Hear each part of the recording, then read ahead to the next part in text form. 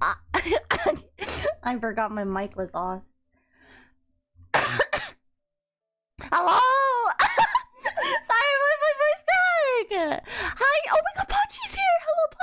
yeah. Hi, Jum. Hi, Hatsu. Hi, Lion. Hi, Sprite. Hi. Oh my God, it's the universe.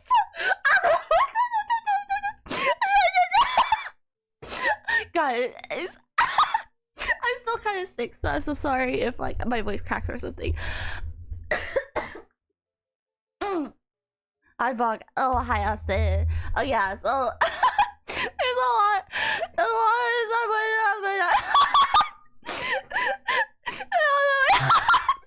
Wait, let me try to compose myself.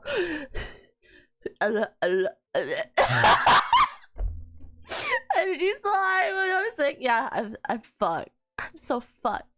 Guys, there's so much that went down. I have some photos that I imported over to the computer, but some of them didn't want to go on.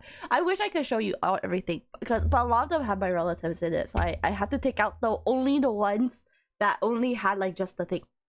Okay, there's a lot that happened. I came back. I was gone for a month basically. Okay guys, I will be honest. In Korea, I did play Valorant. So if you saw me on, I was in Korea playing Valorant for like 2-3 days. You're doing so great. Thank you. Yeah, it's been a hot minute. Okay, so what happened? Yeah, as you guys know, I went on a trip to Japan for 14 days, and then I went to Beijing for 12 days, and then I went to Korea for the rest of the days, and I came back. So how was the experience? You have to change, guys. What the fuck? How would I change in this span of a month? I think I got more danker actually. It's actually gone worse. So okay. So when we arrived in Japan, I was actually so excited because honestly, it's like the dreamland. But I had people that I was going with that haven't been there for the first time, so we had to go to the big three tourist attraction in Japan, which is Japan, Tokyo, Osaka, and Kyoto. Okay. we had like a couple of Airbnbs that we all booked out. It was like a setup of each person has like a room where we share one bed, like 2 people share one bed, and and we had so many luggages. We have so many. We had like each person brought like one big ass one, and then the other person brought like a small ass one. So we all had like 2 luggages each. And then I also brought a backpack and a fanny pack and like a tote bag, because I was like thinking I'm gonna go to travel for a whole month. I might as well bring back a lot of gifts. That was my thought process. That was such a mistake. Oh my gosh, the luggages that we had to roll around throughout the whole entire trip. Where is our gift? There's actually some that I left in my house right now that I still haven't sorted, because I'm also in the process of moving. I'm in the process of moving as well, so there's still some scurrying around in plastic bags. It's gonna be packed or mailed and shipped to people I appreciated. A lot of, I have had to sort out all the mails. All the moving arc has started. Yeah, right when I entered back, I had like 2 days of rest, and I had to get back to like a adult life, and I was not prepared. Honestly, guys, I don't know how to function as a human. Like, the time zones got me fucked up, and I'm still a little like fucked. If you didn't receive a gift, you're not appreciated by Bog. No, you are appreciated. Maybe I just like haven't like got the chance to organize everything.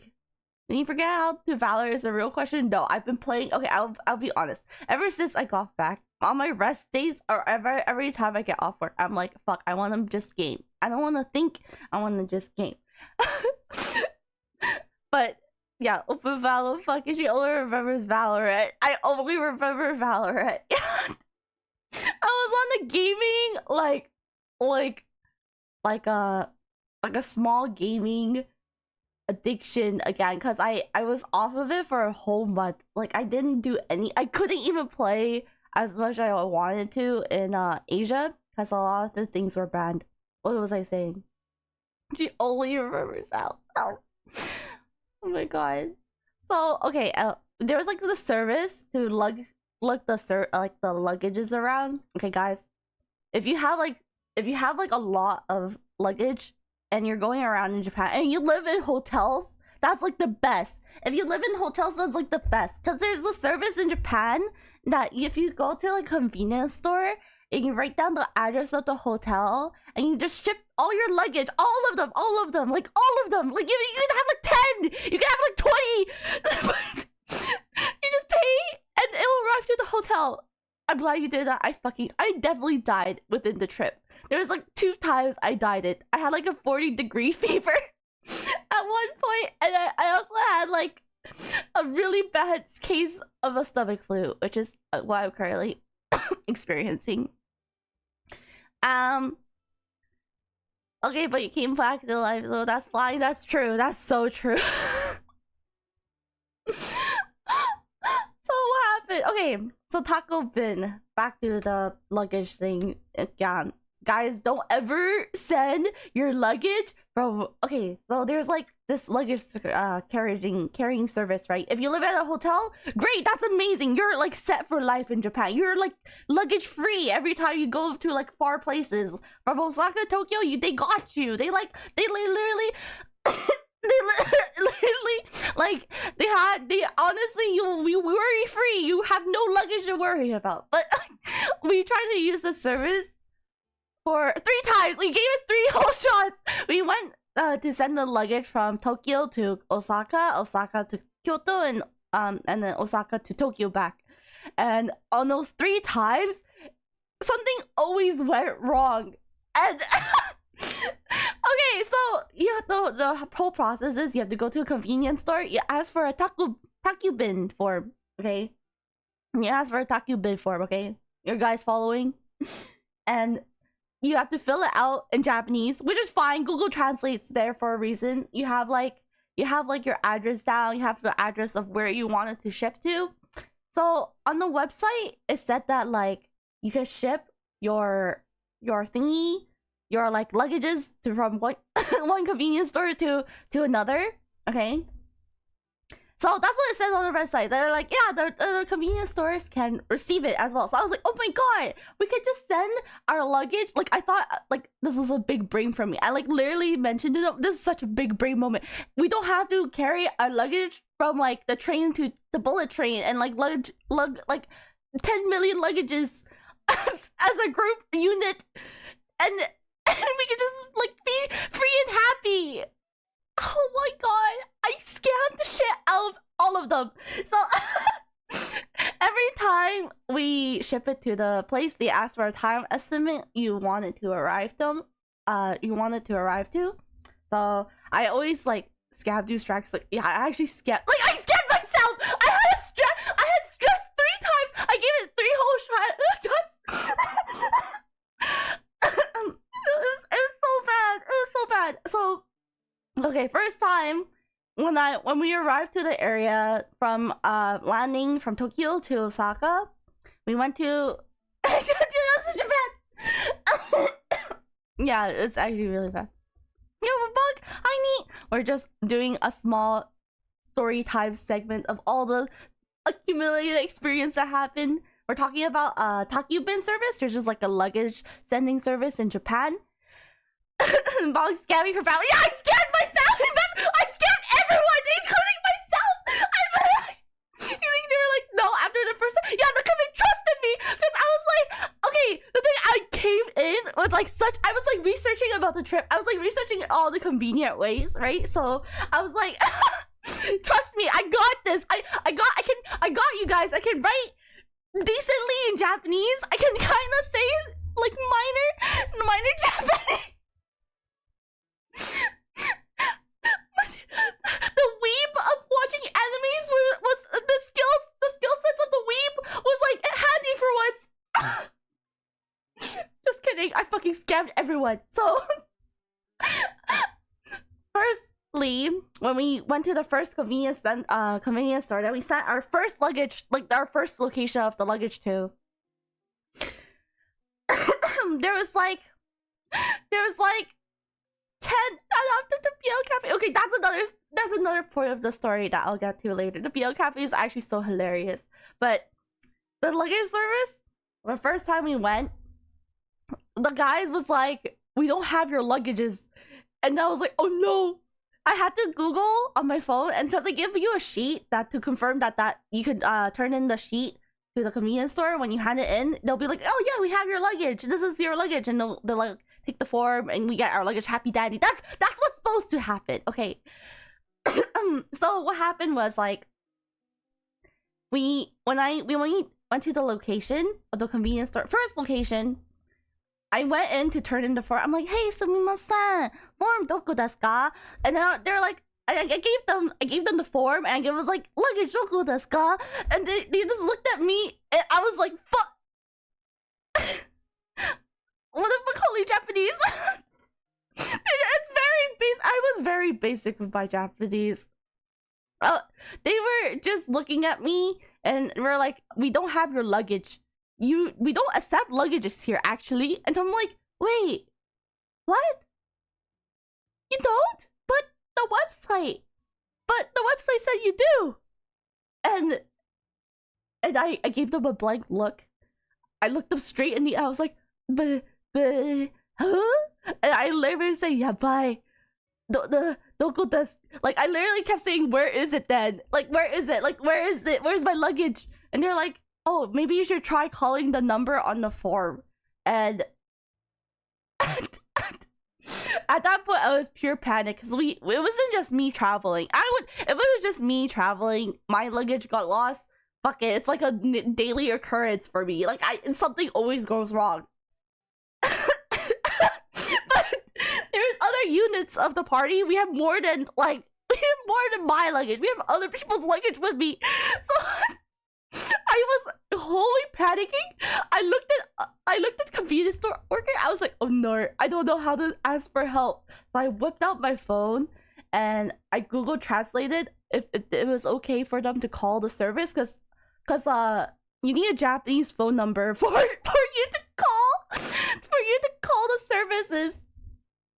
Oh my god, it was so bad. And I saw them waiting outside, and they're like wondering what's going on. Why is she like fidgeting at the counter? And I was thinking, like, thankfully the first location we went to, the convenience store, was not so busy, and there was like quite a lot of other convenience stores around us, so not a lot of customers came by. And if they were coming by behind me, people would see me like fidgeting, and I would like scoot over to the side. They would have their order taken, and I would like scoot back in, and I'll be like, please help.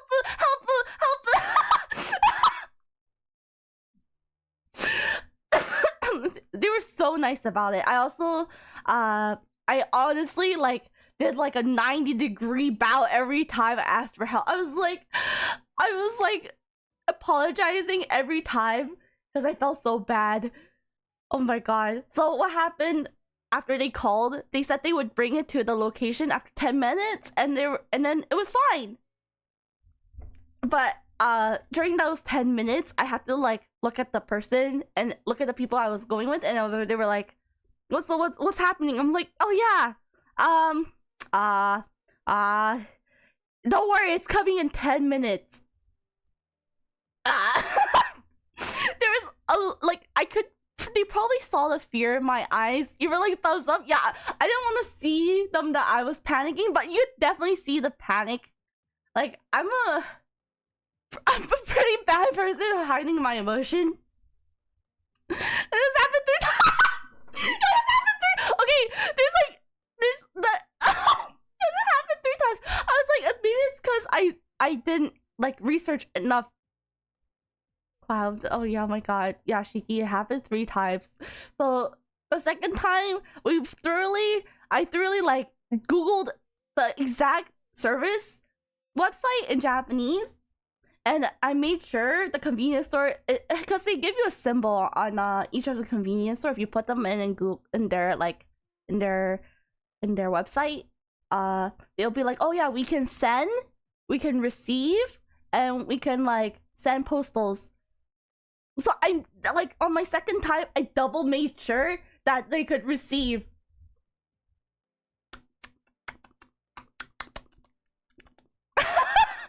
Oh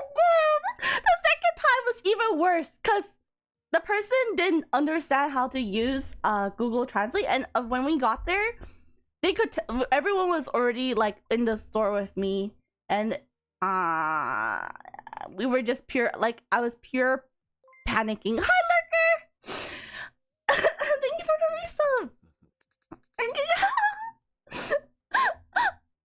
Oh my god! Wait, let me turn on some music. This is too dank to talk about without like some BGM.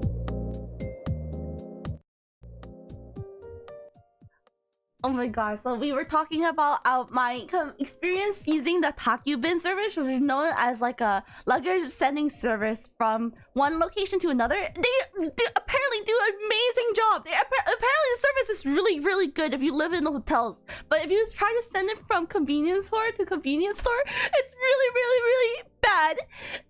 So, up to date, I did it 3 times. I didn't think I would fail all 3 times. And first time didn't go so well, but I was like, maybe I just need to research more. Second time, I went in with the whole gang, and they're like, so where's our luggage? And I asked the convenience store worker, I gave them the form. They're like, we don't receive it here. I was like, huh? I went back into the panic mode because I was so confused on the website, and I even like showed them the website on my phone. I was like, wait, but it says this is your location, right? And they're like, yeah. And I'm like, but the symbol says you receive it. And they're like, no, not up to date. And I'm like, huh? I was so flabbergasted.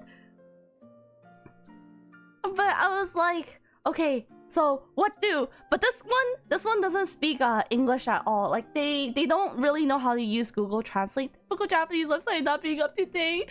Yeah. Oh my god. So it was really, really hard. Even using Google Translate, they were a little confused how to use it. So I had to like manually type in the kanji and then like type in the stuff for them. And it was really weird. It was like a weird, like translating experience. Boomer status. It was actually a boomer status. But I was so lucky. The second time that it happened, we had like a foreigner that probably lived in Japan, because he came over and helped us, and he was so okay. He was like so fucking tall. He was like probably like 6'4" or something. He was like wearing Crocs. He was like he was really stylish too. And when he came over, I honestly like had the most thickest face. I was like, fuck, oh my god, I can't believe this guy is willing to help this person. It's like struck like probably Crocky was stylish. Yeah, he was so stylish. The way he was wearing it was so stylish. And he was like speaking perfect Japanese with a convenience store worker. I was like, oh my god, what is going on? And he's like, wait, let me make the call for you. I can help you. And I was like, oh my god, that's crazy! That's crazy! And I felt like I was like in a drama moment for a second.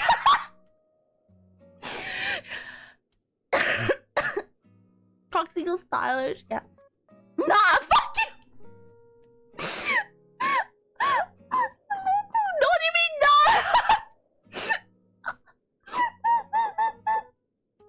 Drama moment. Yeah, like helpless.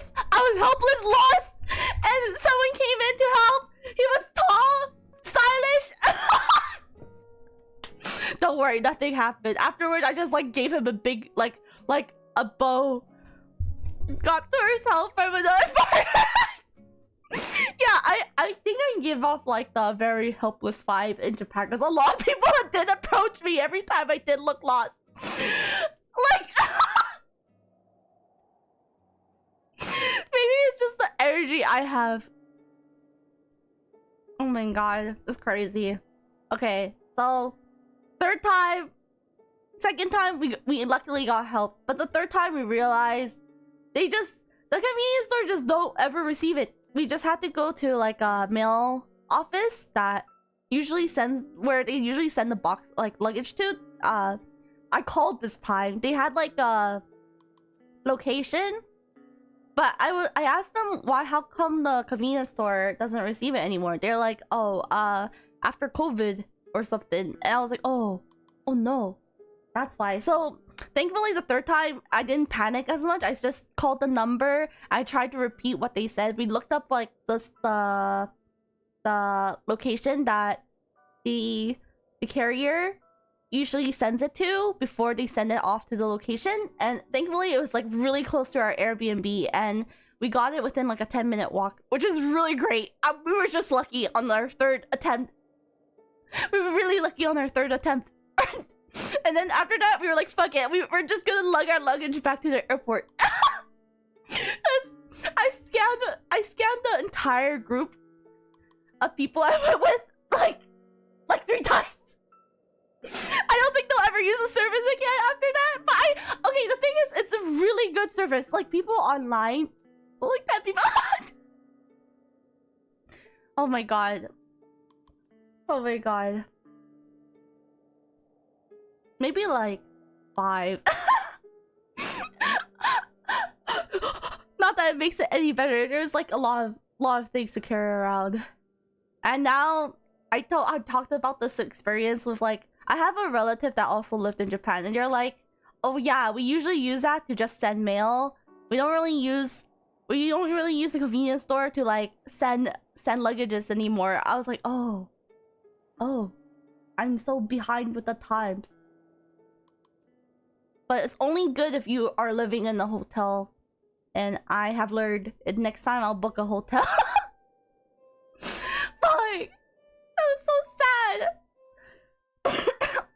I definitely scarred everyone because we were all worried our luggage got lost all 3 times, but Japan has a really good tracking system. So even if it's late, they know exactly where it is. You just need to have your number still, and if you lose that, then you're fucked. And thankfully, we kept our luggage sheet on us, on body, on hand all the time, so there's no way it could get lost. Oh my god. That was my Takubin experience in Japan.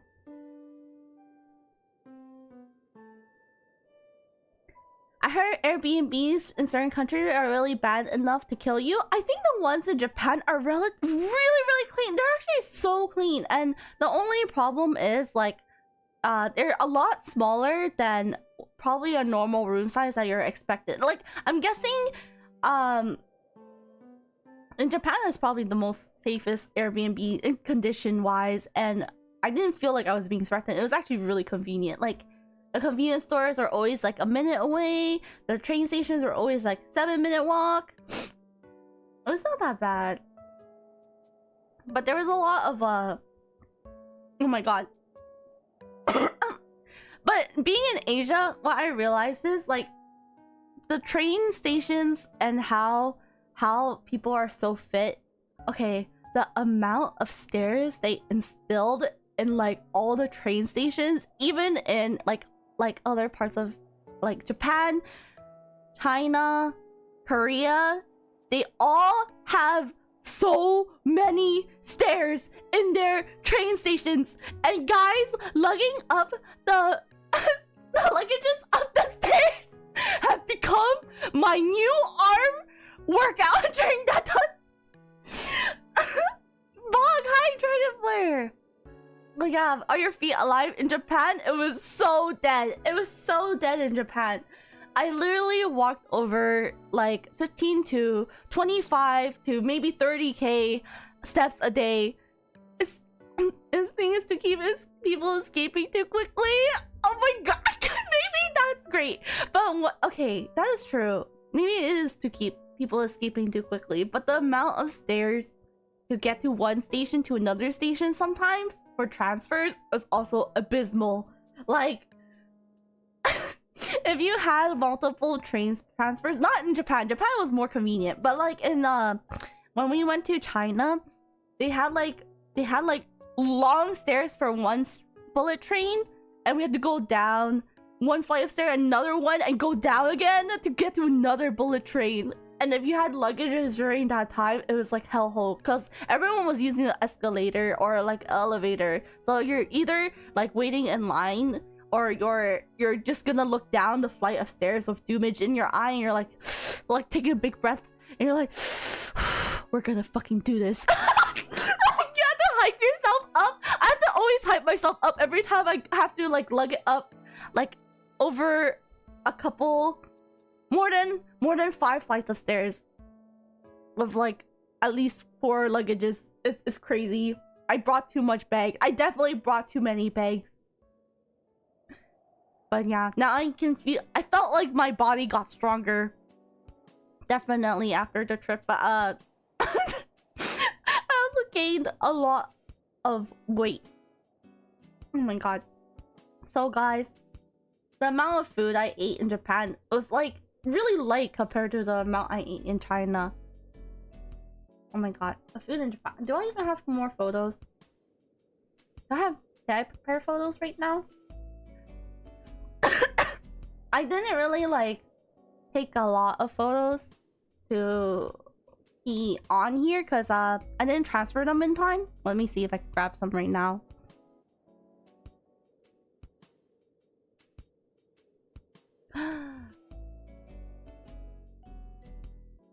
No. Okay, maybe it's a food showcase next time when I transfer all the photos over. I have like over 200 photos of food.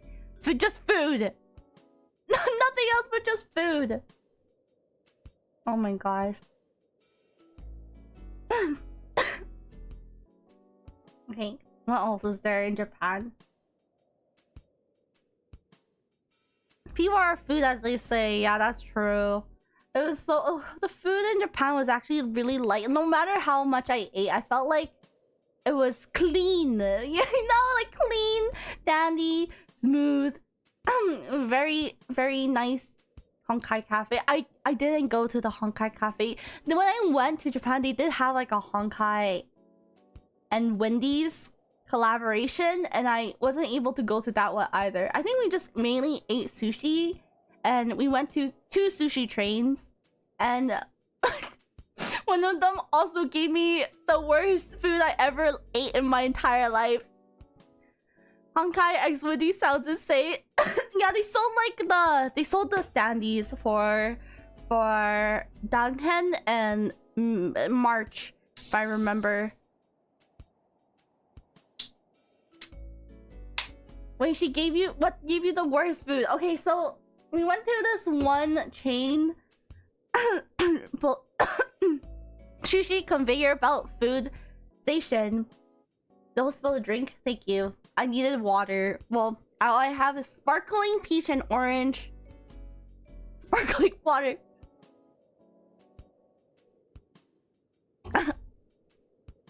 So, I forgot the name of the sushi conveyor belt. It was like it looked like a tourist trap. It wasn't Kura Sushi though. It was like another one that's really well known in Japan. I can probably look it up.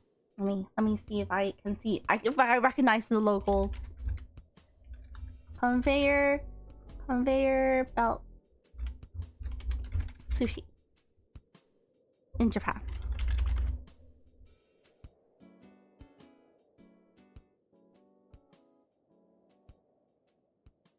Hey.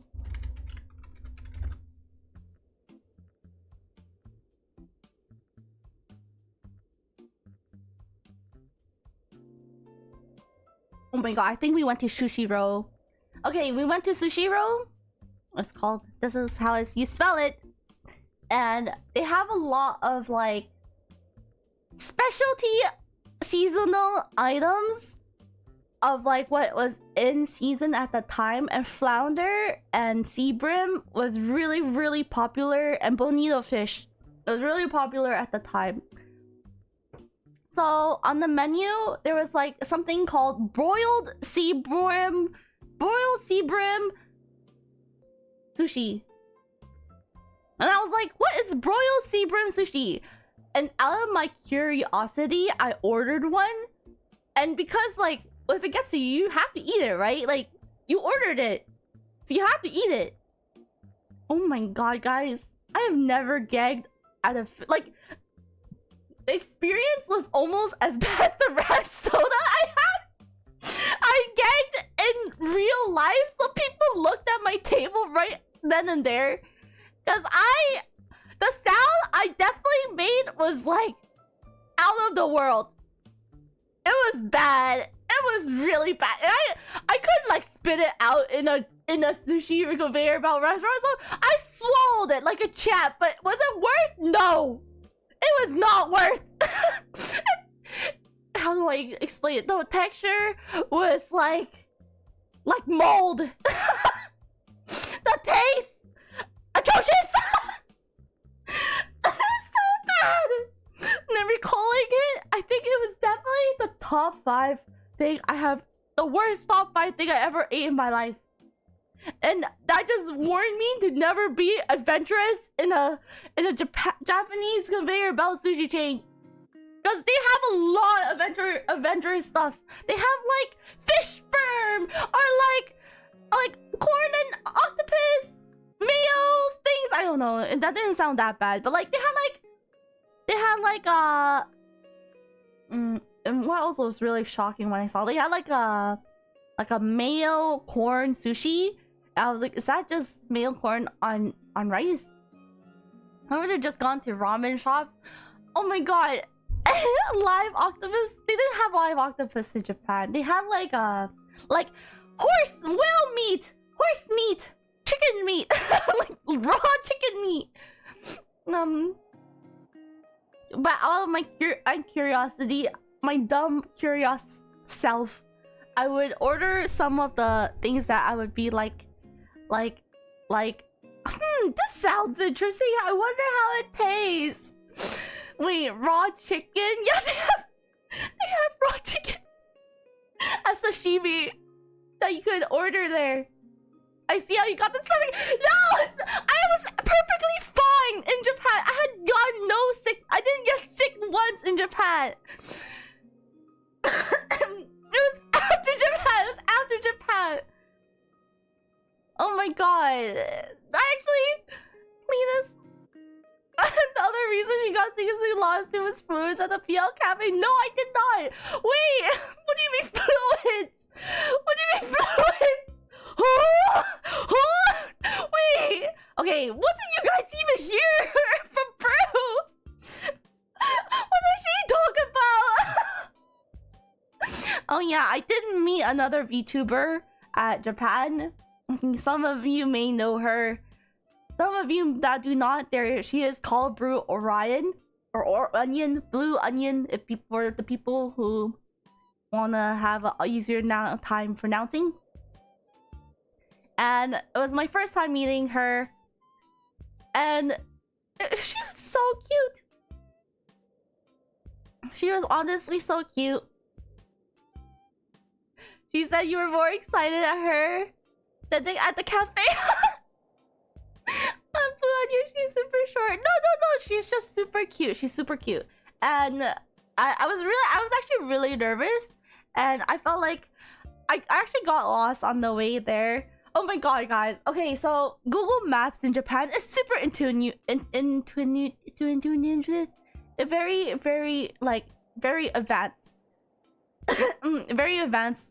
There's like 0% you should get lost. You shouldn't be able to get lost in Japan with Google Maps if you have Google Maps working there. But somehow I just can't read, I guess, because every time I open Google Maps, the popping stuff also happens.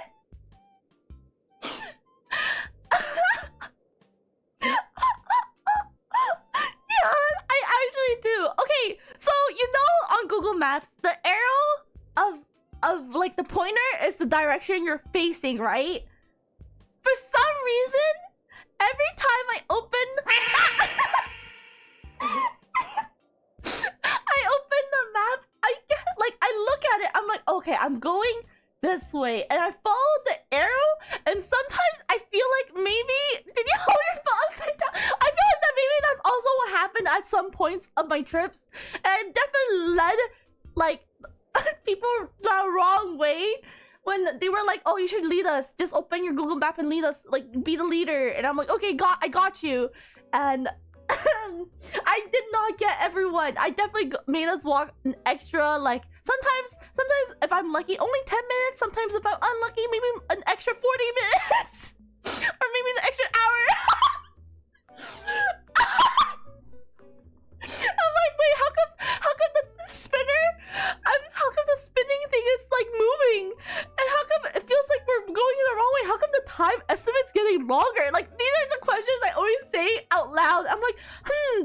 estimate's like getting longer. I wonder why that is.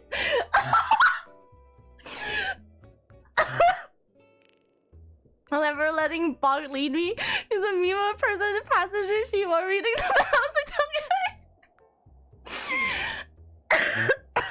I also made okay, the train system. A train system in Japan is actually like super easy because Google Maps tells you which train you need to take and what platform you need to take. I lead us to like the wrong opposite platform sometimes. So sometimes we sit on the opposite train going the other way. Because I'm like, oh, the train is here, guys, get on! Get on, quick, buddy! Like, quick, the train is here! Tokyo's train system is fire. It's fire. I somehow fuck us up. I fuck us up so hard. There's even English. I still fuck this up. It's not fire, fuck. Fuck it up at Hogwarts. Oh my god.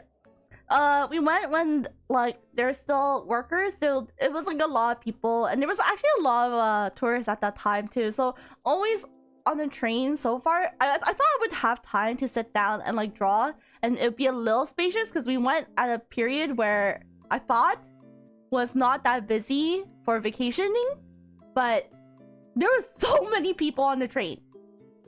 I have experienced the cramming train session that like I thought it would only happen if it's like in the morning or like when people get off work at that period of time, but I experienced it like not even that early or late.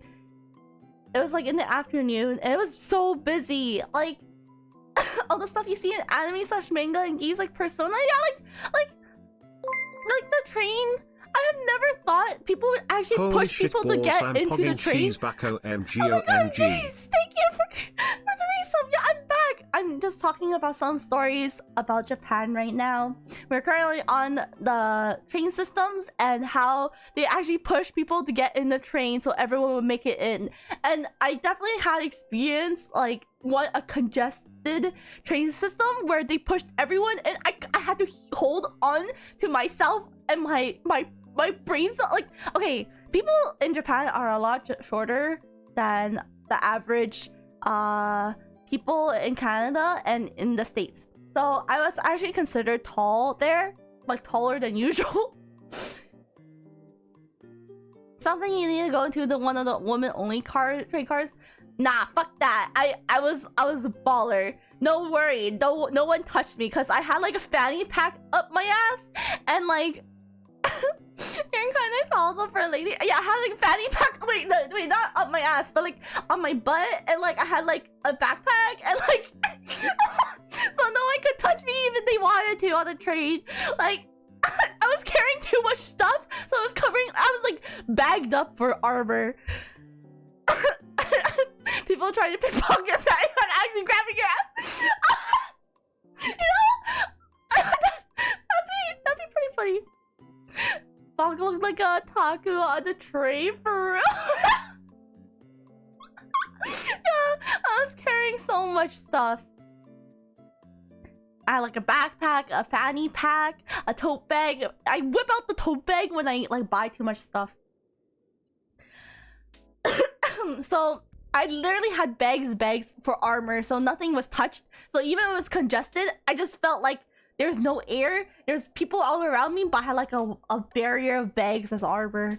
But it was definitely an experience that I do not want to have again. I was so thankful it didn't happen like when we were moving like luggages around, because that would have been a nightmare fuel. Can you imagine when it's congested, when you have like many luggages, then it's doomage. Oh yeah, so that's like experience on the train. Oh my god, I was just lucky that the train systems in Japan are relatively quick, so even if you go the wrong way, you can get off one stop and like the train would come back in 2 minutes instead of like waiting for 10 to 20 to 30. And we never like took a long detour, even if I did take us on the wrong train, because Google Maps would also tell you, hey, you're kind of going the wrong way. thankfully, I didn't detour the group that much, and I didn't get us lost that hard. Thankfully, I'm so thankful because I felt so bad during the entire time it happened. I was always apologizing. Oh my god. And thankfully, they were like, we expected nothing. It's okay. If only other countries had Japan's train system, I feel that. Definitely, it would be a lot more convenient. It was super convenient. The only thing I didn't like is that it stopped at 1. Because if you went out drinking at night and you're like, I want to stay out a little more. They have bars open till 24 hours. They also have like convenience store open 24 hours. How come the train stops at 1? But I'm so sad about that. Oh my god. So yeah, back to meeting Brew. So meeting Brew, we got there early. Back all over Japan. ビアがどこですか? すみません。ビアがどこですか? You know, I have to always be like, すみません。これ1 arigatou gozaimasu, like things like that, and like people apparently I speak enough, like my pronunciation is good enough that people think I can speak Japanese. So when I say sumimasen and I ask a question, they reply to me and I'm like, oh yes, and then they start a conversation and I'm like, oh no. And that happened a lot actually, because I had to order food for food for people, and I have to order, like, I have to ask for help, or I have to ask for the price of things. So when people ask like life questions, they're like, oh wow, Japanese sounds so good. Oh, you know Japanese? And they speak something else and I'm like, oh no. Wakarimasen. Wakarimashita. And I'm like, I don't understand. I'm suddenly I talked to this cashier at the Japanese market and she goes into a full-blown combo with me. I'm like standing man. No, it happened a lot. It happened so much. I am also standing man emoji. Actually, it happened at the BL Cafe too. Because I think Brew... Oh no, I'm back. Stranger danger. Bonk jugan bonk jugan bonk jugan bonk jugan bonk jugan bonk jugan bonk jugan bonk jugan.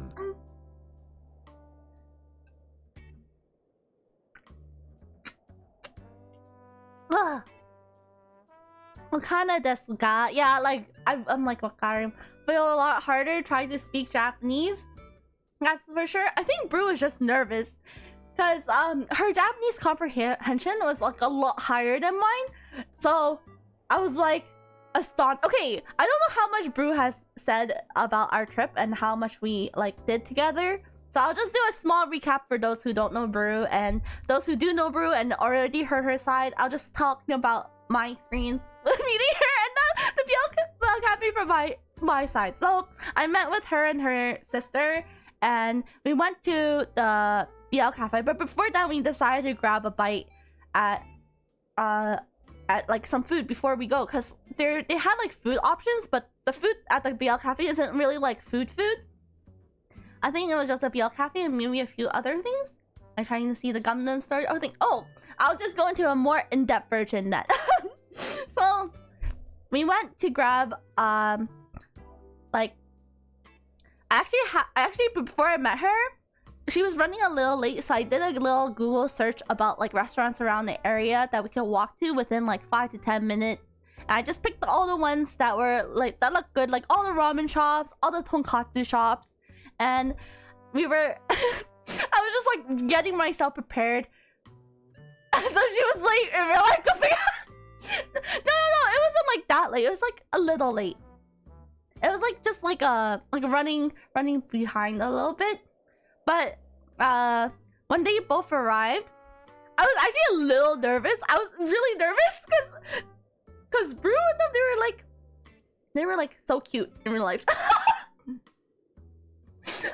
I I don't know if they could see it. I was already sweating, like, cause it was really hot in Japan. Still, it was still like 27 to 28 degree. Nervous Brew's a big dork. Listen, I get nervous pretty easily in real life, actually. I was actually holding it in, like composing myself. I'm like, oh my god, hi girl, and I was like, oh my god, hi, it's nice to meet you. I like said it in the same exact voice, and I definitely like had a moment where I just like blanked out. I couldn't think of what else to say. I'm like, oh yeah, here's a list of food I like, places I looked up when and we could just choose somewhere here because they're like all relatively close by. So we ended up trying to go to like a ramen shop. We walked to the first location since it was like a 2 to 3 minute walk, and the first location was packed to the brim. Like there was only 8 seatings. There's already a line. It looked really good, smelled really good, but we didn't want to wait, so we went to the second location in the location. I mean, in the places I picked, and the second location was also packed to the brim. This is like around like 12 p.m. I guess people do eat lunch around that time, and the second ramen location was also packed to the brim. So we were like, fuck. We're walking close to like a main city district, so there was like a lot of shops, and we passed by like a couple crane machine areas, and then before we decided to eat, we were like, hey, there's crane machines. Should we go in? Like, because they mentioned that they want to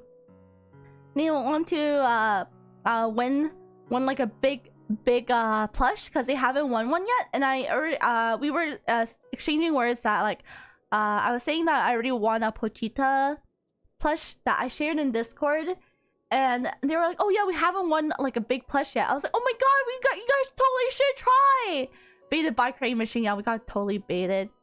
You guys playing games? Yeah, we played. Okay, Brew fucking wrecked me in like the Mario, like, you know, the riding, like the initial D like version of driving games in like the arcades. There's like a Mario Kart version, right? So there's 4v4, and I played with her and her sister, and no, bro, they're both. I'm just bad at driving games. They just wrecked the shit out of me. They're like Nani. Brew ended up taking like first place, her sister second. I was last. I was dead last. I remember this clearly because I was like, why is Brew so good at driving? Yeah, so we first got baited by the crane machines, but so we were walking around, and there was actually so many prizes in the we went to Ikebukuro, so that district is now the new Akihabara, I would say. It's like all the anime goodies and all the crane machines all relocated in that section of Tokyo now. Don't tell her, I'll go to her head. No, I told her she was so good in person. I already told her she's super cracked. That's good to know. Yeah, don't go to Akihabara. It's actually really empty there, and a lot of the stuff there are overpriced compared to like Ikebukuro, which is crazy to me, because that used to be the it spot, but they moved a lot of the things over. So basically we, oh my god, my voice is cracking because I still have a sore throat. Sorry, friends.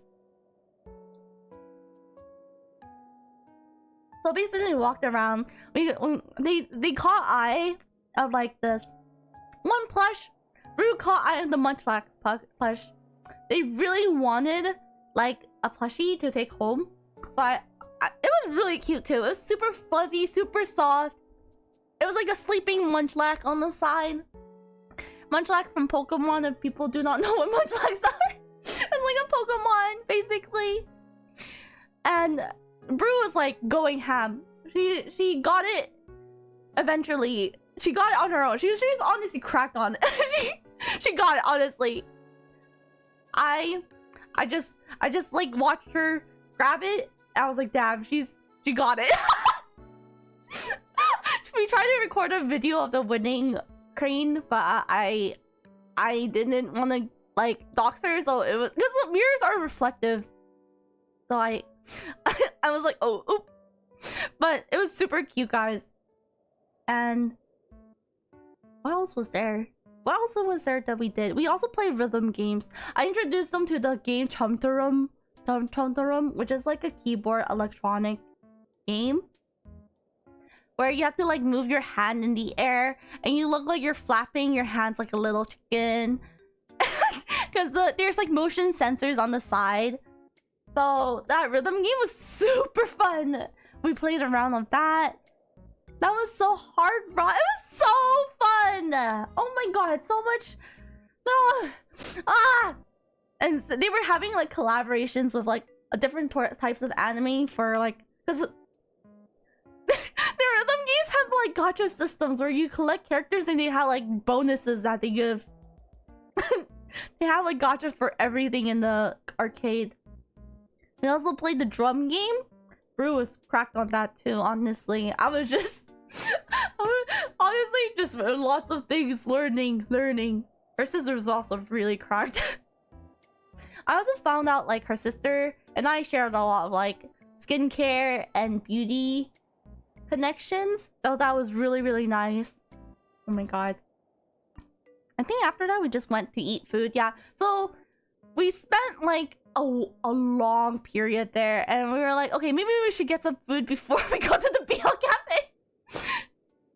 She mentioned that you and her sister hit it off. Yeah, honestly, I'm just a woman wizard.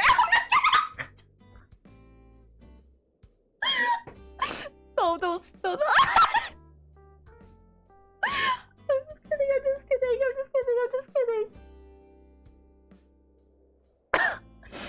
kidding. I'm just kidding. Anyways, true. That's cruel.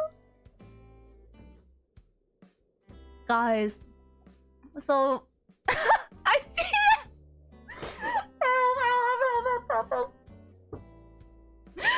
Oh my god.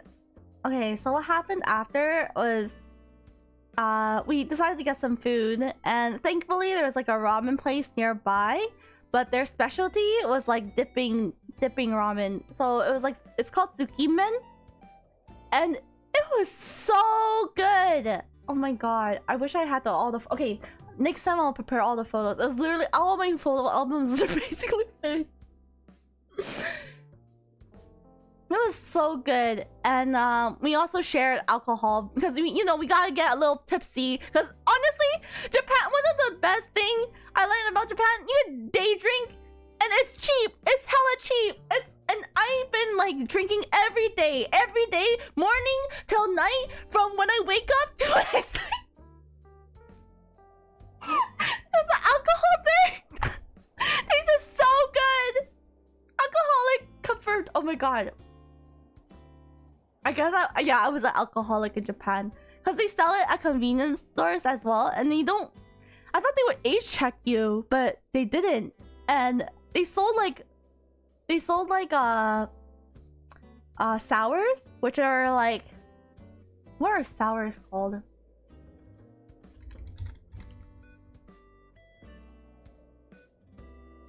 They have like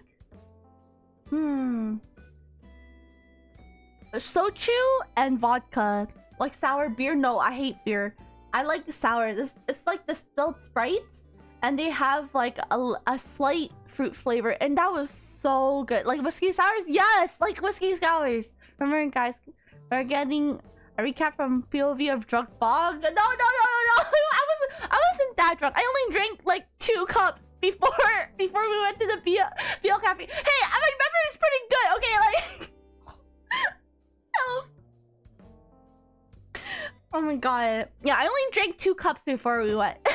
And we all cheers. We all ordered a lemon sour. And it was so, oh my god, I miss the drink so much, guys. It's so cheap. It's literally like $2 a cup for a big ass jug. 2 cups of vodka. It was not just, it's distilled Sprite vodka plus with like lemon flavoring, which is really, really good. Ah, I'm so sad. I bought so many at the convenience store. Oh. And yeah, afterwards, after we finished eating, we were like talking about, you know, everything, and we were hitting it off. We're getting to know each other more. We stared into each other's eyes. I'm just kidding. I'm just kidding. I did not do that. We were just hitting it off. We were just talking, and we've.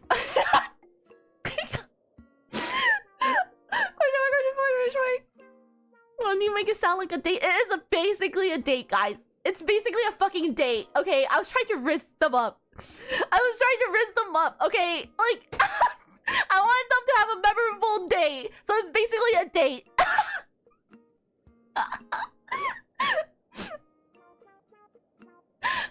So, we got to the BL... You did a date tipsy now! Oh my god, oh, don't worry, they remember, especially the men. Oh my god! Is it bad that I remember all the names of the guys that served us? Okay, so we went into the BL cafe. When we were first entered, they asked like how many people, and they actually had like a couple English speaker, but the first one who served us was called Mugi, and his English is like very basic level, and he actually really looked like a Korean like pop star. And I mentioned he looked like someone that I like listened to, like, and they Brew and them were like, yeah, I could see it, because the server we had kind of looked like okay, I don't know who here listens to K-pop, but there's this guy that is called IN, like in your face, like IN, and he's from like Stray Kids, and one of the guys looked like the first guy that was serving us looked like that. And I gotta go, Bunky Motion catch up soon. Okay, goodbye. Thank you for lurking. He was trying his best to communicate with us about the rules, about like the BL cafe, and like he was trying to tell us about like the names of everyone, including himself. It was like very cute because he was really like struggling to get the words. It's like me trying to speak Japanese. It was really cute to see he was trying his best, and we were like all kind of like giggling because it was like it was cute. It's cute to see like someone was trying their hardest to communicate with you, and they was like trying to their best to be accommodating. They were trying to write our names down for like, because they have a card for your first time entering. They give you a card. You're like a first year student joining. We're fucking role playing once we enter. We're like first year students that enter the school. We can't touch the guys. We're just looking at them from far away. We're just like students observing, okay? We're first year students are observing. Poor man couldn't speak English in fuck last night. Oh my god, did Bruce say that? Yeah, I did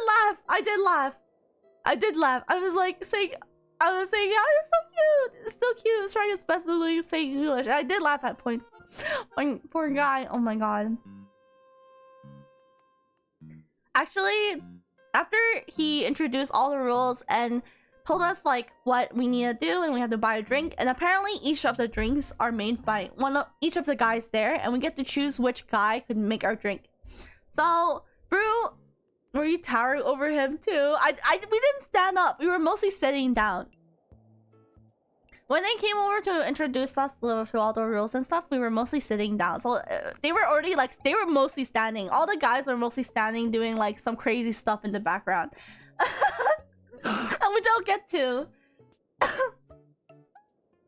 So the host, Moogie, was explaining everyone, and then some more boys were coming over and they were like introducing themselves.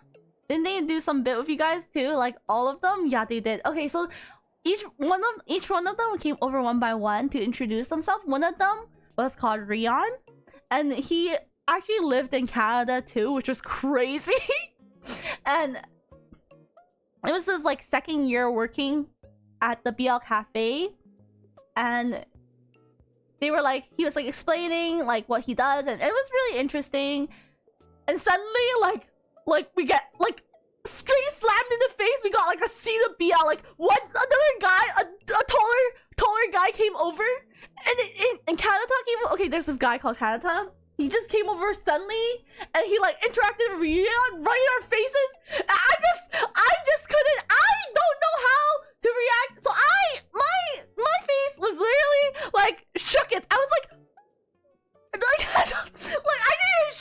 didn't even cover my mouth out of like the O's I was making from all my faces. I had like O's on my eyes, and O's on my mouth, and O's on my nostrils. Like they were like straight up like play wrestling in front of us, and I got. And then the thing is, Brew and her sister, I could tell they were looking at me at points at times because I couldn't hold the expression I had, so my soul was leaving my body.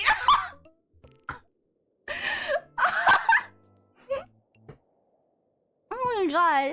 I was like, oh my god! Oh my god, that's what you do to homies, so yeah. Oh my god. It was too heavy now, hot and heavy now that I'm recalling it. Really did inappropriate things in public at the moment. How did I do inappropriate things? Wait, what did you guys hear? I literally was like covering, like I was just shocked. You were there with the experience to be out. She was there experiencing you experiencing the be out. Guys, I was not expecting 3D men like to go that ham my first time there. Like I was mainly like okay, I'm not gonna lie, my soul was leaving the body, and thankfully the drinks came. Well, actually the drinks didn't come yet. They were just full on going ham at it, and I'm like, I need the drinks now. Like, but then the guy was playing with him for so like, dude, he was full on biting the other dude in front of us. Like, how did I react to that? How do I react to that, guys? How do I react to that? Did you drool?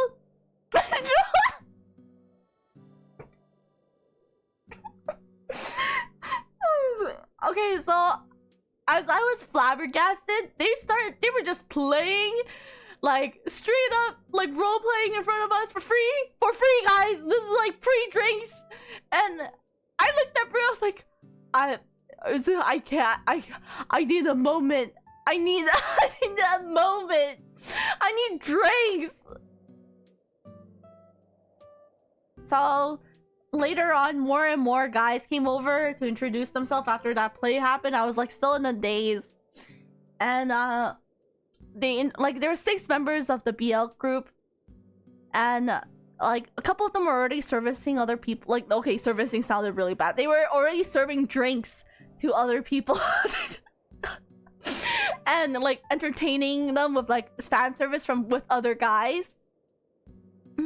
So we were like looking over, trying to figure out who's who, because you could pick, right? You get to pick who made your drinks. So we just like randomly chose because we didn't really know. We were like, oh yeah, we could drink whatever. So they would come over and ask like, what's your preference of drink? And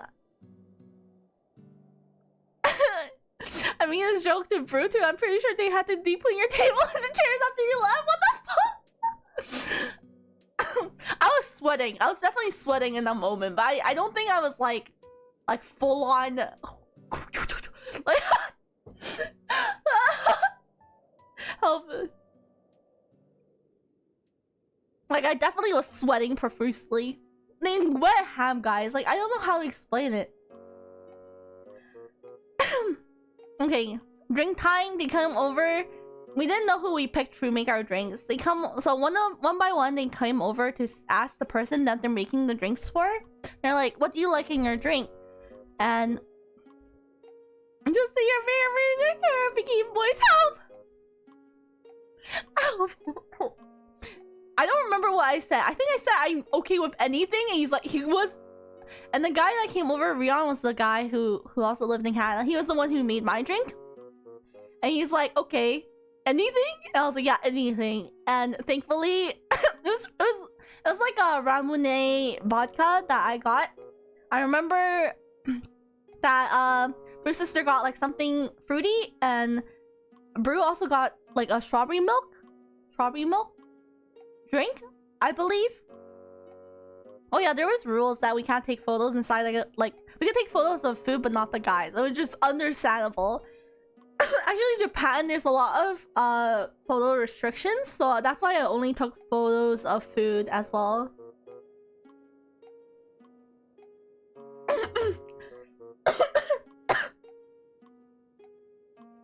Oh my god.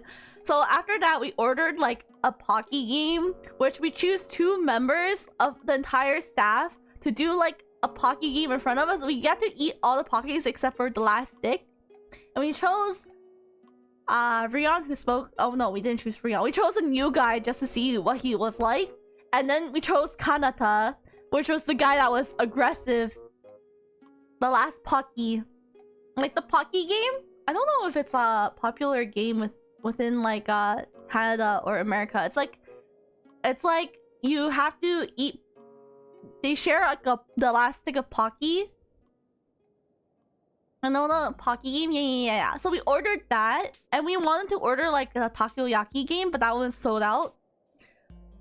So we managed to just order the Pocky game. Yeah, 2 people eat 1 Pocky. Yeah, they usually do it at the end. So we were just basically chatting, and they might end up kissing. Oh guys, how do I explain that? Like, there was much more than kissing that happened. The thing is, the Pocky thing didn't happen until the end. So I remember like when we were just talking, and like because we were there for a whole hour and a half actually, and during that hour they actually did a lot of fan service for free. Like whenever like the guy Rion was nearby, the senpai that was playing the senpai part would come over and attack him for free. Like this happened like more than 3 to 4 times for free. We didn't pay a single cent for them to do like extra fan service in front of us.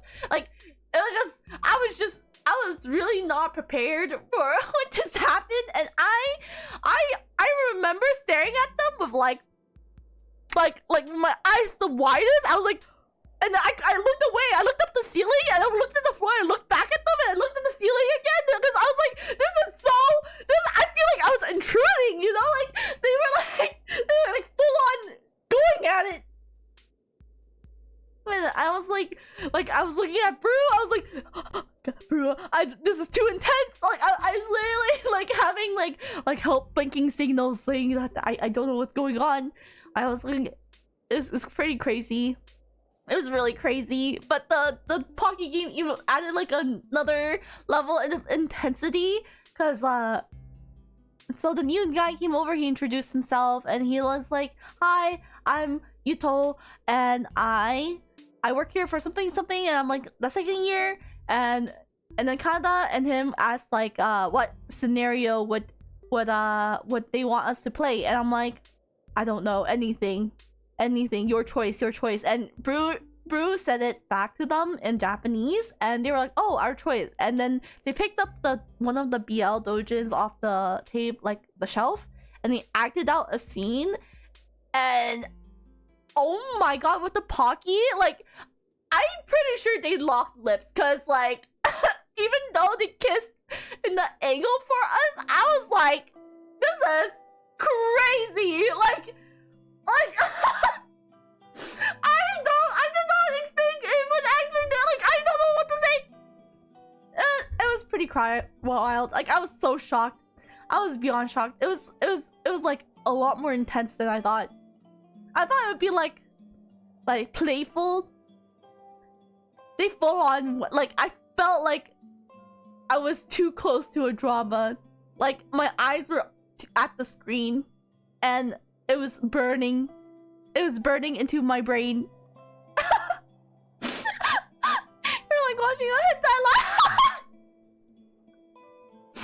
It felt sinful to watch something like that live, even though I read. Okay, the thing is, in Japan, a lot of people actually read hentai on the train. It's very true. Like, I definitely saw salarymen like reading mangas on the plane. Like some really etchy stuff on the plane. I'm not the train, not the plane, the train. Oh my gosh. And maybe it's also because like a lot of like the R18 stuff are actually out in the open as well. They have like 18 rated gachapons out in the open that you could like anyone could play. There's a lot of ecchi manga that isn't full on hentai. Exactly. But still, they really are the land of we live in for we don't care. And I appreciate that because I would read BL on the train like that, just like that. Me too. Oh my god. I'm so bad. I remember like Brew and her sister needed to go meet alumni in Japan, so we separate ways, and that was my meeting with Brew, and it was it was super fun. It was honestly such a great time, and I felt like I got closer to her sister. I recommended some like desserts, like some convenience store desserts, like oh my god, guys, there's this milk pudding that I can't ever not think about. Like every time someone asks me about Japan and about like what was my favorite part, it's either like the omakase or like the milk pudding I had there. The milk pudding was actually so good. And okay, I had another friend that told me they tried it before and that like it only tasted like yogurt to them, and I went full on ballistic. I was like, you think that it tasted like yogurt? You're tripping. Because I was so passionate about this milk pudding more than any other dessert I had in Japan, which is pretty funny. And Brew and them recommended me this grape jelly candy, which apparently you're not supposed to peel, but I've been eating it peeled because I thought you're not supposed to eat the wrapper on the outside. Okay, I'll show you guys the candy actually. You guys can tell me if it looks like a candy you're supposed to peel, okay? Because that gummy looked like you're supposed to peel it before you eat it. And I honestly kept peeling because it felt like it wasn't eatable. Bonk! Hi hikers! Hello. I just finished the story about like meeting Brew in Japan, and we're talking about I'll go back. How are you feeling? I'm still a little sick. I still have a little sore throat, and like my voice cracks sometimes. But it's okay. Boss welcome and Fog. Yeah, Fog. I got better. I'm trying to sort out everything, and I'm also in the process of moving, so a lot is going on. But it's okay. We'll figure it out together. And I'm gonna try to sort out everything as well. You can say it's puberty for the voice cracks. It's okay. Oh my god, you're so right. You're so right. It's just puberty. Fuck it. Oh my god. Wait, how do I show just the image? Oh my god, this is the jelly that Brew and her sister were like obsessed about in Japan, and I tried the green grape version of this, and they told me I'm not supposed to peel it, but like if you look at it, like okay, let me. It looked like a peelable candy. Like, no, like, am I tripping? I've been peeling it the entire time I was in Japan.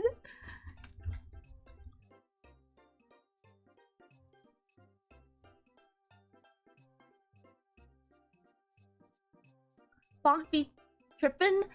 You peeled grapes? No, it's just the gummy. Because apparently these gummies, you're supposed to eat them like by itself.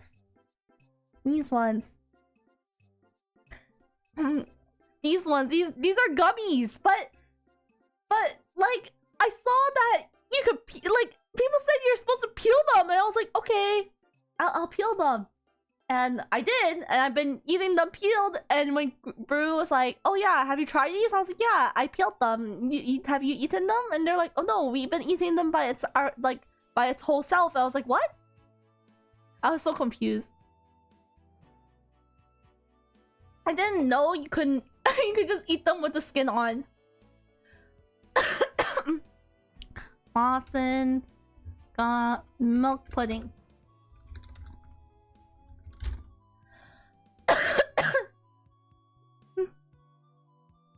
Guys, this was the milk pudding of my dreams.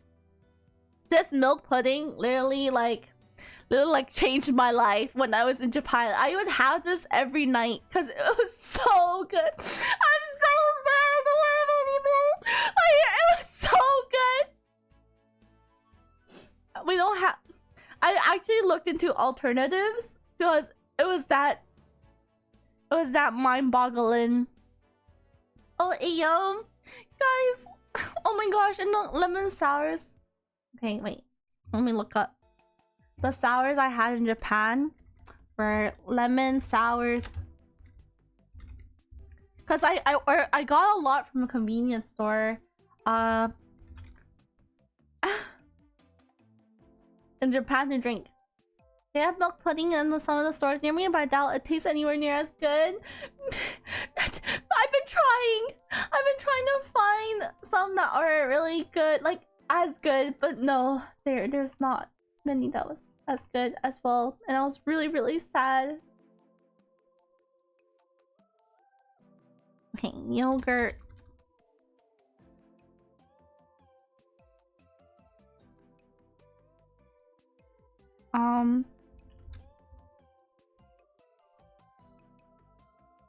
Oh yeah, and I also got like the sours. This was mainly the brand I got, which is Suntory, and they had like 9% alcohol, and you could literally buy them at any convenience store any time of the day, and you could just check it out and be an alcoholic right in the open. You can drink it out in the open, in the parks. Just sit down, crack one. Oh my god, they were just so good. I just kept ordering sours. They had like green tea sours, peach sours, lychee sours. I couldn't stop thinking about them. Oh, it's not only 9%. Yeah, it's only 9%, but I definitely drank more than like 4 cans a day. Is that alcoholic? Is that alcoholic? Is that alcoholic for me to say? If I drank more than 4? Bonk, you have a problem? I can't. Well, it was only in Japan. Only in Japan. It's only in Japan. Only in Japan. Because I can't do that here. I can't even find alcohol that cheap here. It's so cheap there. It's actually so cheap in Japan. And someone can confirm your alcohol.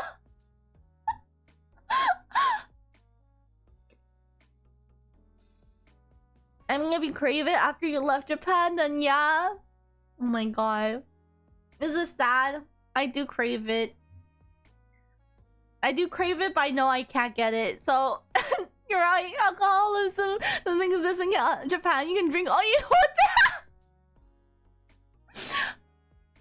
Oh my god. Yeah, I definitely drank all I wanted. Like, I never drank that much until I was in Japan. For sure, I wasn't like a big alcohol drinker until I was in Japan. Like, I was definitely drinking like every day, every moment of the day. Where else did we go there? We also went to Universal Japan. And guys, I don't know how many amusement parks you guys been to. I've only been to like maybe 4 in my entire life. And I feel like the Universal Studio Japan has definitely like the scariest roller coaster I ever been on. Let me show you. I couldn't take photos of the rides because they didn't allow photos inside, like for the ride side. So okay, but okay, there's photos online, thankfully. Oh my god.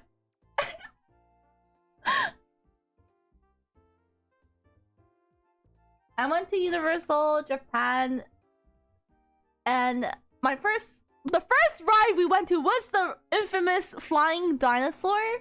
And the entire time of that ride, you're fucking upside down. And that was my first time being on a roller coaster where you're like not sitting upright and your legs are like always kind of like cradled sideways. And how do I... Okay, there's a photo which is like kind of explains... Oh my god. I'm like having war flashbacks now that I'm looking back at this.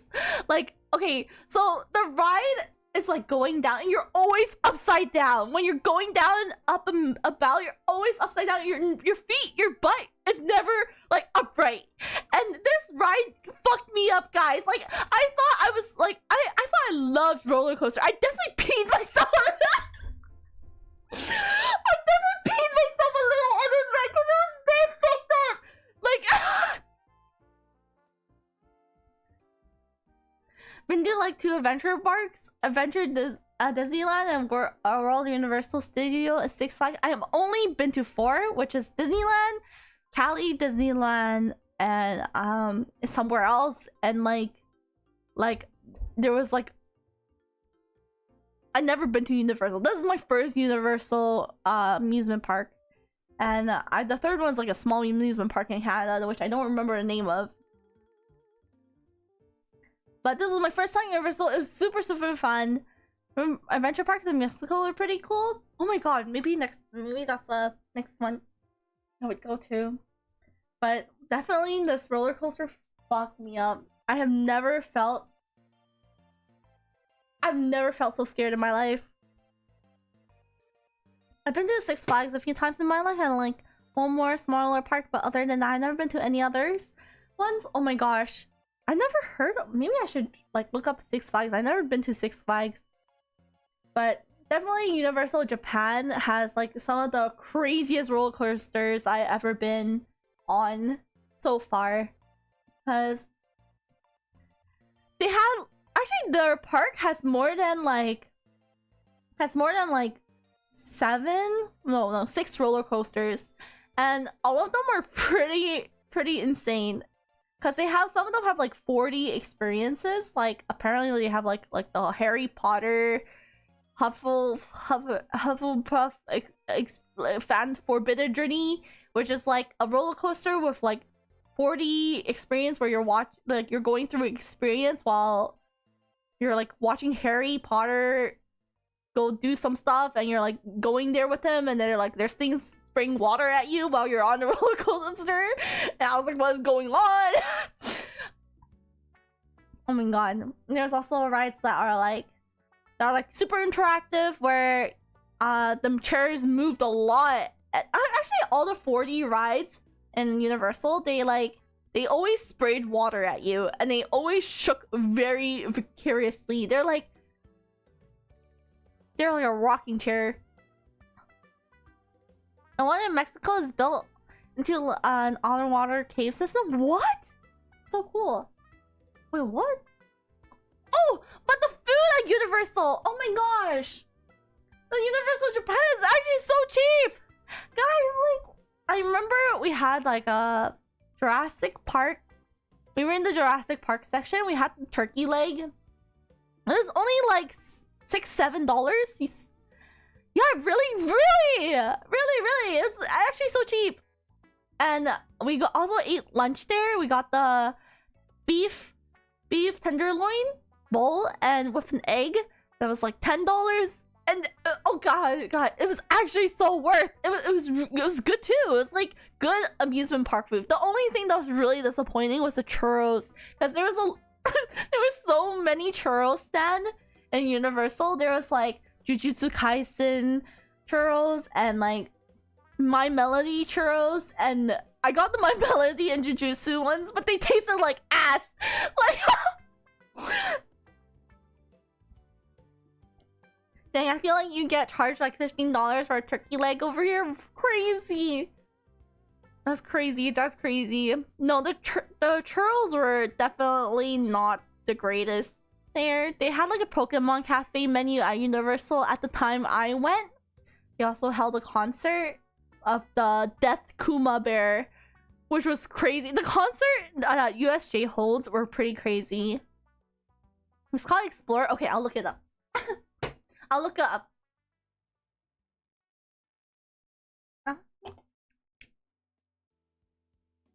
But yeah, definitely a really fun time with family and friends. Like, I've never been to a Universal, so it was really memorable. We took a lot of like photos. They had like of just like the parks outside, because like I said, they don't allow photos while you're on the ride or on the rides itself, because they're really strict about that, and they want you to like store keep all the stuff that might fly off. So actually, a lot of the rides, they have a warning that if you wear glasses, I don't know if some of you do, they actually store them away because it might fling off during the ride. Like, no matter if you secure it with like a string or not, because I have like a drawstring on my glasses as well, but they say it will still fall off, because that's how intense the roller coasters there were so fast that like I don't know, I could foresee a lot of things flying off. Like, I saw someone's shoe fly off because it was that intense.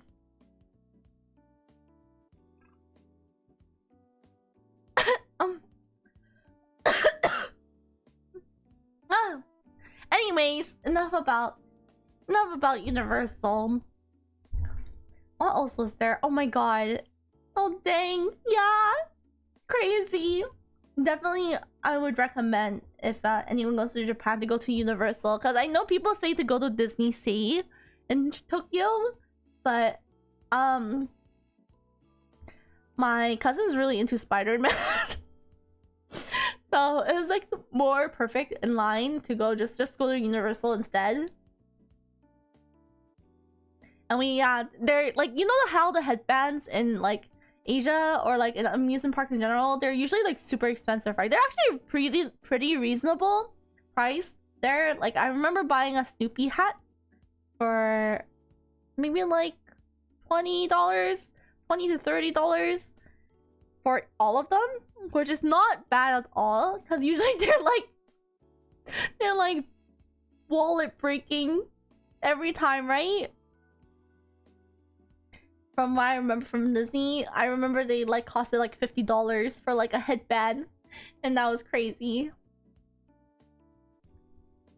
Dang, a Snoopy hat would be like $50 on its own, right? So it was such a good deal. It's actually such a good deal. I would definitely recommend. Like, things there are more reasonably priced. Definitely. And the Express Pass was not that bad either. So definitely worth. I'm gonna recommend. Oh my gosh. What else was there that I did in Japan? I mean, we just ate a lot of food. We walked a lot. We went to like a couple of the iconic shrines, Osaka Castle.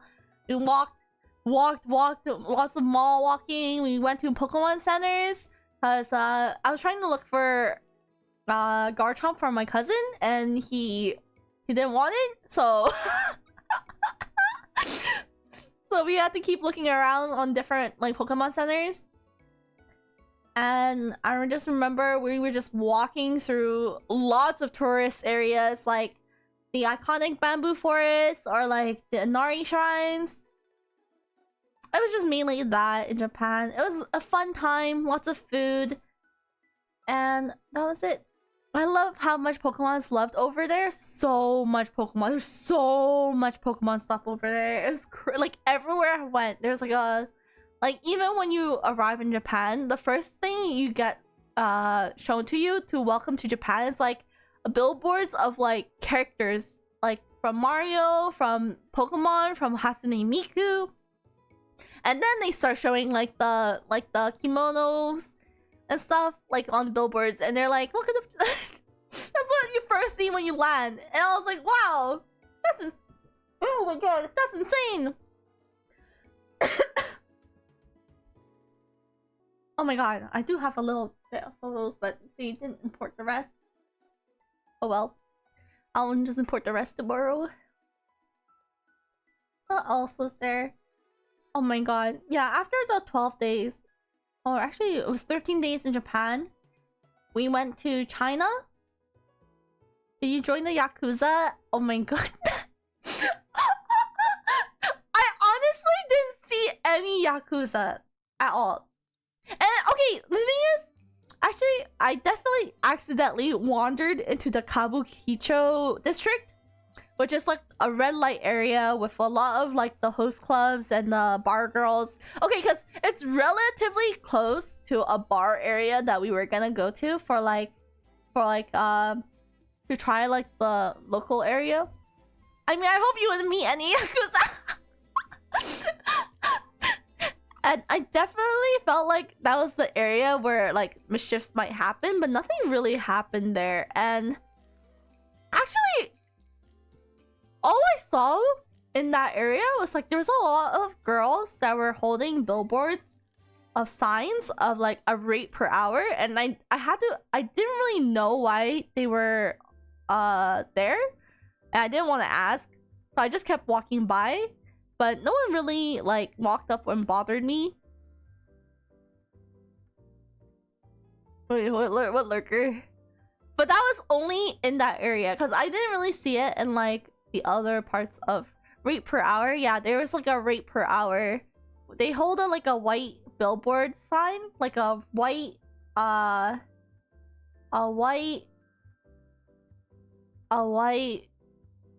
what's it called? Like a washboard, whiteboard, whiteboard. That like, and they wrote like rate per hour.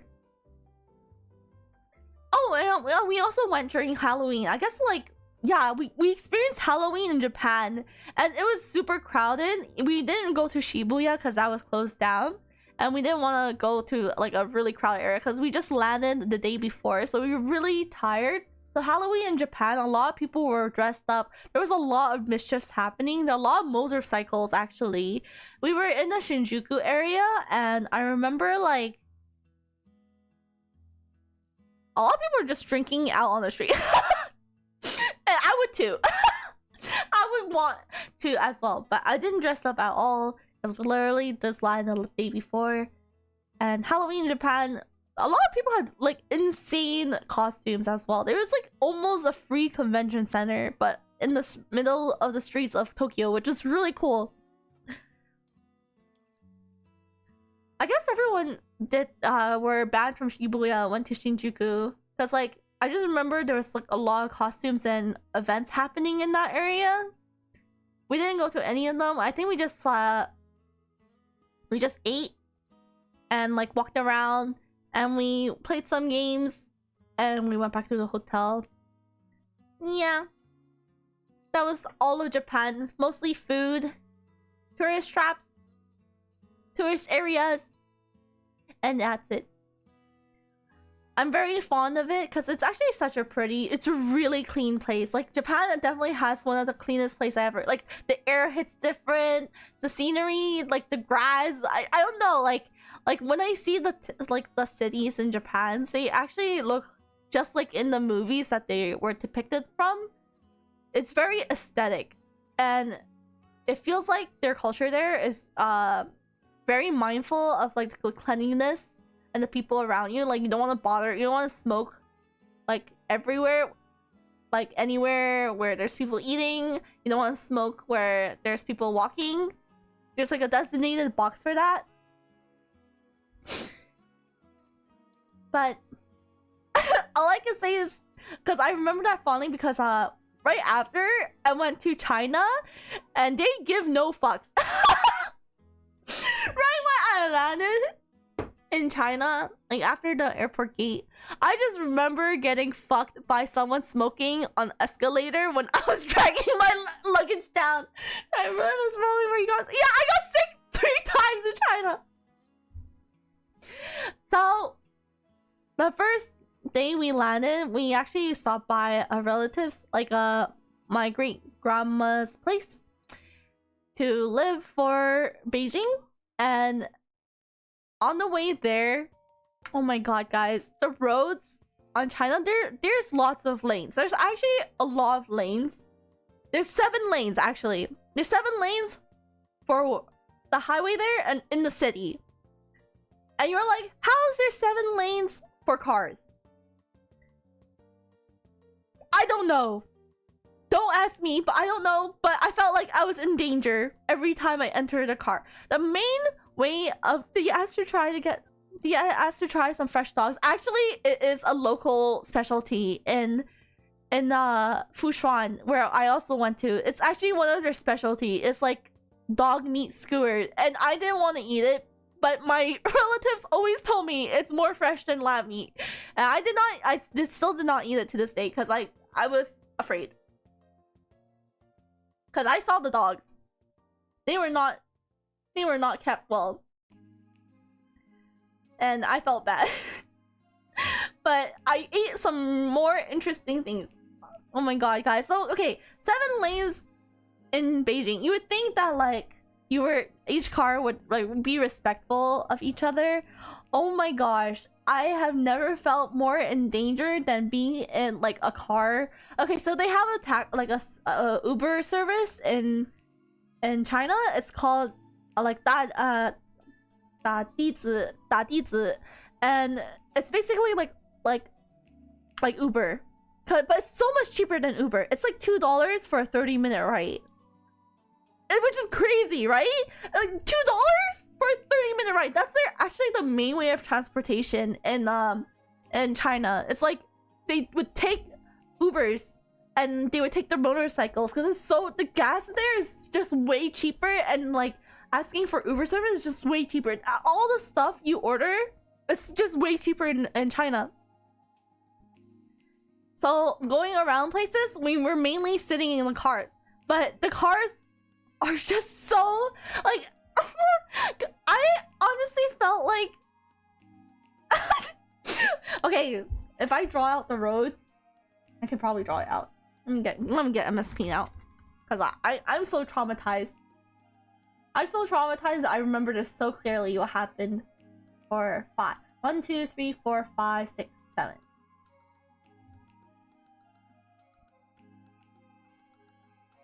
There's 7 roads.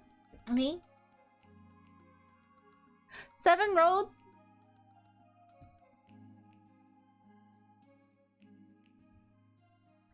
And there's like cars going this way. And there's cars going this way. And there's like a mid-intersection here. 1, 2, 3, right here. And there's a stoplight right here and right here. And people would go from here to here, like right in, like giving no fucks about the light sometimes. And since like Beijing is super crowded, there's actually a lot of cars that would try to budge in between. I don't know how we didn't got hit. There's moments I felt like we were gonna get hit with other cars, because they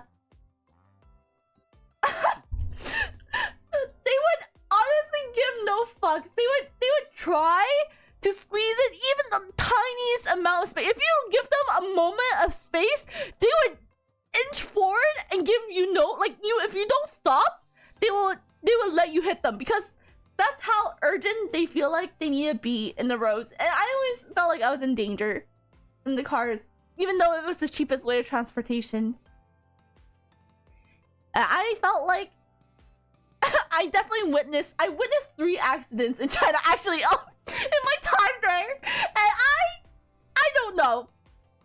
It just made me afraid to drive any other way. Never drive in China or India forever. Yeah, honestly, I don't know how they do it, because I would have no balls driving there. I would literally just never move because people there are so aggressive in driving. I was just astonished. Oh yeah, also in China, there's a thing called a squat toilet.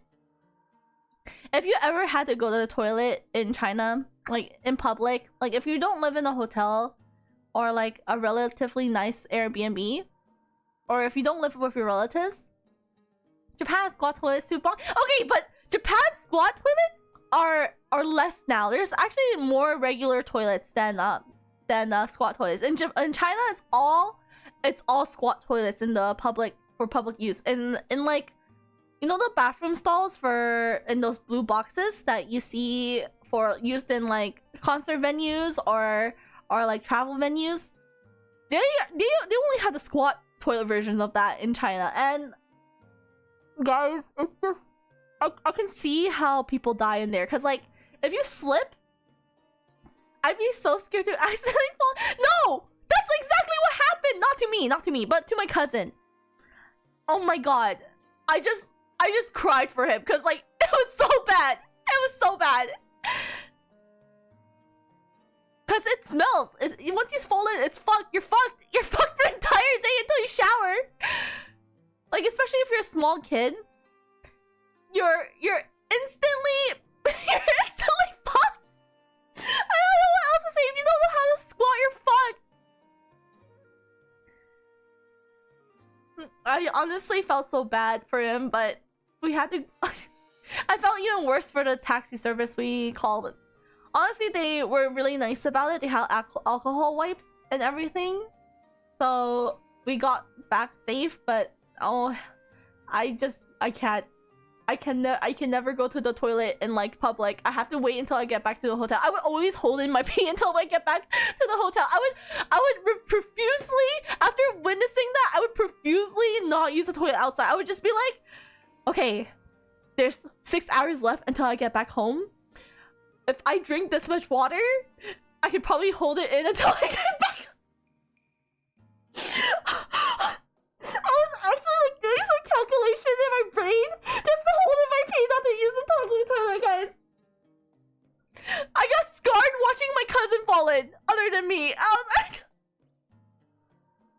I'm gonna say, wait, not gonna lie, if I can help it, I never use a bathroom outside. Yeah, I was so... Oh, yeah, that's exactly what happened in Asia, like especially in China. Actually, I could not. I could like poop in Japan freely. I cannot poop in China freely. As a man, the world is my toilet.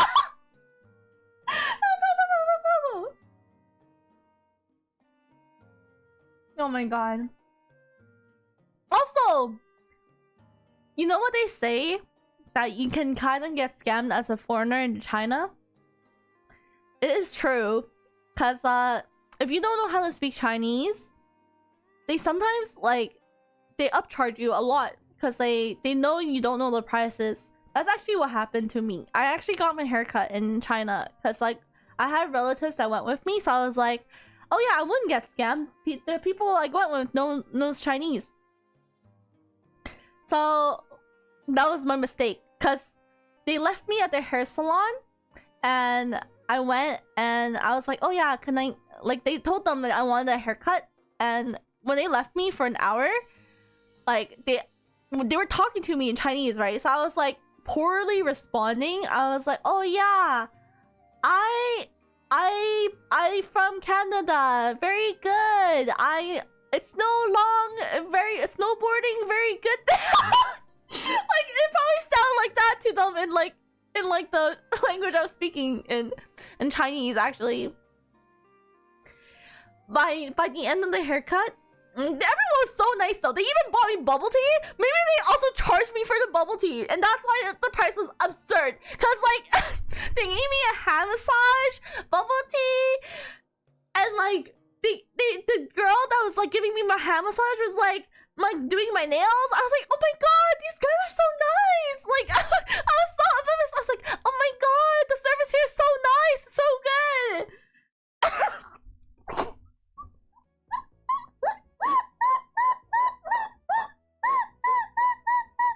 So at the end, I went to the cash register, and the price was $800.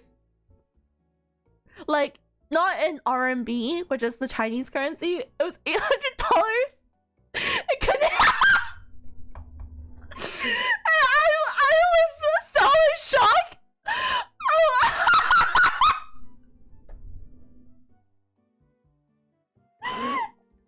Guys, I was so in shock.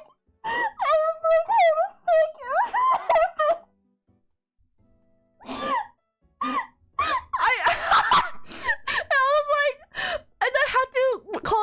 relative to come back, and I was like telling them, I don't know what happened. I thought I'm just paying for a haircut, and she's like, did you accept anything from them? I'm like, yeah, they gave me bubble tea, they gave me a hand manicure, they massaged my hand, and then she was like doing the I should have told you. And I'm like, what do you mean? I thought it was a trustworthy hairstylist, like hair salon. And she's like, you should not have said yes to everything. You probably heard the foreigner from you. And I was like, oh, what do you mean the foreigner from me? You're like, did you speak Chinese to them? I'm like, yeah, I spoke Chinese. Oh, and then she took another sigh. And I was like, what? I was like, damn, what happened? Like, what did I do? Thank you for betting on it. And explain to scam you so hard. Yeah, I guess, okay, the haircut itself was like, maybe like $50. It's supposed to be $50.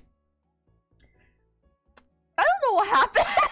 They probably like charged me a bunch of other stuff that happened, and treatments that they apparently did that I don't know if I said yes to. Is it a nice haircut at least? It was a nice haircut. Saying yes to China is like saying yes to a scam call. They will accept it as you're ordering all that stuff. Yeah, I learned not to say yes. Yeah, I ended up paying the $800. Okay, so we tried haggling it down. My relative came back in. They were trying their best to haggle it down, but because I already said yes, and there was other members of the staff that heard me say yes, I basically like got caught in their trap. The only thing that didn't trap me is like now that's where you pull out the All America and slap $50 and him will just walk out. Unlucky. Oh my god. I felt so bad because like they brought me to this hair salon thinking I would be fine. I should have just not talked, like, because they were asking me a whole bunch of questions, and they were like, oh yeah, so like they were okay. So how they worked is like they were asking me about my personal life. They were like, hell, so you were from where are you traveling from? And I'm like, oh yeah, I'm from Canada. And they're just asking like what I did and like how long I'm here for, and they start easing you in, right? And then they like slowly bringing the treats, like slowly bring in treats, bubble tea. They brought like fruits, a snack. They brought like bubble tea. They bring in the lady, and the lady also starts small talking with you, and it's like probably like that's how they rope you in. Unfortunately, they're hiring way harder than people in NA do. Yeah, they had like the whole hair salon people all like hovered around the area when we were haggling, and all the people that were working there was like watching us when we were paying. Cause the hair salon they brought us to, it was a medium size, so there was like maybe like 15 workers, and they all came at the end of the payment. They all of them came to the end of the payment with us. So that's the peer pressure that we felt as well. Yeah, definitely got hounded in. I definitely got skamazed, guys. A lesson learned. Don't talk to them friendly. Don't say yes to everything. I was dumbfounded, guys. I was actually dumbfounded. It was really bad. Afterwards, I just felt just become an introvert. I definitely became an introvert. Like, well, actually not. Yeah, I left all the talking to my relatives afterwards because I felt so bad. I didn't want to do like any shopping without like them talking for me, because after that, I just didn't trust myself. It was so bad. So I was mainly in the city for only 3 days before we went to another city to visit my great grandma, and she had like a rice paddy farm, and that's where the dog meat skewer was specialized. And we also ate like really crazy stuff. Like we had this bug cuisine Oh my god. If I show you guys can't puke, okay? Like, I actually ate this because... Oh my god. Oops. Oops. Hi. I didn't import all the photos, so... Oh wait. How come it's not showing the...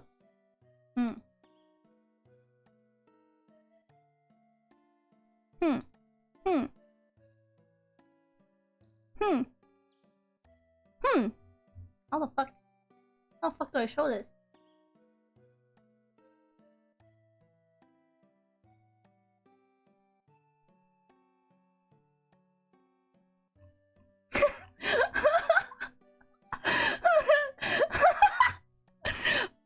Okay, maybe I got it.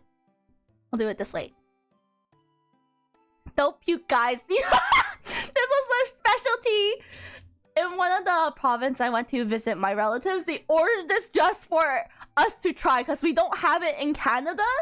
And it's like worms you found in fish. It's a specialty there. It's apparently like one of the local specialty. It was dude, it's worms. It's worms.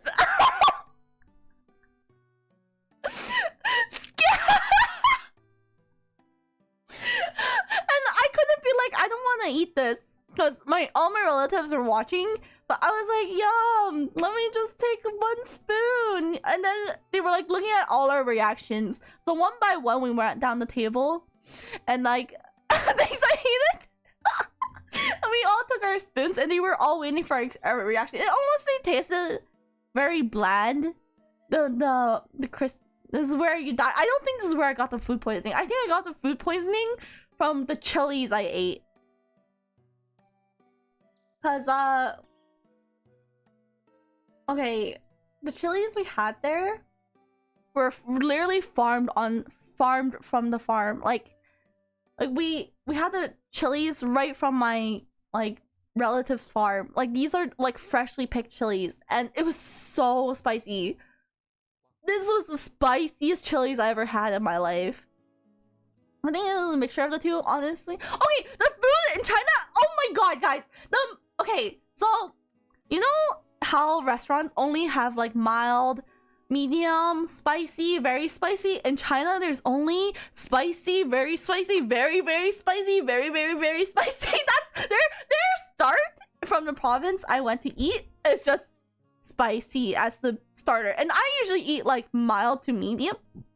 So I got fucked. Like every day, I would sit on the toilet for like 3 hours after eating and be like, I am fucking dooming myself. My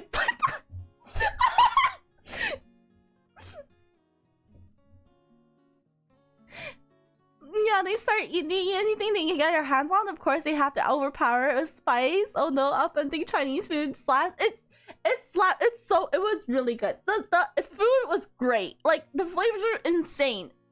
But was it well kept? Not really. Some of the food was kind of dirty.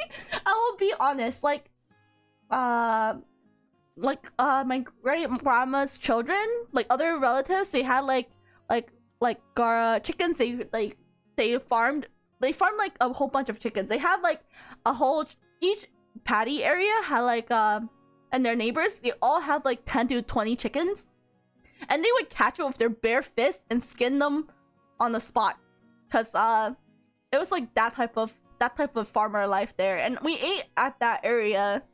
We also climbed a mountain there. Like I have a photo of the mountain actually, the rice paddy farm.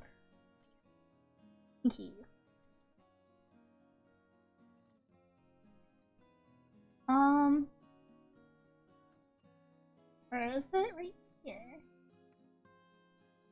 Yeah, my relatives had like a rice paddy farm. They grew like different vegetables. This was like cabbages, and there's like a rice area, and there was like different vegetables there. And then the chickens would be held in these houses over here. We ate at the farm, and I thought I would like to be a farmer. Now I don't know. Now that I witnessed and been to the farm area, this is like rural farm area, like actual no equipment, just tools. Man, you must have missed the internet so much there. Oh my god, yeah, guys, I in China, they banned everything. Like, they banned everything. They banned Discord, they banned Google, they banned YouTube, they banned all my BL sites, they banned all the game server unless you played on the Chinese servers, which I did not. That's why you gotta use a VPN. They banned the VPNs. I had 2 VPNs I entered with, and they banned them both. So I had nothing. I had nothing there but my family and my surroundings. Mainly food also gets censored. Yeah, I got super censored. I was worried, like, if I couldn't say any. I couldn't really. Okay, so they have a messaging app there called WeChat, but there's been rumors from my relatives. They were like saying like you can't say anything bad in China in WeChat, or else you might have problems in the future. And I was like, okay, I will never say anything bad on WeChat. that's their like messaging app. Your social score will go down. That's accurate. Yeah, so I was making sure when I was messaging my relatives, we didn't say anything bad during our trip there. We were like, yeah, the food is so good. But in person, we would be like, I am so bored. I want my BL. I want if you say anything in China, you're gonna be locked away. Food was immaculate though. What the Chinese government spies on its people? Never. Yeah, never. They never look at you guys. How? Oh my god. I'm trying not to expose my cousin. But yeah, let me show you like what I usually eat. Okay, so the meals in my relative's home, we ate like 7 meals a day. We ate 7 meals a day, which is crazy to be like, if you think about like, okay, this is, look at the amount of spices they put in their regular, like this is regular staying at home eating meal. We ate like 7 meals a day, and this is the amount of food they would always put out during our meals at home, and they would always drink. Also, they also made their own moonshine. Like my relatives, the older men's, they would like gather in the different table. They would drink every time we eat. They would grab their own moonshine and like they would drink it. And I'm pretty sure when I tried it, I also got a stomach flu. Cause they offered to let you try like rice wine and like the beer. Guys, I think that's when I got my stomach flu, and that's when I got sick, like super sick. Oh my god. Also, there's so many stray animals near the farmlands too. Like, they were so cute. But then I realized these are farmer dogs. These are not okay. These are farm dogs, but I'm very sad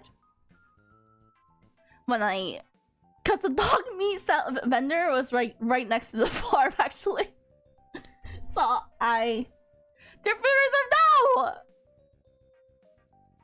Don't say that! They're farm dogs! They're farmer dogs. I hope. Free range! Help! Oh my gosh. Let me see what other photos I somehow got imported over.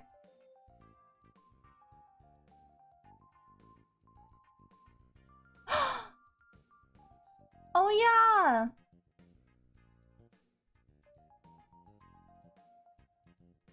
I have the best, like, okay, bubble tea in Asia is like definitely the best I ever had. I miss them every. Hi, Kit Kat! Thank you for the 1 bitty! I am just talking about the trip so far, and I'm currently talking about like China. We went over Japan earlier and meeting Brew and experiences in Japan. Oh my god, this is the best bubble tea I had in Asia. It was like this green tea grape, and there's peeled fresh grapes at the bottom. Peeled fresh grape puree, and then grape smoothie on top. It was so good. Oh my goodness, the bubble tea actually hit so different in China. It was actually crazy. This brand, I don't really know their official name. They don't have any chains outside of China yet, which I'm so sad because it was so good. Guys, like I never been a big fruit tea drinker, but this one really hits the park because I don't know how they got fresh grapes done in such a short time. Maybe they like had it pre-prepared, but everything just tasted so fresh in this drink. And it was like in the middle, it was still not too cold in China. Like when I came there, it was like still, I think 18 degrees. It's 18 degrees. 18 degree C2F. So it's like 64 Fahrenheit, which is still not too cold or not too hot. That was like perfect temperature. The winter there wasn't that cold. I think we just went right when winter hasn't come yet, because apparently it gets as cold as Canada sometimes.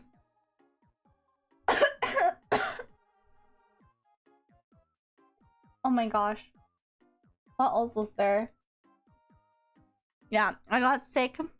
So getting sick, we still had to travel even though I got sick, because we also had a cousin's wedding we had to attend. So on the way to the wedding, I got a fever of 40 degrees.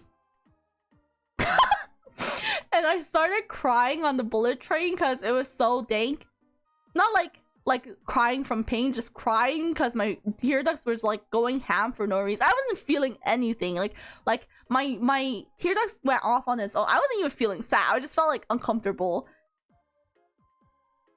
And I just remember they hauled me to the hospital after, and they like, okay, I don't know the medication in China, but like it worked pretty fast. They gave me an IV drop, and like they instantly gave me medication and injection, and then I was healed mostly in like 2 days. And then I was still having the side effects of like the leftover flu I had, but I still had to attend the wedding, so we had to go and present ourselves at the wedding venue, and I just ate there, ate the food, and went back to bed. And they would keep coming up to the hotel room to check up on me, which was nice of them, and to like give me congee. And like, even though it was during their wedding, they kept like checking up and giving me food, and they let us stay an extra day to recover, which was really nice of them. Because some of the relatives I have never met until then. And because my family in China were pretty big, I would say I met over like 60 members of a family, and I still don't know half their names. Oh my god! Also, I had KFC in China, and KFC in China is actually very different. Like, guys, it's not just fried chicken. In KFC in China, they had like Cajun chicken, they had like saucy chicken, they had like chicken with rice, they had like different types of chicken burger. Okay, their chicken doesn't taste the same either. Actually, I don't know how they do it. Actually, they have like 4 different types of chicken. Obama fried chicken. Obama, let me check it. Maybe I did, but it was ordered in Chinese, so. Oh no! They did not. They did have like similar logos of the KFC man, but like with different characters. They did not have the Obama fried chicken. What the heck? This is my first time seeing that.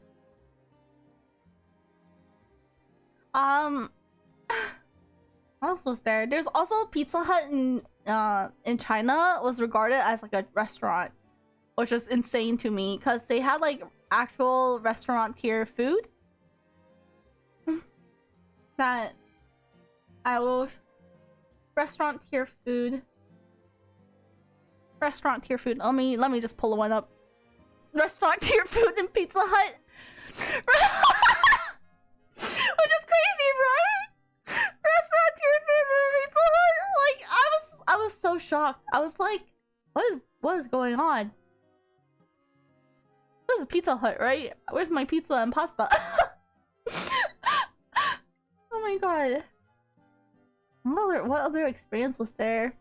I just remember in China, we just ate like so much. We just ate, moved, met relatives. I kept meeting a lot of relatives. A lot of them I don't remember. So the way you're supposed to address your relatives is like calling them aunt or sister or like grandmother, and you're supposed to have their first name in the before, like or depending on the order of how they were born, you can say like big grandmother or small grandmother.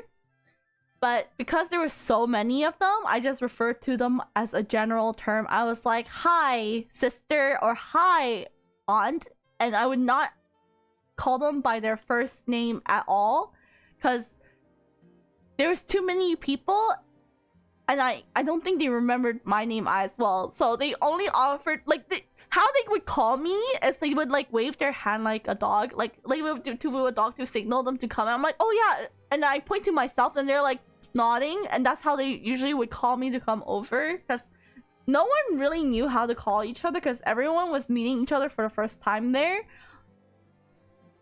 Because the family tree was just too big, honestly. It was nice. They were really nice though.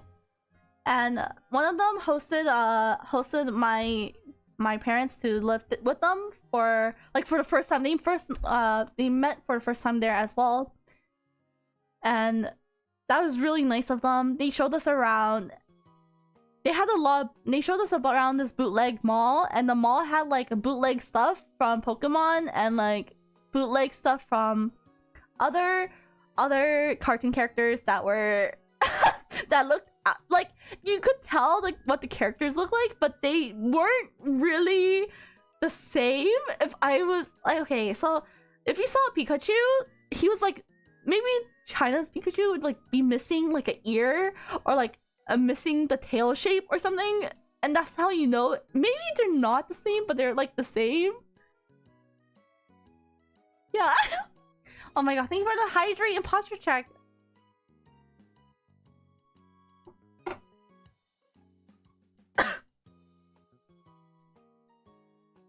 Oh my gosh, what else happened there? Oh yeah, I had a crisis every time my relatives asked me what I like to do as my hobbies, because I can't tell them that like I like so every time they ask me what my hobbies are, I'm like, yeah, I draw. And then when they ask what do you draw, I panic again, and I'm like, I draw cats.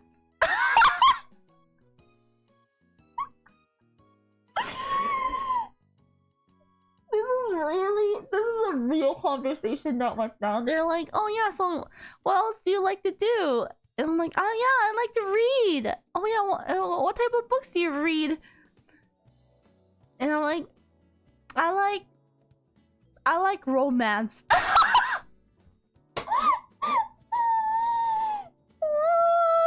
It was so bad because I had like moments of pauses in between the conversations. Things like BL is like a sin in China. I don't think it's like a sin. I think it's like a sin to talk to your older relatives, because they don't really understand. Because I guess it's just not in their generation, right? But like, I have met other people around my age. The other people around my age, they were relatively chill, but since we had like a language barrier and my Chinese was like on the god tier of like elementary kid, I would speak like brokenly and they'll be like, yes, and I couldn't really get closer to them because they didn't know English at all as well. It was like a really rough time talking to my relatives. It was fun. They were really nice about it though. They got most of what I said, but I definitely pronounced things not correctly, and I probably said a lot of things wrong because I, like, you know how I sometimes say like washboard as whiteboard, it would be like 10 times worse as in like other languages. I would probably say like I'm like, I think this smells really nice, and I'd probably say like it smells like fart, like things like that during the conversation, and they would laugh, and I would like be like, haha, what's going on? Haha, I'm laughing too. What did I say? Definitely a lot of moments like that happened. Well, after the whole fiasco at the hair salon, since they had to communicate with me about what I want, and since sometimes I wanted to buy like a jacket or like like what did I buy in China? I bought some cosmetics, right? But I was trying to describe to them what I was looking for, and they tried to tell the worker, but since the worker knew that I was the one looking, they tried to like talk to me instead, which was a very, very dank experience as well. Thank God I have my relatives with me. They're the MVP. The GOAT.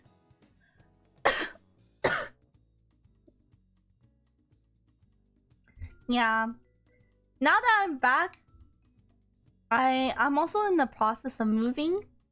So I'm still sorting out some of my luggages. Even though I had like been playing games, I actually have to start moving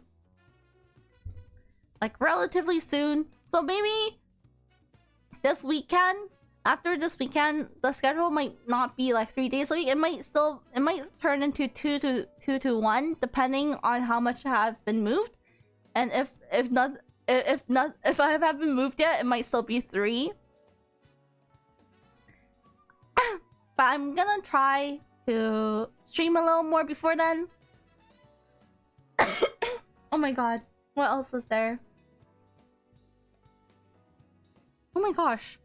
Oh yeah, I went to Korea. But okay, so when I went to Korea, it was actually like really polluted when I went. Wow, it's Bonk! Woof woof! Hi, Saracine! Yeah, I'm just giving a few updates on like what happened in Japan and China.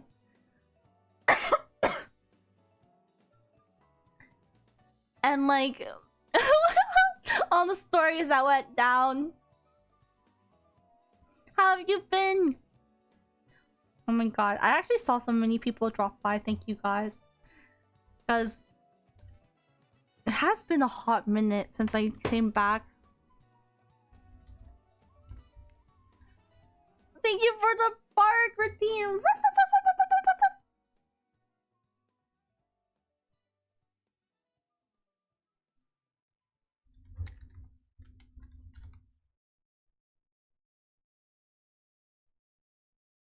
I forgot what I was gonna say. It's been 12 years. Yeah, it's been 12 years. Oh my god, Shiki! Thank you for the 10 gifted sub! Oh my gosh! Thank you so much! Oh my god. Have you seen any Lethal Company? No, I have not. I haven't been like online. All I have been doing is like trying to get things back into motion, trying to like get back into the schedules, and like working on stuff. She's been on Valo. I've been on Valo for 4 days, 3 days. Yeah, I've been on Valo after work so far, and I have been avoiding doing anything because my brain was like on sick mode. Like I didn't want to think about anything, but I've been getting better. Lethal Company is a new horror game. Lethal Company is a game for Bonk. What's Lethal Company? Yeah, I have literally not been up to date for anything. It's super fun.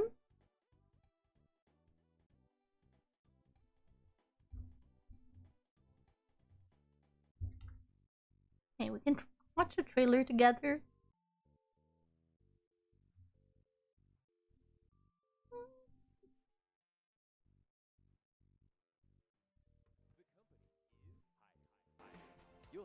very own ship, your very own crew. Your job? Collect worthless garbage to return to the company desk. It's easy.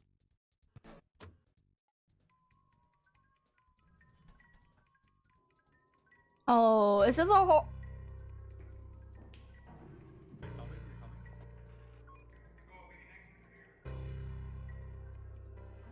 Is this a horror game? Oh no. Oh no, I just saw a bug. You'll probably cry playing it. Lethal Company is pretty fun as horror. Yes, there are bugs, more horror, chaos, and horror. Oh my gosh. I don't think I can play this game alone. Like, I would say the bugs are the least of your worries. What? Is this like it's multiplayer? Oh, it came out 6 days ago? It's better with friends. I mean, yeah, maybe I can like gather a group of people to play with, because I haven't I have been really out of the loop of what's going on. I literally came back still sick, and I was like so sick, but I wanted to play games while sick. I don't know if anyone ever been in the same train where they're sick, but they're still playing games because they don't want to think about anything else, and being sick is a pain. Give Steam Franco I could buy for you? The vanilla game is max 4 players, but there are mods to increase it. Gives me Steam code I buy for you. It's only $10, so non-Canadian. Okay, let me see. Lethal Company. I can buy this. Don't worry, looker. I got it. I can get something that's not $800. Super easy to mod too. Do people mod this game already?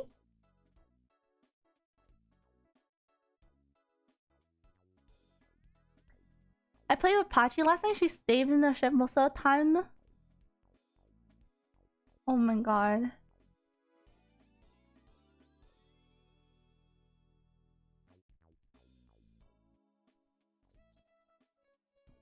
Bonk! Hello, Dido! How are you? Oh, hi, Mori, I mean. Mostly just to increase the lobby size from 4. It came out on 23rd Bonk of October. It's been over a month. Oh, I was gone. I was goneth. I was literally goneth the entire time it's been out. Okay, I bought it, but I definitely need to find the group then. Cause this is like a type of game I wouldn't play by myself at all. Awesome fun! I'll play with you. Oh my god, thank you. Yeah, I volunteer. Okay. I will schedule one next week. How about that? Let me get a little more rest. I still have like a bit of sore throat, but I don't want to like fuck myself up and scream and cry. Next week, we'll figure out a day, okay? And yeah, take care of yourself, rest yourself. Yeah, thank you. Honestly, the days that I came back, I was still sick, so I kind of like, I don't know if people do this. They like, when you're still sick, you know you're supposed to sleep, right? But when you wake up from sleeping too long, do you guys just keep laying in bed, or do you just play games? Because that's literally what happened to me. I just played games until I got tired again and went back to sleep. But now that I'm feeling a little better, things are gonna get rolling. No rest, we must meet quota. There's a quota? There's a quota in the Lethal Company? There's actually so many other... There's also like other games I still need to finish as well. There's like Little Nightmares. There's... I think Brew mentioned we should try to finish Inside the Backrooms, and I'm scared. Oh my god. You're part of an exploitative company and you have the quota to reach. It's basically the point of the game. and you go to planets to salvage parts. Is this like Astroneer? I think I played like a game similar, but not with no hero. There are similar things with Phasmo, like buying stuff. Oh my gosh. Lethal Company. I mean, you can start with no gear. Oh no, does that mean you can be in the dark?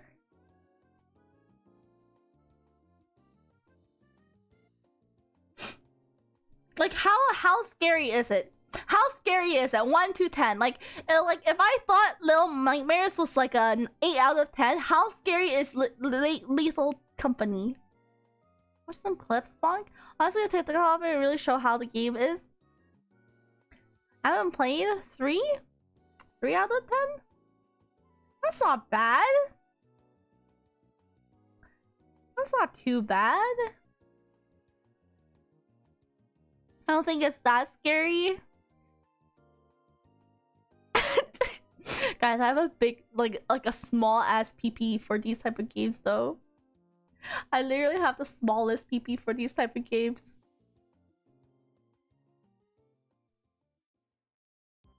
It could be a bit jump scary, but it's not that bad. Yeah, it's Bonk play Lethal Company. It's so fun. Okay. We'll schedule play with chat. Or play with chat, and we could like rotate the players in and out. And I'll like do a queue system next week. Yeah. I'll figure out the queue system because I never used the integrated queue system yet. We'll figure out, and each like people who queue up can have like 2 to 3 games. I don't know how long they last. I don't really know. Don't worry, you can get handheld. Yes, I need hand holding. Or get the mob so we could get up to 32 players. Okay, well I will figure out how to do the. You don't have to do that. There's a mod unless you have up to 30. Okay. I need to figure out how to download the mod because I am computer stupid. That's a lot of people talking though. Yeah, I kind of feel like it's so chaotic. But it's okay. We'll figure it out.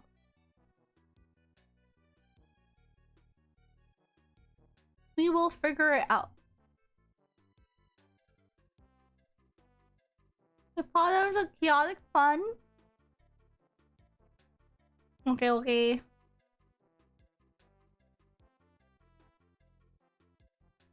I can help you with that a bit. There's a mod launcher I use just to let you download the mods from the launcher. Okay. Thank you, Icarus. Yeah, that would be great because I came back with 0 brain. I am 0. I'm still 0. I'm honestly talking. I had to like write down the things on the notepad of like things that happened because like I was honestly like about to blank out when I got on. I was in the moment of I don't know what's going on. I just drag and drop the mods. Oh, is that how you? Is it that simple? Trust me, I'm also 0 brain, but I don't have an excuse. I'm just dumb. Me too. I'm just dumb. Like, I can be stupid. I can be dumb, and then there's moments my brain neurons activate, and I can be like smart for like 3 seconds, and then it's gone. I use R2 mod manager and import from code. What is R2 mod manager? Yeah, literally it's super easy. I was surprised. Oh my gosh.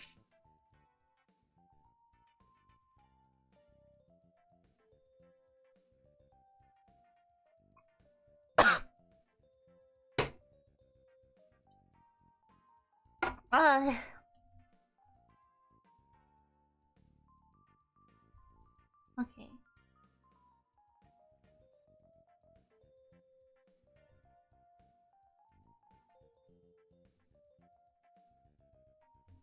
I think you should do vanilla and then mod later, Bonk.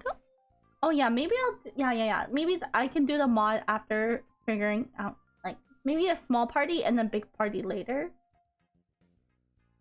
Just so I know what's going on. That is true, Shiki. I would be like so lost. Okay, how about... Okay, I'll grab like 2 people that know the game, and since Hatsu hasn't played, I can grab Hatsu as well. It'd be fun if like someone is as lost as me.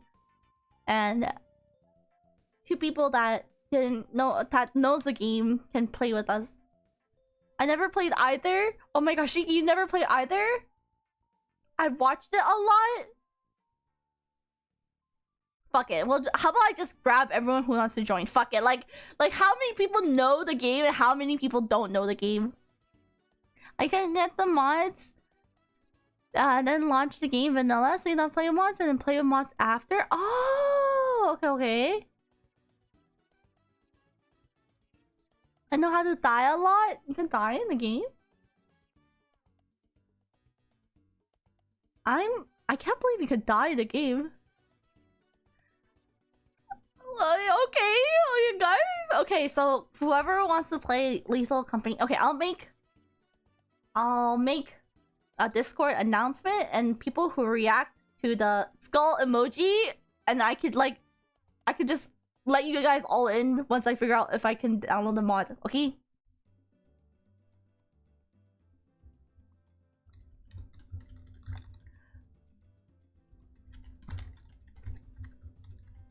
Oh, actually, let me also figure out if people are free for and some of the stuff I use, and you could go through it later. Yeah, I'll find if people want to play Lethal Company on like what day is best for them too.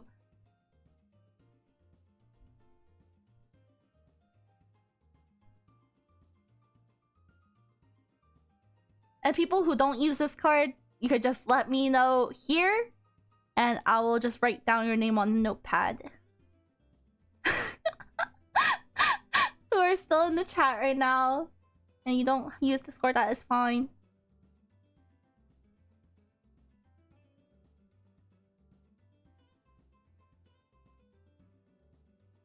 You always do a poll on the server to see what days are good. Oh right. Oh wait, I never use the poll function on the server. Oh, Pain, are you here?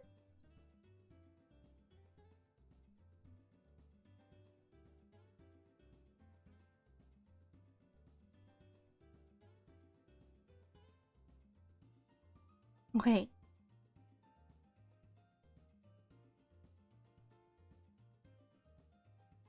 Oh my god. How the fuck do people do this? App directory. I know. Host tournament? You what? You could host tournaments in the server? Who? Wheel of names, temp voice, patch bot. What is this? Bro, I'm fucking stupid. I actually don't exploit Discord.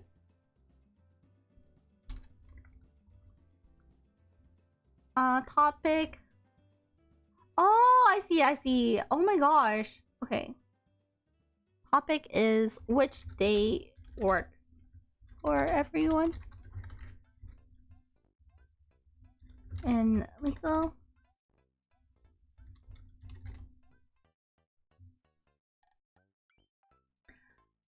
Oh, speaking of tournaments, Bong, I got Valo to work. I played for the very first time yesterday. Congrats! How was your Valo experience?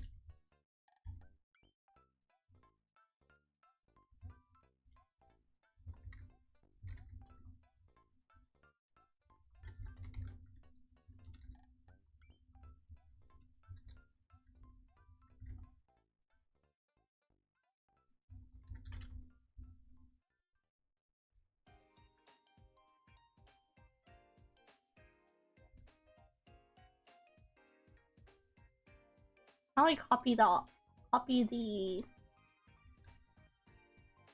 my god, the poll.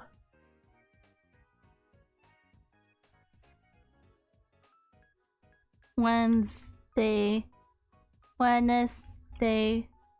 I usually see people like want to do polls in their server. I don't know how it works though. I'm fucking dumb. I'm like figuring this out for the first time today. Thursday. Friday. 11 heart.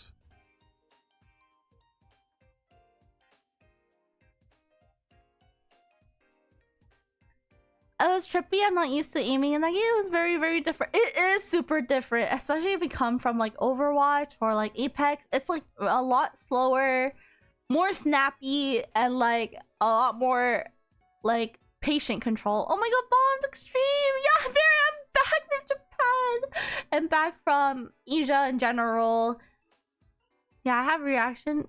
Just have a reaction for each option.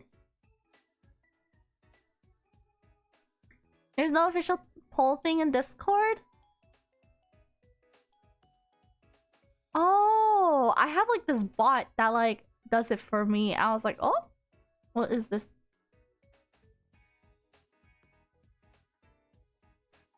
There's probably bots and widgets that allow you to do polls, but I don't know about native Discord. Oh, I see that native Discord have like tournament stuff now. I like looked through the app directory and they have like attorney bot, guess the rank. They have like wheel of names. They have patch bots.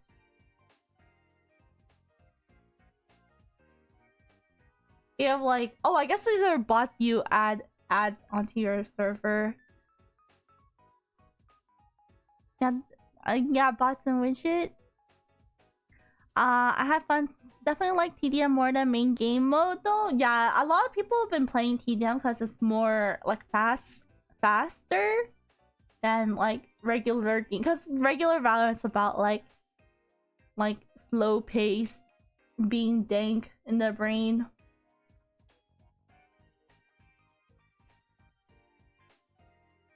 TDM is more by speed. Understandable. It's understandable.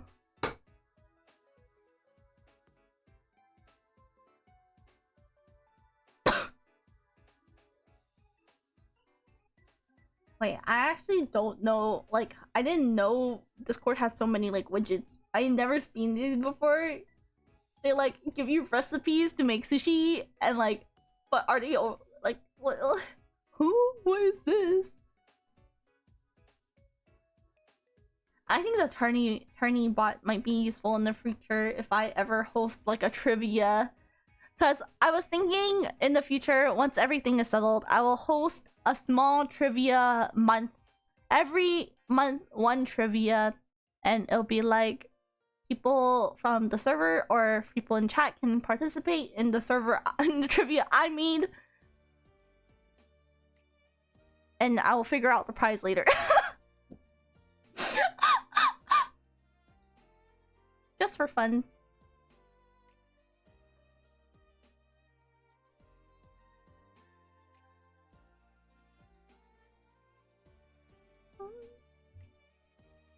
Okay, I will need help setting up the mod next week. Definitely. So I'll message you on the installment. Or where to install the things. I can help too. Okay. Any whatever is the easiest installment, anyone can message me and I will look it up.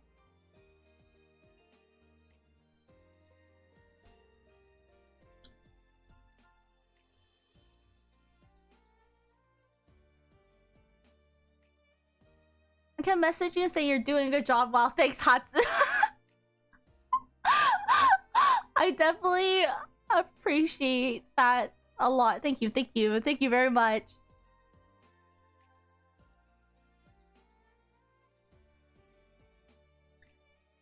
I'll get the details from another server and just copy paste the stuff for you. Thank you. I need help too because I honestly haven't modded it either.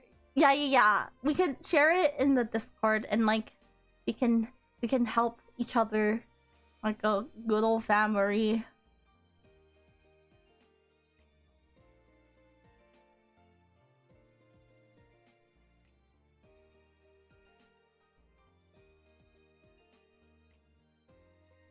I'll probably be in chat. I don't get off work until later on. No worries. If I can do it, you guys can do it. Definitely do it too. Oh, you underestimate me, Chris. Like, my brain for these type of games, like, modding. Oh my god. Like, I definitely fucked up modding twice before. Like, okay, you know how Stardew has like mods you could do, and there's like this one called like a where you install and you literally open and put things in. I don't know what the fuck I did. I definitely broke the mod before. I have 0 computer literacy. Me too. Me too, honestly. That's why I just sit, like, you know how I survived in like China with no internet? I literally stared at the wall because I really didn't I didn't mind.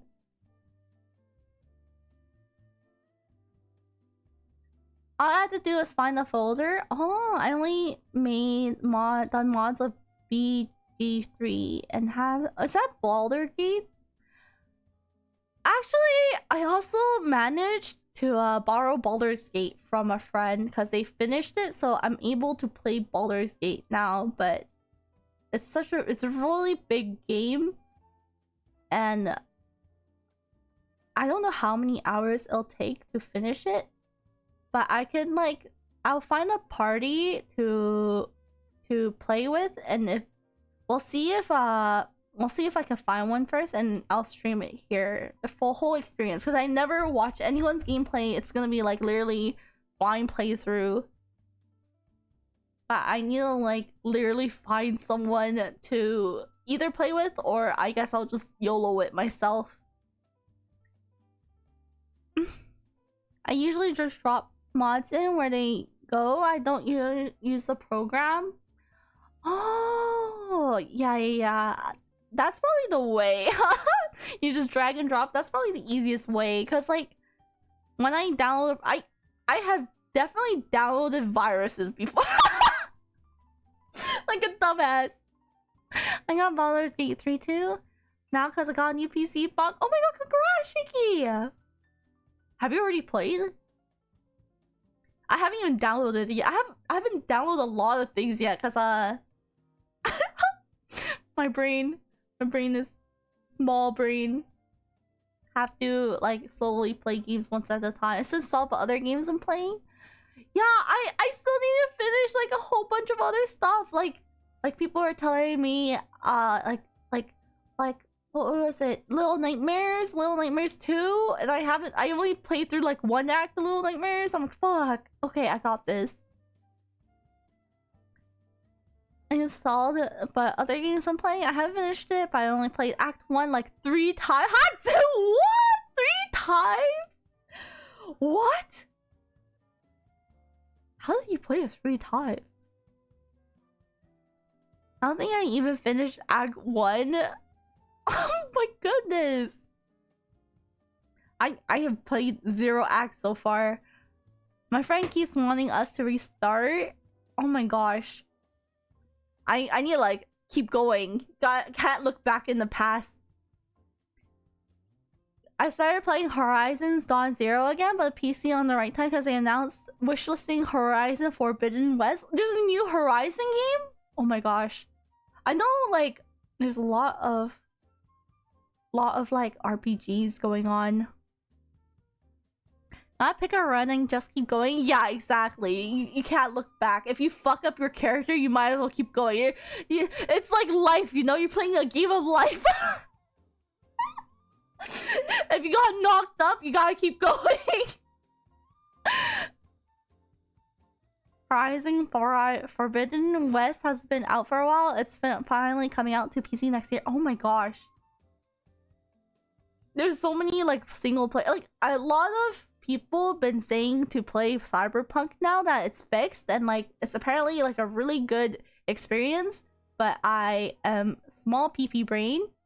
Those type of games are like super long and my attention span have gone super dank since I've been just reading BL. I need to finish my monk draw run so I can do an even run. Oh my god. Is there like multiple routes you could do in Baldur's Gate? It's like the game of life but hardcore, right? Like you can knock people up and you can get knocked up, right? Yeah, Cyberpunk is still glitched for me, so I can never finish it. Oh no! Yeah, apparently to fix a lot of the glitches. That's what good old Reddit have said.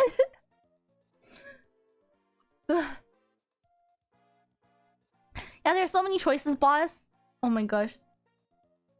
I am gonna be looking at the choices and I would be like, holy shit, what is going on?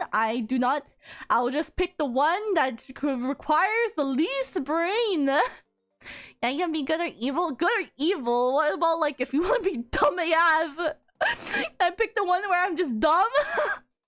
Yeah, Brew has decided enact genocide on her run. Start civil wars, kill her party multiple times. Help! If I ever made like a character and it's like a game of life, I want to be so dumb that no one looks my way and I could like just crawl through people's legs. You can do that too? Have 0 intelligence and then you fail your rolls? What?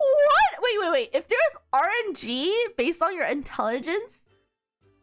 Wait, how come RNG is equal to intelligence? If that is the way I would fail all my gotchas so far. Like, what the fuck? That's fucked up! What about dumb people have gamba rights too? You know, like, what? I have low intelligence on my character. It really messes me up. There are rules that determine everything. My god. I guess everything's a gamba. Baldur's Gate 3 is based on D&D, so there are rules for lots of things. Like, do I have to roll to pet a dog? Like, does that roll like, will the dog bite me if I fuck up the roll? Like, okay. So what if I wanted to pick up a rock? So do I have to roll to pick up a rock? You can do a roll for an animal? I have to like check around. Maybe what? Okay, I have to. Okay, my luck in gacha games have been so far okay. So maybe my luck in Baldur's Gate 3 would be amazing. Who knows? Watch me jinx it here, and I like suddenly explode. I haven't seen it yet, but I wouldn't be surprised. The humor in the game is actually pretty decent. Wow. Okay, exciting.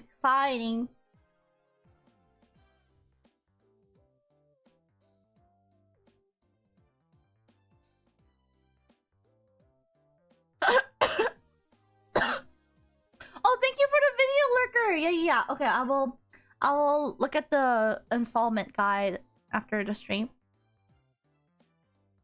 I can see it. You roll on that one. You somehow trip over the rock and break your neck. Oh my god! Wait, can you actually die like the stupidest ways?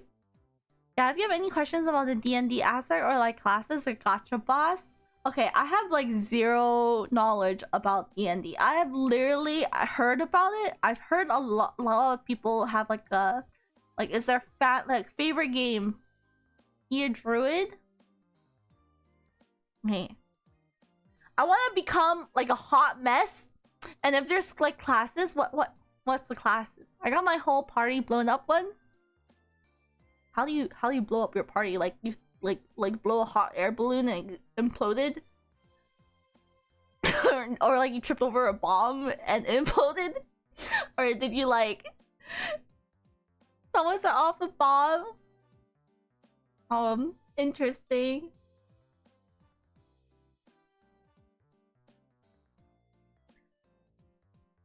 Yeah, it might be fun to also do a Baldur's Gate run. I'll find a party for that. I like being a monk because I can punch things and say something profound. I also have low intelligence, so I feel bad. Ow, let's go. There are martial-based classes and weapons or magic-based classes. Can I be like a chef? Can I like once I beat a monster, could I become like can I cook them? If I beat a demon, could I cook its horn and feed it to my party members and like they get an attack up because the demons are I don't fucking know.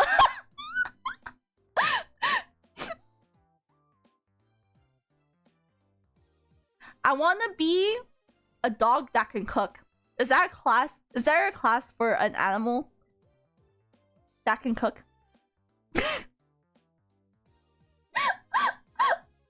Can I be a dog that like starts sniffing people's butt to see their like intentions? Can I become a dog that like once I sniff you, I can see the intention of that character? You can loot you can loot their body and get stuff from them and make it do magic stuff. Yeah. Oh.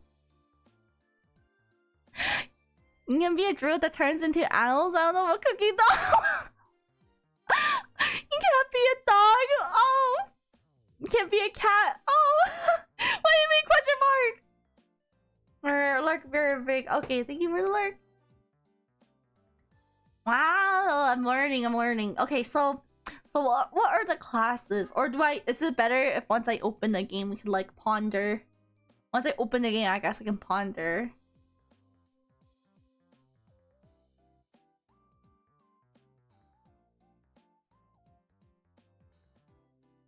Yeah, druids can turn into animals, or you can be a dragonborn, which is basically a dragon person now. But how hot is a dragonborn? Dragonborn Baldur's Gate 3. Actually, we're gonna look this up.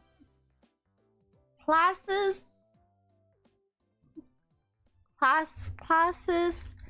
and races in Baldur's Gate.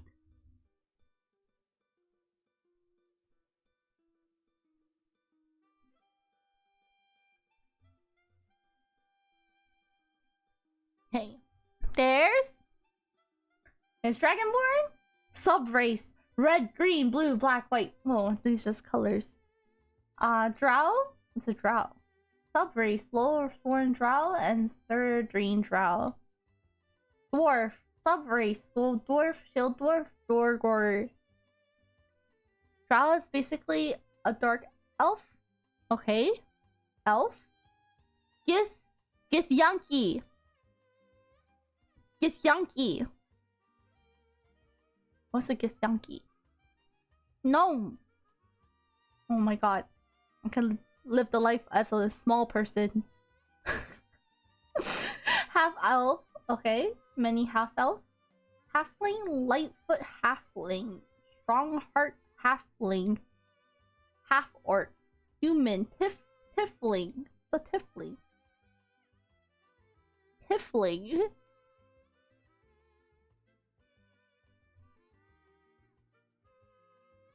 Oh, Tiefling is a demon race?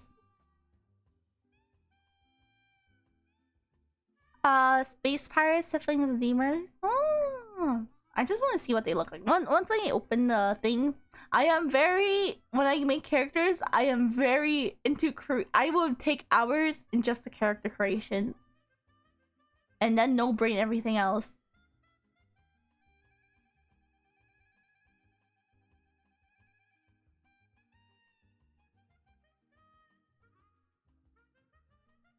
I'm ready. I'm okay. I'll install it over the weekend. Fun. Oh my god, what else is there? Was there any other hot games that I missed? What else did I miss? And was there like I know people. BG is a big old download. Yeah, it's very thick. I can't download it on stream, or else I'll literally blue screen. I will blue screen, and the screen of death would come out. Oh my god, Comfy's still doing his subathon? I swear he was doing it right when I went on my trip. I've been playing a lot of games where you find cats. I thought you were playing the Star Wars game. Star Wars. That too? Oh, Jason's streaming again! Oh my gosh, I'm going back to see who's streaming. I'm stalking people right now. They're also trying to fix Genshin characters. Oh my god! Return to Genshin arc! Damn it. Oh shit! I clicked the stream and I forgot to lower the volume. Oops.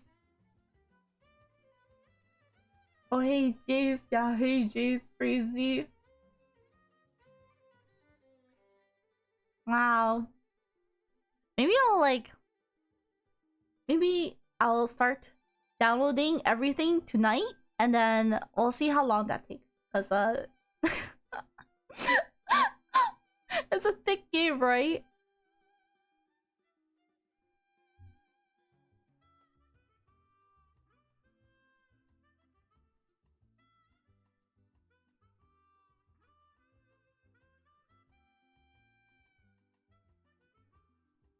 Lethal Company should be bad. Should be bad? Is it also big? Oh, shouldn't. Okay. Okay, that's good. Okay, well, Lethal Company will be first, then I'll probably download Baldur's Gate over a weekend, because if it's a big game, I need like extra days to leave my computer on. What else is there? And I guess if they're fixing Baldur's Gate is like 100 gigabytes. No, it should be less than 10 gigs. So that mods maybe 10 to 15. Oh my gosh. 10 gigs.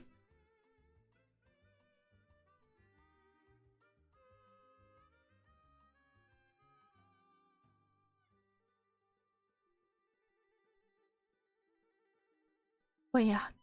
10 gigs is not a small amount. Wait, okay, let me uninstall some stuff.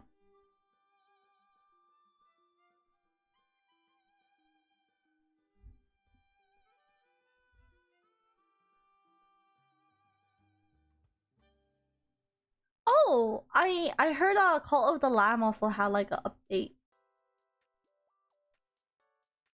And people were like playing it again. Pretty fun. I don't know what else was there. I felt like I didn't really miss much, in the game wise. I honestly. Oh yeah. Oh wait. I did get games. I got Pikmin 4 in Japan because it was the games there are cheaper like to get in Canada. I mean, than in Canada. I got Pikmin 4 and I also got WarioWare. Move It, but there's no way. I got that mainly for my cousin and I to play because it's mainly a party game, right? But I heard you need to do like a lot of motion.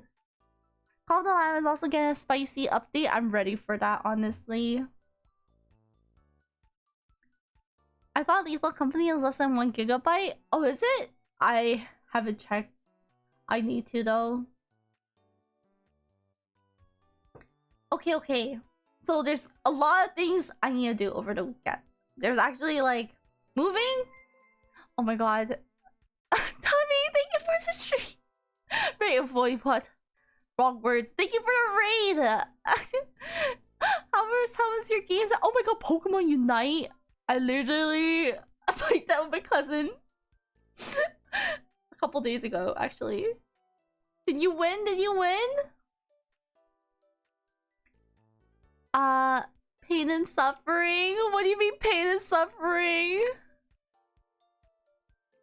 Yeah, it's super small. I don't know why they thought it was like it had gigs. Oh! Okay, that's good.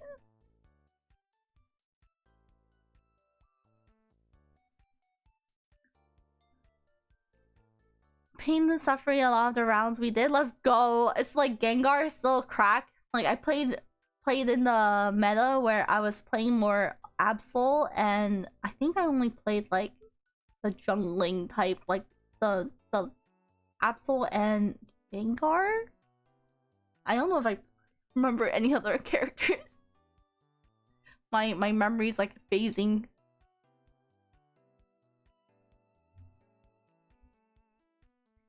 Gengar is no threat to me. Power.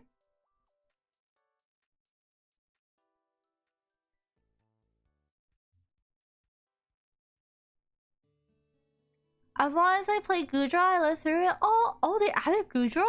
That's a new. I don't know how long ago that's been.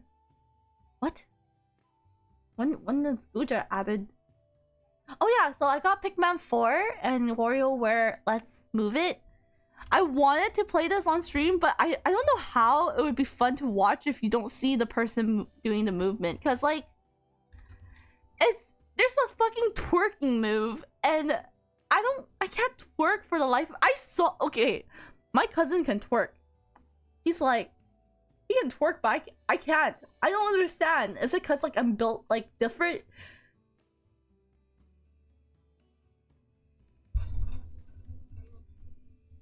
Oh my god. Hey, hi Dragonflare. You should not be able to solo Quasar Zapdos solo in the last 2 minutes. Oh, that is Gary. Like, I think this is the perfect party game to play with your family. Thank you for the follow, and you follow. Guys, like, look at this. Oh my god, it's so loud. This tropical resort contains tons of micro games that'll get your body moving. I haven't played the game yet, but it looks so funny. You'll get into a specific pose called a form. Copy the form shown, then perform the correct action as quick as you can.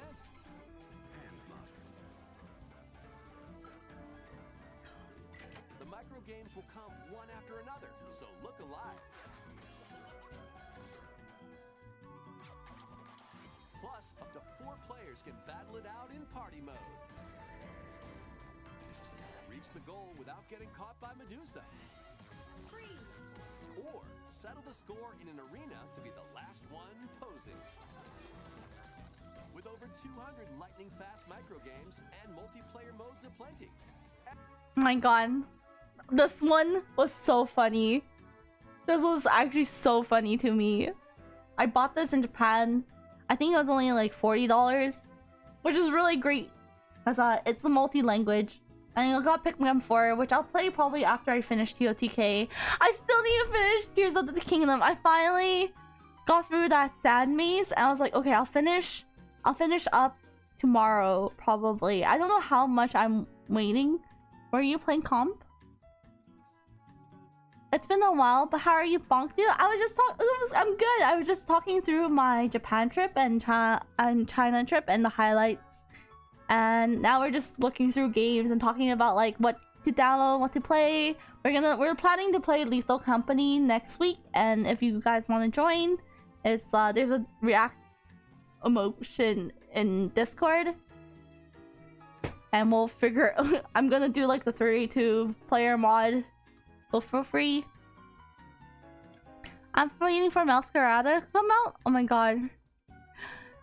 He said React emotion. I'm sorry. My brain's still not working. We had a ton of fun though. The toxicity is real. Listen, I think all games have so much toxicity, but you know what? Is it really a game if there's no toxicity? Oh my god.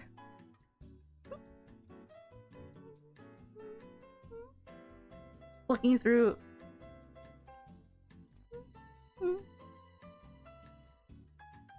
If I would have it. We should play games sometimes. Do you play Unite? I played Unite in the past when there was like Absol and Gengar, and now I don't play as often. I play with my cousins from time to time, but not recently. Not recently at all, actually. I thought I played recently, but I don't remember Gudra being out, so maybe not as recent as I remember.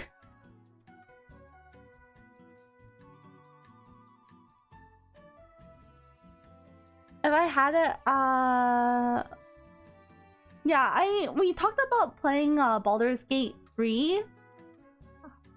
Gudra's pretty new, yeah, definitely new. I just remember Gudra from Pokemon Sun and Moon and Pokemon Arceus so far.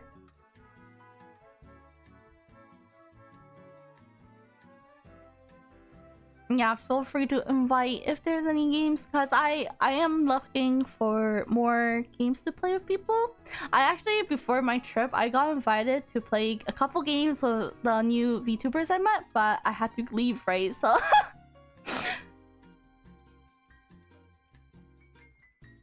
me and Inu just started replaying it because we needed something we both had. Oh, actually, you know, there's a game I never completed before. But it's not fun to watch. But it's also a grind.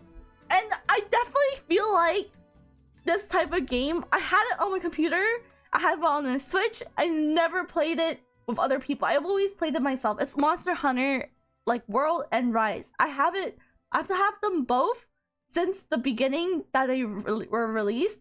I still haven't played them with people. I've been playing it solo like a degen. And I haven't even gone that far. Because it's just like a grinding game. I just like played one arm cook the other day. It was fun. One arm cook. One arm cook. One arm cook.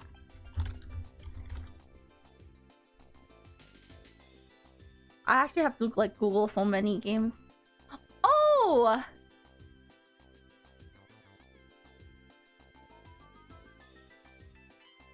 I've never seen this game before. I'm so behind. What is this? How are you finding these? It's free and very fun. Let's see. I also got asked to play like a farming game, like my time at Sandrock. Because I love farming. I have fries, but my world is on PS, so I only play with other PS players.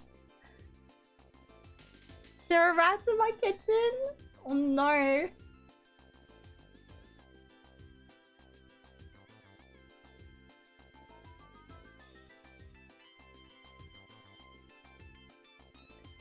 I feel like I had like a game called Diner Bros, and it's like something similar to this, but it's not free.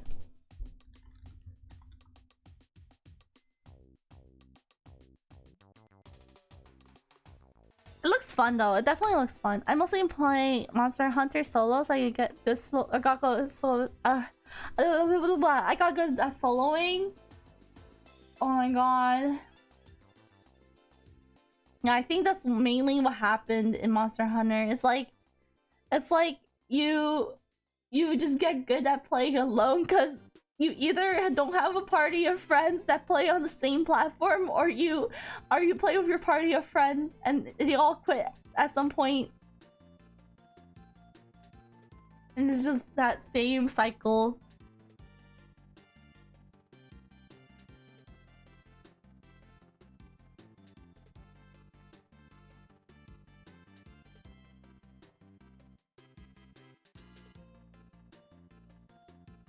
I heard there's like a new Sims game coming out too. And there's like a whole bunch of simulation game.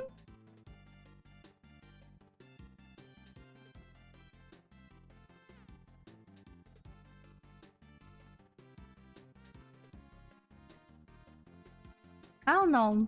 It's hard.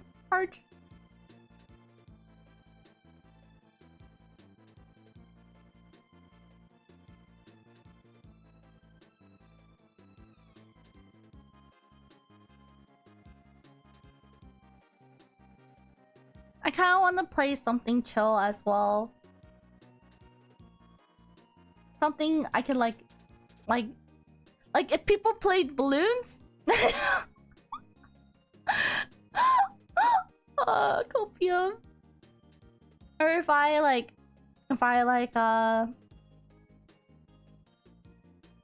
opened a game that people all can play, like a farming game.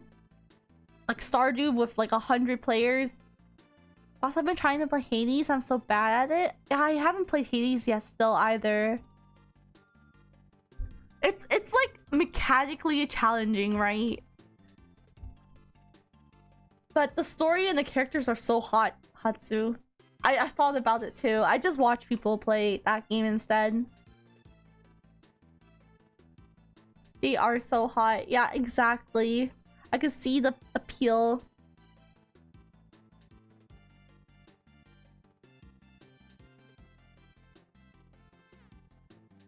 Then I got frustrated because I keep dying. Me too.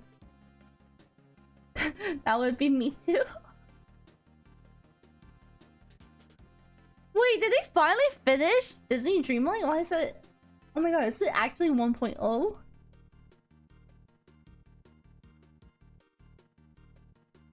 I love the writing in that game. Each death is a learning experience. Oh my gosh. Wait, actually? There's like story between you dying every time? That's crazy.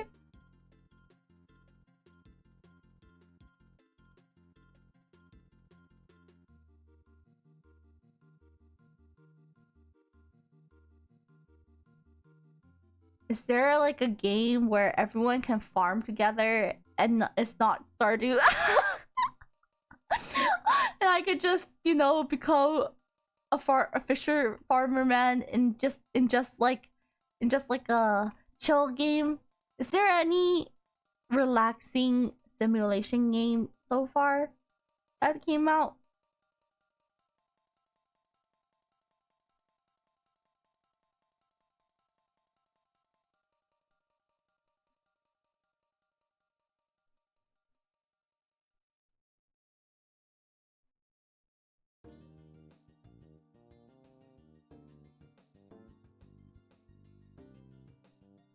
Minecraft? Bruh! Bro, if I ever played Minecraft, if I ever become a Minecrafter, will I ever become a Minecrafter? I feel like I'll be so lost. Farming Simulator 22.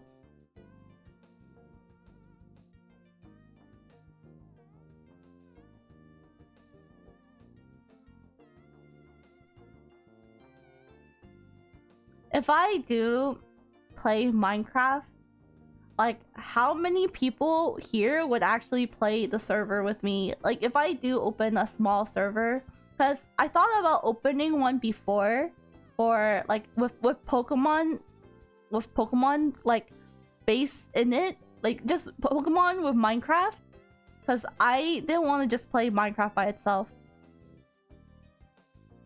If you asked me to, I would, but I don't know how to play. Because I wanted to play Minecraft if there was like Pokemon elements in it. Because I saw like people playing with like, what's it called? Like Pixelmon in the past. Oh my god. Thank you for the raid, Becco!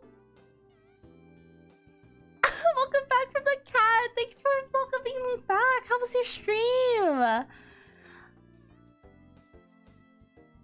I'll be realistic and say I might sign on once or twice. I feel like that might be my case. Like I might play Minecraft if there was like a mod, a Pokemon in it, just for me to shiny hunt, and that's it. Like that's why I would play Minecraft. But if I hosted a server like that, I would probably just only use it for shiny hunting. Like if I'm being honest, I caught catfish with my bare hands, like in real life. Holy shit, are you actually, like, you're so cracked, what the fuck? How did you beat, what? Wait, are you at the seaside? Oh, in Red Dead, oh shit, oh my god, I actually thought you were by the riverside or something. Oh my god. Wait, you're so cracked, pop off. Hope you cook and eat well, boss. I actually think steamed catfish is really good. Becca is a cat that loves fish. We love fish. I would love fishing. You know, after playing Dave the Diver, I've always said I'm kind of down to go spearfishing, even if it means I might be a tragic end. You know what? Fuck it. If I catch a fish through spearfishing, that's like already an accomplishment to just pass away. I can catch a fish with my bare hands. It's like goldfish in the fishbowl. Oh my god, wait! But that's no skill to catch it. Wait, is it easy to catch a goldfish in the fishbowl? No spear for bog? Why, Lurker? Why? Oh my god, thank you. How is oh yeah, hello everyone. I'm Bonk. I just came back from a month-long Asia trip from Japan and China and Korea. I am still sick. I got the stomach flu. Cause I literally ate some funky ass stuff, drank some moonshine, and got fucked up, and Now I'm back. Oh yeah, let me check. I'll infecto. Cause you won't die, but you'll get a hole in your foot. Oh my god. Wait, do you think I would actually spear my own feet? That's actually like a pretty good achievement if you think about it. If somehow I just only look directly down with the spear and I just stab my own feet. Yes. Oh my god. How much did that trip cost you? My friends always say that you need to save up 2 to 4K just for the flight alone, isn't it? Yes. So the round trip. Okay, I can do the cost analysis right here, full on, with even with the cost of me getting scammed included. Okay, so in total for the whole month trip, I spent with the accommodation, it was $6,000. So if I broke it down, accommodation with the flight, it was like 2K round trip for a whole flight, but it included like we took a lot of layover flights. Just minus 300. I faked Chinese baijiu and got so sick. Yes, my relatives made their own version of moonshine, and I got so sick afterwards. Definitely was not clean, but was it worth? Not really. 6,000 sounds about right. Yeah, so accommodation with like staying at a Airbnb mostly, and we lived at my relatives in China, so we only paid for like maybe 3 weeks and like maybe 2.5 weeks to 3 weeks in total. So it was around $40 per night at least, or in Japan, and maybe around like even less in China actually. If we do stay in a hotel, it was around $30. So yeah, round trip and accommodation would be around 3K, 4K already. 3K-ish. And the rest is like for food, for entertainment, for tickets, for stuff, reservation tickets. So yeah, 6K in total. And not including me. Well, actually, yeah, that includes me getting scammed. So I got scammed in China off of a haircut. They gave me a haircut. I sat down. I came with my relatives. They like told me to just get the haircut. So TK was for food for a month. Yes, because I did reserve for some really fancy stuff in Japan. We went to an omakase, which we wanted to treat ourselves for an actual like omakase experience. So that one was like $250 per person, and that was definitely the most money I spent in Japan.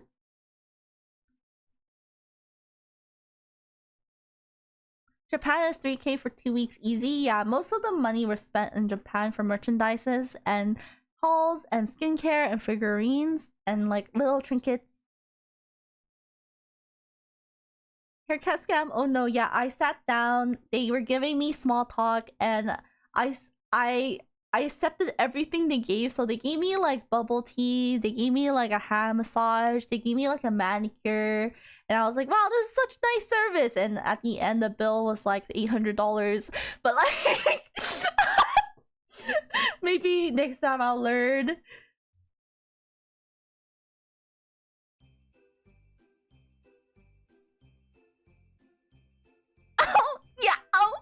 Yeah, just be careful. Like, if you're a foreigner in China, I feel like they definitely kind of, you're like, you know, they just like, yeah, they give you little free trinkets. Like, you think it's service, but it's not really service.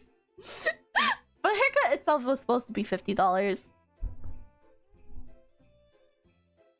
Supposed to, quote unquote. But yeah, in total, definitely 6K. If you want to splurge only, if I didn't get scammed, but if I did, so yeah, it was a lot more, and there was like little treatment fees and like service fees that they put on.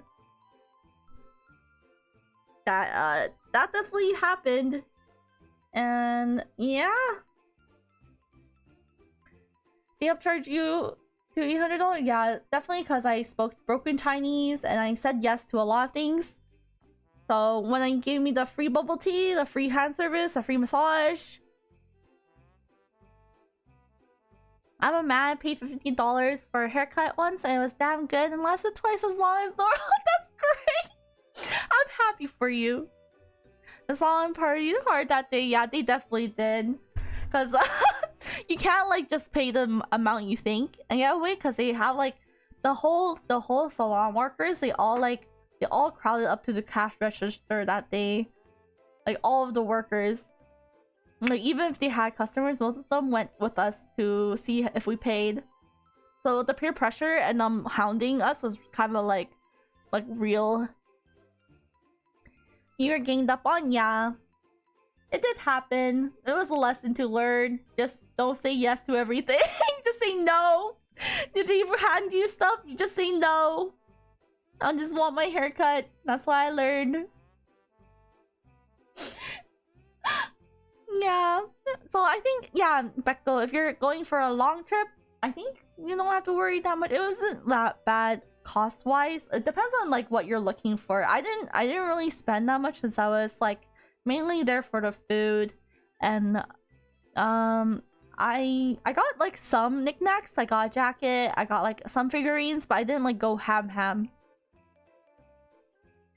And since I was like in China for 10 days and they mostly fed us by them cooking, and like we were treated out mostly, so I didn't really spend much in China as well. So you have to take that in account. But in Korea, I did spend money on skincare, so that was also included in there. So I don't know where you're going, but I hope you have fun. And yeah, hope that helped. Even if I didn't really like say much, but honestly, yeah, the flights were cheap because there was a lot of layovers. So we took one plane to Beijing, and then Beijing to Japan, and Japan to like another part back to Beijing, and Beijing to Korea, and Korea to back here. Yeah, getting all three in one trip is wild.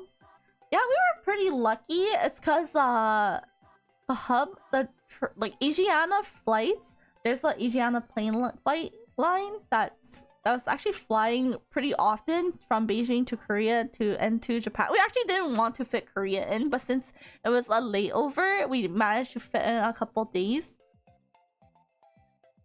Yeah, so we were just lucky for the Korea one. It was basically supposed to be just Japan and China, but it worked out in the end. I guess it also depends on the flight you're going on.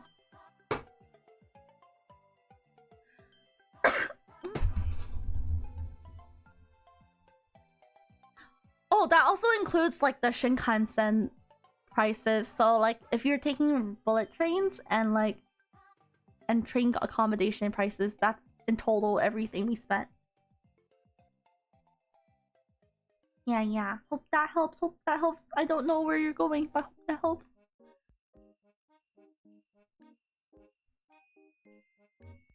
Shinkansen is like 200 to 250, adds up. Yeah.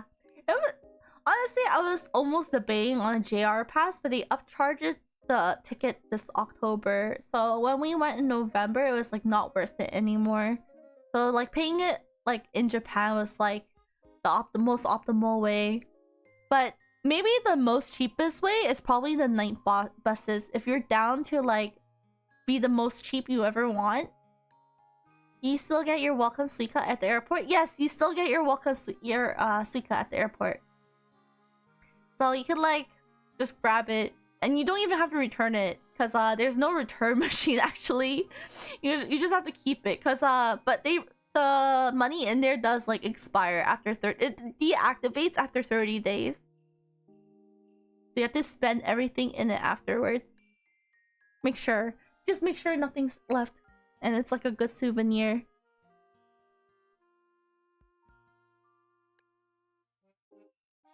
Are you planning to go to Japan? The chip shortage mean you can only get them at the airport? It's a new thing? Oh! Oh, I didn't really notice that you can only get them at the airport. I thought it was like... Oh, I guess we were lucky then, because like when it was pretty like obvious to see where to get it though. They made it really hard to miss. Thank you! Thank you!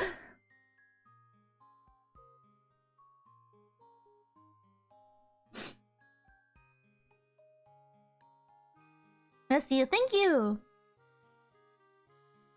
Messi, thank you! Thank you! Like, if I had to go into like all the meals I ate and how much they usually were, they were mainly like $8 to $10 a day for like an actual meal. And for even like buying convenience store food, there's per meal, $8 to $10 per meal actually. And the coffee and alcohol there was like less than $5. But it just added up.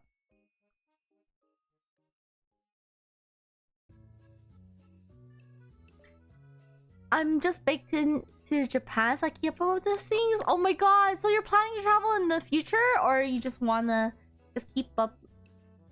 Because I was like that too. I like did my whole research in Japan.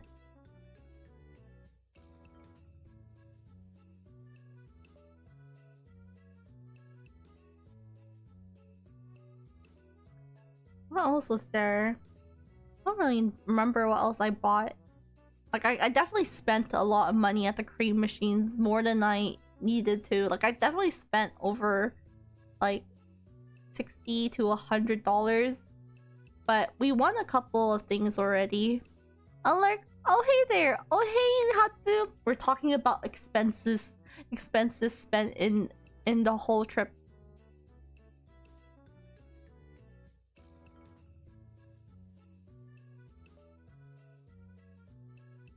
If I ever went, it would be 2-week trip with a friend of mine. Her husband can come along too if you want. Are you not scared of being the third wheel? I feel like when traveling with like a couple is depending on the couple. Okay, it's not like every couple, but you could definitely feel like you're intruding sometimes. Because I definitely remember. Now we age Gucci. Are you sure? Like, because there are moments they are like affectionate. Like sometimes some couples can be like super affectionate, or like even they try to hide it, and if you just come in at the wrong time, you're fucked. And confirm, I traveled with 2 couples. Yeah, Hatsu, you know, right? So like you had first-hand experience to how they call me tricycle because I'm always a third wheel. Oh my god! Like, even if you don't meet, like, even if you're both your good friends, I feel like the experience of like traveling, if just traveling, hanging out with them is also like not bad. But if you're traveling for a period of time, you actually can notice those things a lot more. And I definitely had those moments where I interrupted. But then you just steal one of the people in the couple and hold their hands. Help!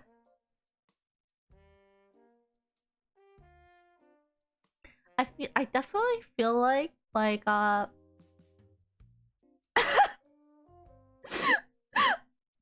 sometimes I get along better with the girls and the couples, even if like I had a male friend that brought their girlfriend, and I just get along with their girlfriend better today too. It was like the accomplishment when that does happen. Hatsu probably agrees. Bonk Rizzy woman again, yeah. I'm just a Rizzler, what can I say? Help.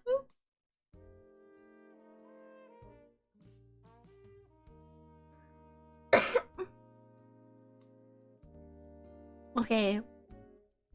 I think I'm gonna start going about what's going to happen this week. So we're just gonna try to finish up like TOTK tomorrow. I don't know how much is left. I still have the lightning shrine, and I still have like 3 more memories to get through apparently, and like the big boss, like lightning shrine, the big bosses, and 3 memories. And I don't really remember that much of what else I need to do in TOTK. But after that, I think I beat the game, right?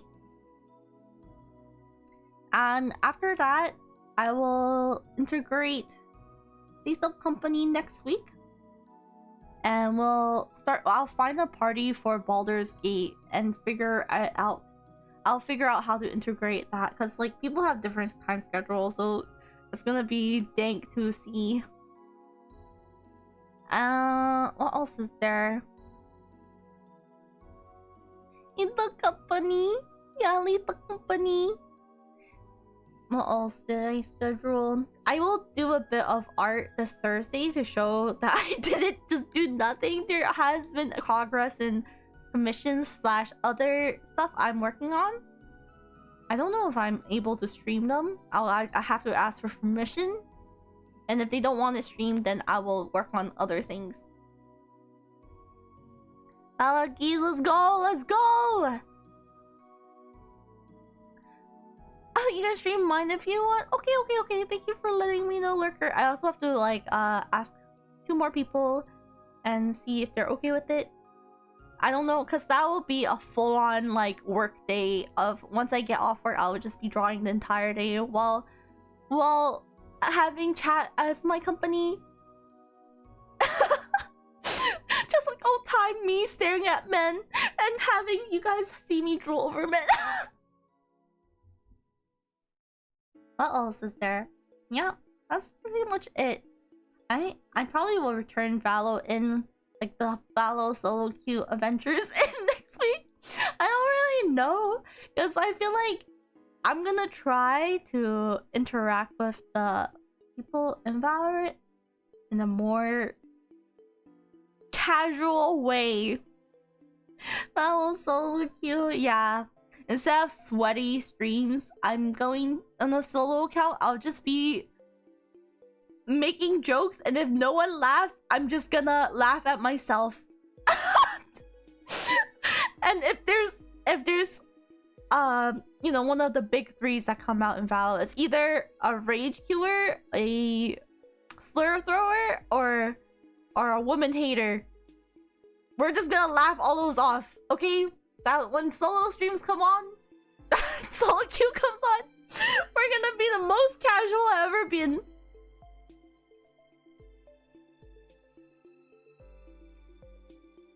What else is there? Sprite! E-man, woman hate clubs.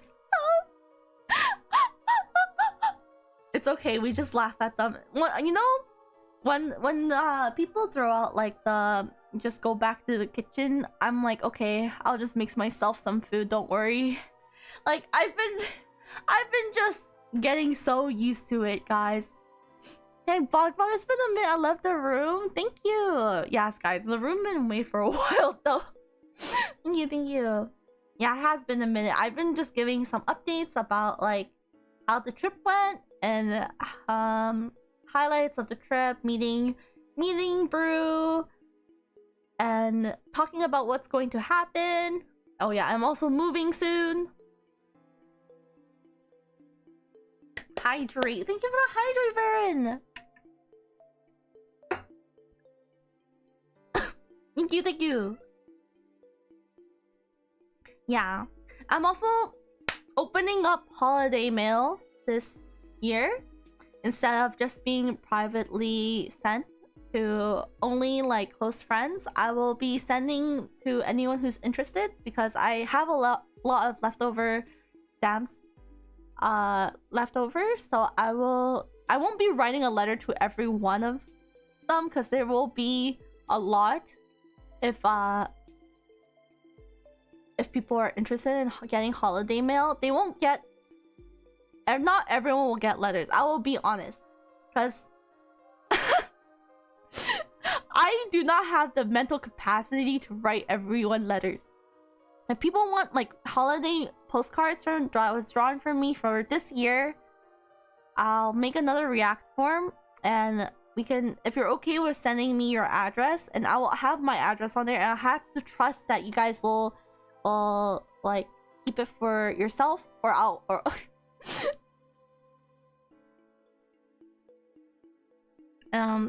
it's just my way of giving back for the holidays if you are interested. My favorite way back to the kitchen lines. I'm gonna fuck your dad, give him a child. He always should eat that love. Oh my god, lurker!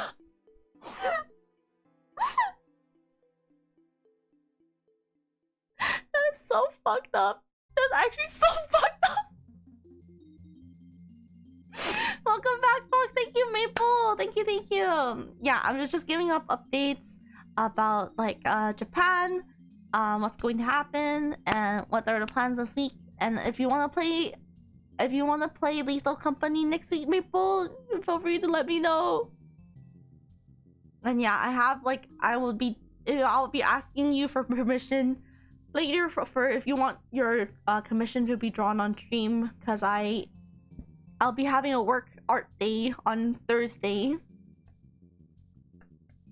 I'm down to be lethal, but there's another sky in the community. Help! Help! Icarus! That's unlucky. That's unlucky.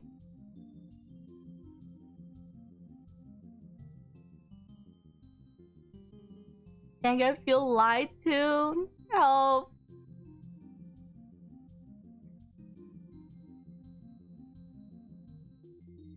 You getting invited to Val, never do that? Help! Okay, okay. Oh my god, Maple, I haven't seen you forever. But then again, I've been like gone for a whole month and a half.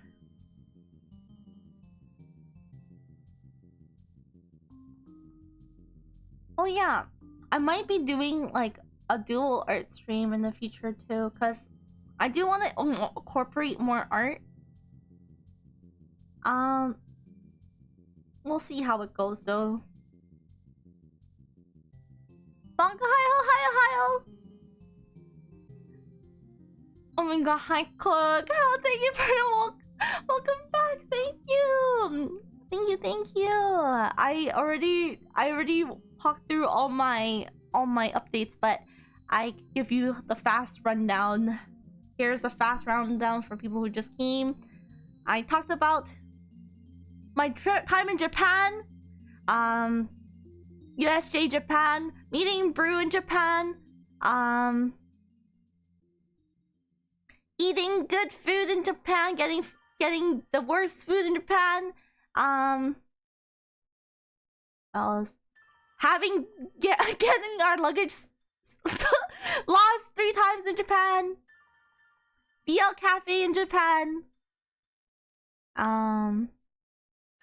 What else? Cream machines. Food with my relatives, eating bugs. Going to a chicken farm. Squat toilets in China. The insane traffic in China.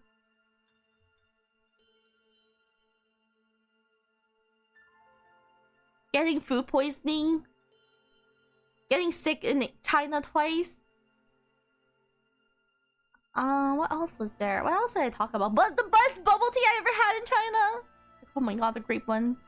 The desserts in Japan. Was it shrimp again? It wasn't shrimp. It was like a relative made moonshine and the spicy foods, and probably the food wasn't washed as good. Oh yeah, I got scammed in China for an $800 haircut.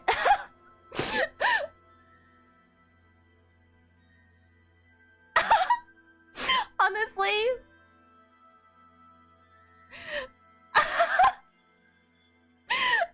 That was actually the most shocking factor. Poor Bach, yeah. I feel like I was really gullible going in. Nah, I have to come back for this one. Yeah, I talked about it, but I can talk about it one last time. So I went for a haircut my relative brought me to, and they sat me down. And Eleanor, I'm liking.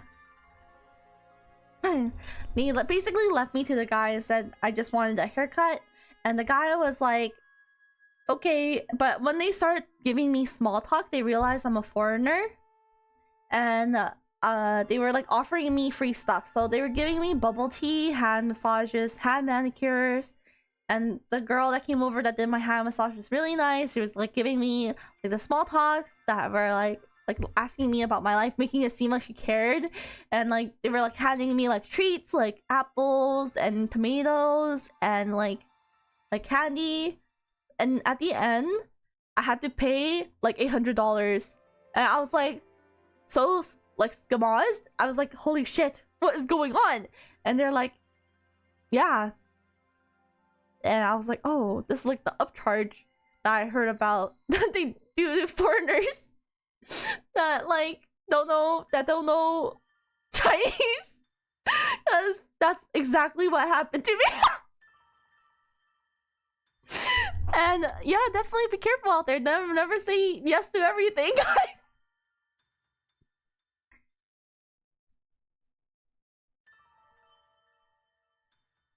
I beg, no, it really do be like that. Yeah. It's okay. I learned now. I don't say yes to everything then, and I think I'm learning Mandarin, Cantonese. Oh my god, yeah, good for you guys. Still so innocent at her age. Yeah, I'm fucking old. I'm still like scammable by everyone. I'm what people told me is that I'm too naive, and it's because like I only see the good. So when like in China, they kind of know when you're like too nice. If you're too nice, is not a good thing, because then you can't ignore them. You got those 50 bucks you owe me? No. Boss. Not like nice in that way. Like nice in like I can't say no to certain things. Like if they make small talk, I feel like I should reply back. Like sometimes they tell you to just ignore like the workers. Yeah, that's why nice guy finished last. Help. Whiskey has photos of his winter whiskey and cats Discord. Help. I'm lagging now, but yeah, and that's the last time he'll say the story. But there's other stories if you guys want to go back and watch. There's probably it's all in the first 2 hours. Now you know why the Chinese language sounds so angry. It doesn't. Okay, not all. Maybe like Mandarin sounds. Actually, maybe Cantonese. Actually, I don't know. I don't know. I actually don't know which one sounds more angry. Oh, I'm back.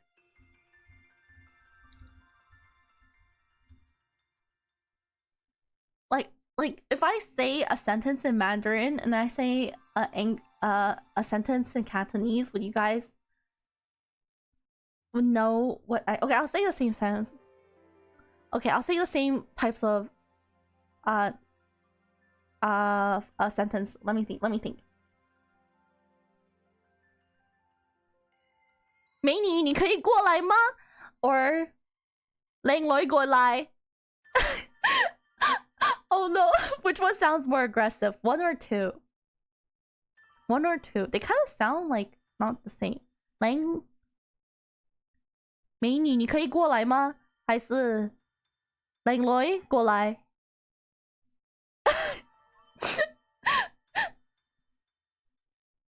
I don't.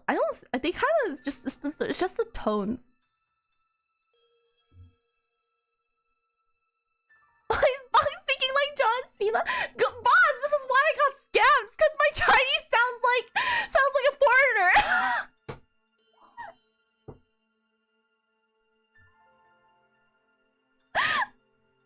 It's gonna be smile through the pain.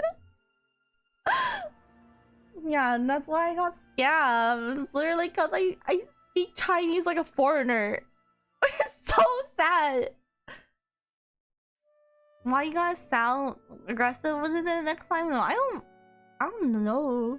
Maybe that is the way. Maybe I just be like angrily speaking. Like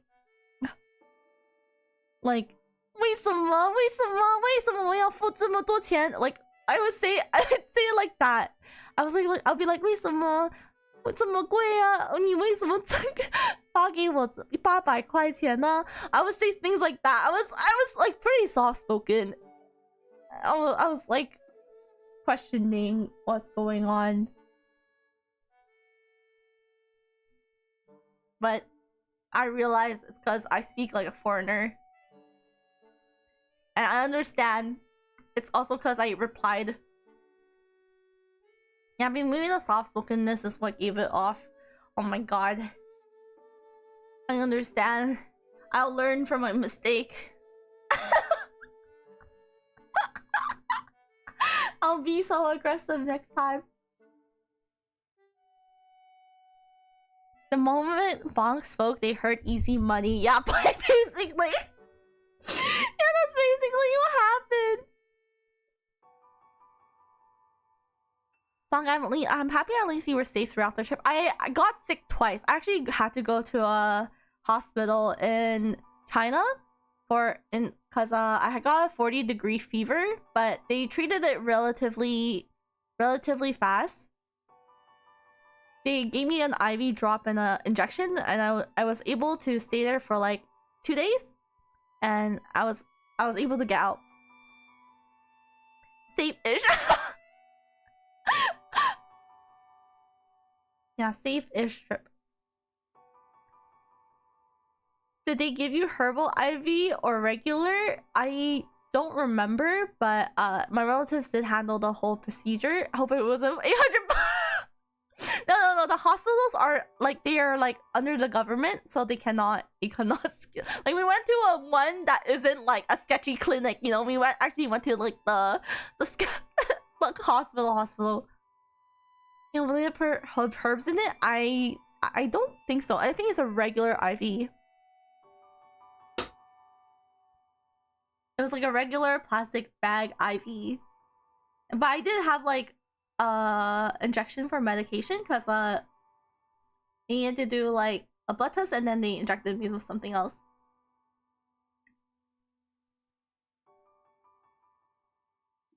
That's what I remember. And then I also, I think, yeah, I witnessed 3 accidents in China, and the roads there were very scary. The drivers are very aggressive. If you're too nice on the street, you cannot move. You literally, if you're a scared driver like me, if you drive slow, you're fucked in China. Like, you would literally not move because everyone would take advantage of you. I like to take my time driving, but in China, if you don't have aggressiveness in your driving style, you're fucked. Sounds like Mexico. Yeah, I heard. I will not drive at all in China or in India, or if Mexico is like that, I will not drive in Mexico either. Yeah, in India, help. Cause yeah, there was definitely 3 accidents I witnessed on my time there, and I think that's still a lot for witnessing it, and they were pretty severe. And since people are allowed to ride like motorbikes on the same streets that like it's not like motorbikes, they're like motorbikes and scooters are on the same lane as cars, and sometimes they do U-turns right in the middle of the street. It really depends on how fast your reaction time is to your pedal sometimes. And since the main transportation is like Ubering, because Ubering is like $2 for a 30-minute ride in China, like it's so cheap that it's like more convenient than walking to a location, that you always feel like you're in danger. Maybe walking is safer, but driving is just more convenient. Oh yeah, and there's not a lot of parking spaces in China. There's like almost like downtown level. Like if you live in a small area, there's barely any parking, and if you do see a parking space, it's basically paid parking for everywhere. Isn't there like restriction in apps usage over there? Yes, there is. There's app restrictions. So I did not have anything in China. I did not have Discord. I did not have YouTube. I did not have Google. I did not have Messenger. I did not have anything. Like everything was closed. Even like games that were made in China that had global servers. Like if you ever heard of like Genshin or Honkai, you cannot play global servers at all there. You can only play the Chinese servers, but I did not have a Chinese account. You didn't download a VPN before entering? I had NordVPN. I also had another VPN, not Estelle. It was I don't remember. But they blocked most of the major VPNs already. And they also blocked the medium-sized VPNs as well. So VPNs did not work in China unless you paid for the really high payment ones. The Great Firewall, yeah. So I had to download their entertainment services, which is called Bilibili. Bilibili is basically their like streaming service. I thought NordVPN works. Nope, it does not work. I have tried. Like, I thought it would work too, right? I tried connecting to Korea. I tried connecting to like Japan or like Taiwan, like anywhere else that was kind of close by, but it did not work at all. I also tried connecting to Canada and it really did not work. That's wild. Is there WeChat or something too, which is tied to a lot of service? Yes, I did download WeChat, and this is the main way to pay in China. So if you have WeChat, but the thing is, if you want to pay with WeChat, you have to give them all your information. You have to give them your passport, your SIN number, your bank account number. So this is like the downside of using WeChat. Like they get your everything for you using their service to pay with WeChat. But and the only yeah, so we mainly talk through WeChat with my relatives there, and they would help me pay because I didn't want to enter my passport information in an app.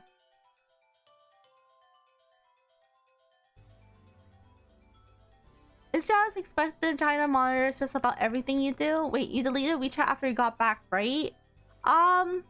Yeah? Did I? I don't think I did. No, I did not delete it. It's still on my phone. Please do help! It's not like they could track what I say outside the app, right? What? QQ?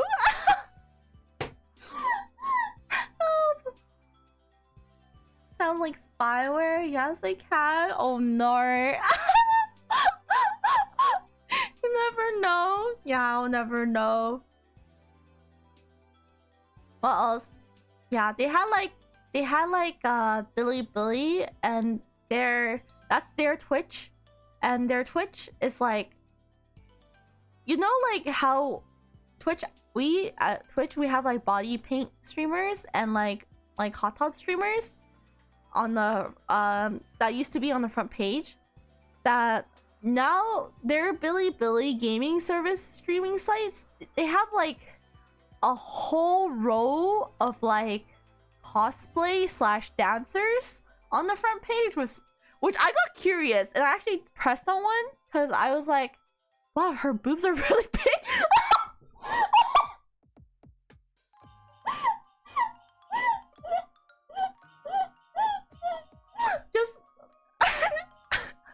just out of curiosity, because I was like, okay, some of them really look like AI people, but they're not. They're like moving like regular people, and they're just basically doing just chatting streams, and that was interesting.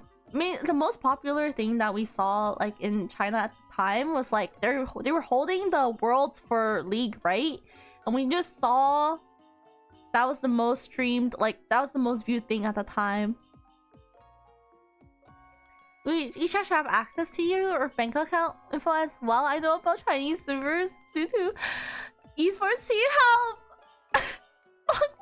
He's all milk and whimper for real. They're a victim of the. Okay, listen.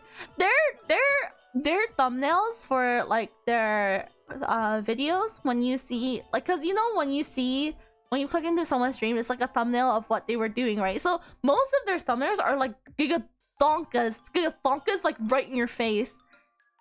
It's mainly them. A lot of them are in like cosplay, right? So it's kind of hard not to look. I mean, Boba activates neurons for real. Yeah, it was hard to. It was really hard not to look. Cause I was just curious what was on the site.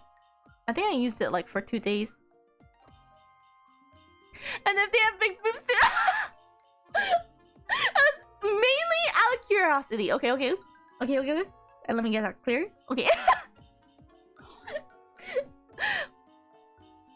What else did I miss? Yeah, so more about the censoring. Yeah, I didn't have any BL to read because like they have their own like not manga, but they had their own novel apps where but everything is in Chinese and it's not manga or manhwa. Most of the manhwas there you have to pay for, right? But they're all Chinese, so I couldn't fucking read any of them. Tidian, yeah.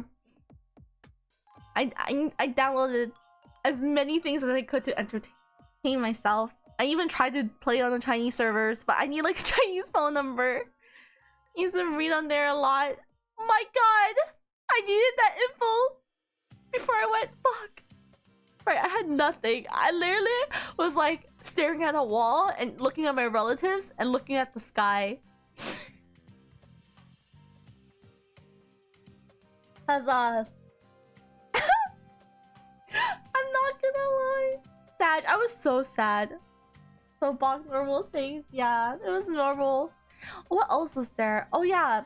Okay, people in China really don't give a fuck if there's people nearby. Like in Japan, you know how they are aware of other people's, like for respectfulness, they don't smoke like in the open, right? They smoke in like designated places. In China, they like smoke everywhere. If you're in the washroom, they would smoke in there. If you're in like the train station, they would smoke there.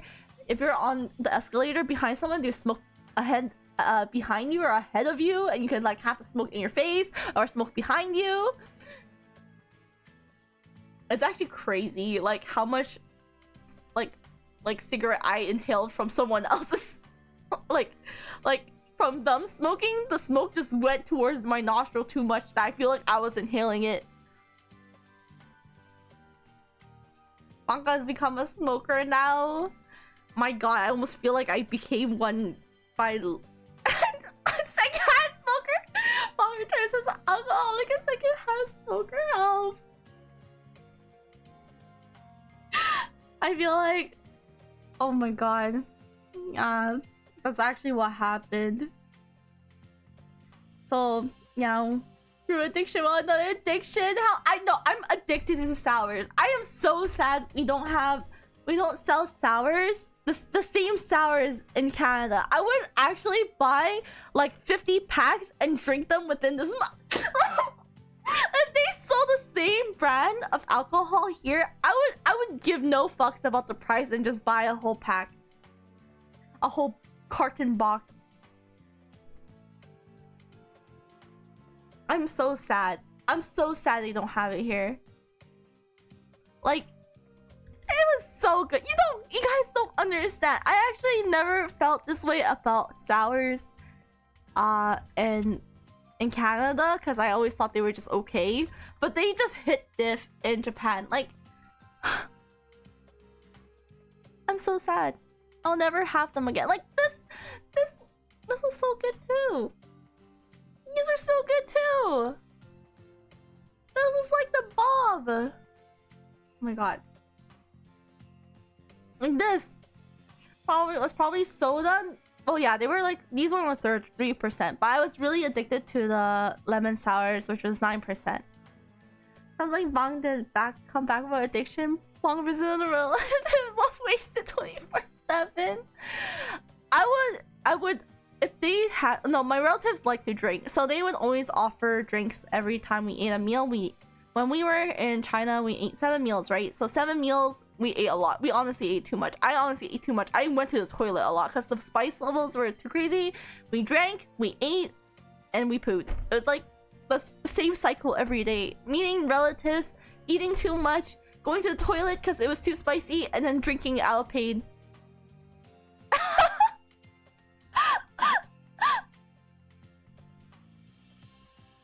I'm so sad. Actually, I'm gonna look this up in Amazon. Maybe they do have it and I've just been oblivious. Suntory sours. No, they don't. What about the milk pudding? Milk pudding.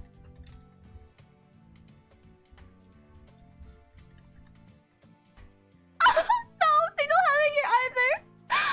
Why did I even look? I already knew. I'm fucking so copium. You know, spicy food rocking over. Okay, so I said in Canada there's like mild, medium, spicy, very spicy, very spicy, right? In China there's only spicy, very very spicy, or death.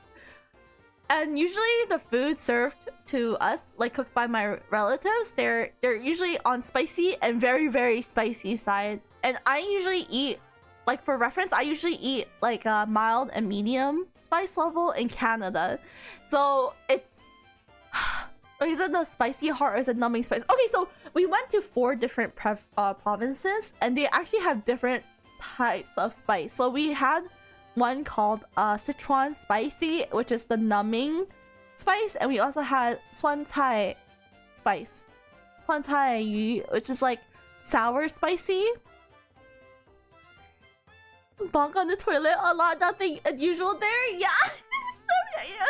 It was basically every day. I'm pretty sure I Baja blasted the toilet like at least like 10 times a day. I'm not even I'm not in the morning. Baja blast 3 times. In night, I Baja blast like 7 times. And in between sleep, I would wake up just to Baja blast. Like, I'm not even joking. That's actually my routine.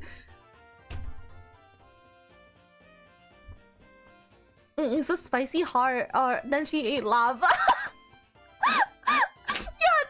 Yeah, there was this hot pot that was pure red. Because it was just chili oil. And like spices, and that was so fucked up. It fucked me up so hard. Dude, my buddy likes heat, so I'm the only one he knows in America who can eat his Chinese wife's cooking. Oh my god! That's so funny! Yeah, in China, they give no shits if you can't handle it. They'll keep adding it in because that's their flavor. So yeah, there's like the numbing spice, the sour spice. There's also sweet spice. I don't know how to explain it. It's like, at first, it's you taste a bit of sugary sweetness, and then it hits you right away after. And then the sour is basically like sour candy, right? It's like sourness at the start, and they hit you with the spice after. And there's also fresh spice, which is the last province we went to, which is like, it feels like you're eating something light at first, and then the spice hits you after. How many chilies should I add? Yes, that's basically it. Yes, that is what they did. That is what they did. I just imagine you in that one Shinji sitting meme. That was actually me. That was me, blood. Like, I'm not joking. That was me every day. Like, every day I was in China, that was literally... So how long it took for me to digest the food, it would be like maybe an hour, or maybe even like less than that. And I'll be like, oh no, I need to use the washroom. Like, if I'm at my relatives, I'm like, do you have a toilet or a squat toilet? And they're like, I have a toilet. And I'm like, oh, can I use the washroom like right now? And do you have Febreze? Like, if they don't have Febreze, I literally whip out my own. I brought my small perfume spray. Just in case I bought a blast in my relative's house. It was so bad. Sichuan pepper is the same family as Japanese cilantro. It's a peppercorn size citrus. Oh my god.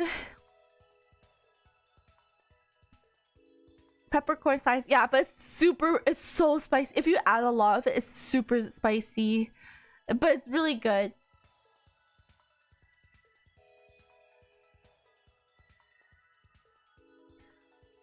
Well, guys, you don't understand. You actually, okay, what I learned, if you do use the public toilets in China, you do need to bring yourself an alcohol wipe, and you need to bring yourself wet wipes for your ass, because the toilet paper there will actually are like bacteria infested. So you need to bring your own wet wipes, and you need to like bring alcohol wipes if you're to wipe the area you're squatting on if you do use the public washroom. I did not use it. After witnessing what happened to my cousin, I did not use it. This is like my forewarning to those who are going to China in the future. When the tarnation. Yeah. Do not use toilet paper. Relatives apart. Relatives apart. Actually. Bring your own toilet paper. Yeah, bring your own toilet. Not even toilet paper. You need to bring your own wet wipes. Because honestly, the toilet paper, even if you bring your own, if you bought them in China, they're like sandpaper quality, man. Like, it's best if you bought wet wipes instead, because at least they're soft and subtle on your butthole. Like,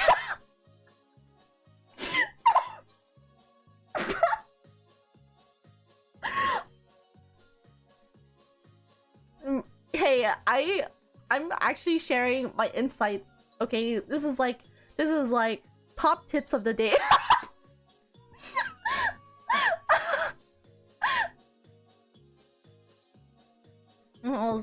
Oh my god.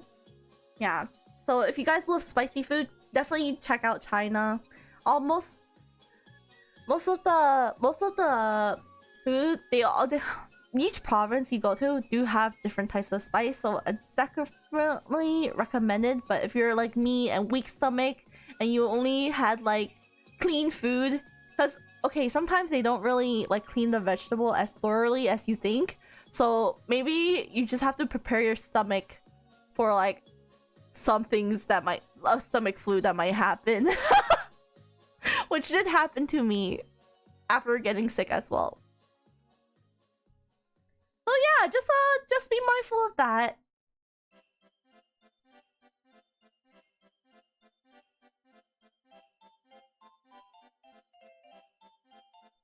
Oh yeah, and be careful of street food in China. I had to do a double take, never heard supple, and Paula to say sentence. What do you mean? Don't I say it all the time? Or maybe I don't. I don't know. I felt like I mentioned it before. I'm so sad. I'm actually looking up like Japanese sours on Amazon, and they really don't have it. I feel like my copium, like how far would I go to find these to be shipped to? Like, does Costco have it? Costco.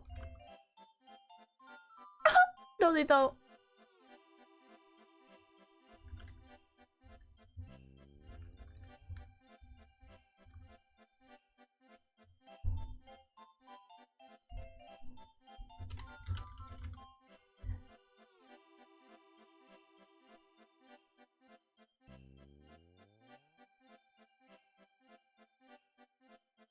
You have liquor stores in your area? I looked them up. They don't have these brands.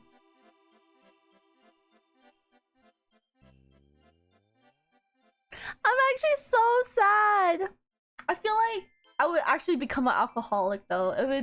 Maybe it's like the best that they don't have it. I asked if you can order it for you. Wait, actually, BC liquors.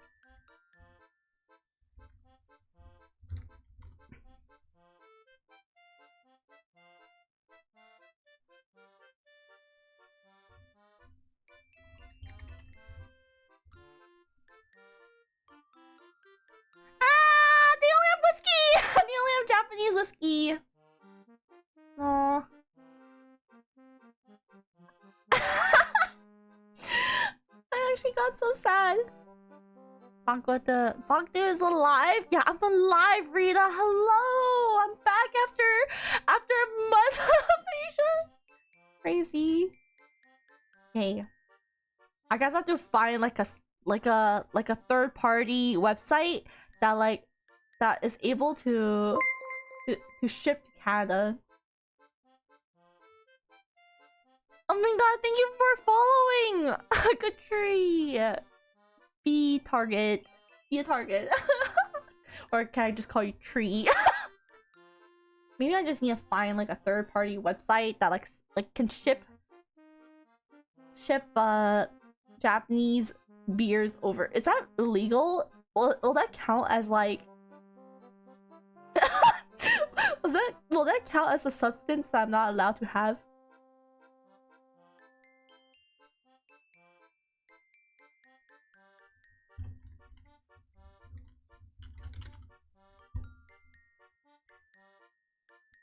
Yeah, people help me hug a tree or hug a tree. Oh, okay.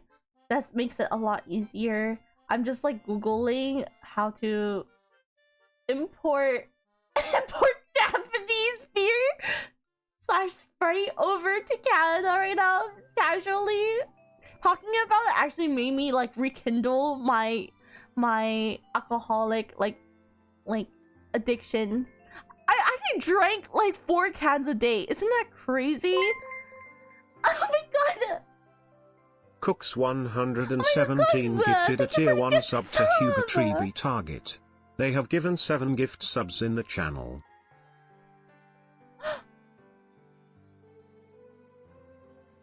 Wait, but if there's a P, does that mean it doesn't ship to Canada? Like, how can I order this in Canada? Oh, I'm crying.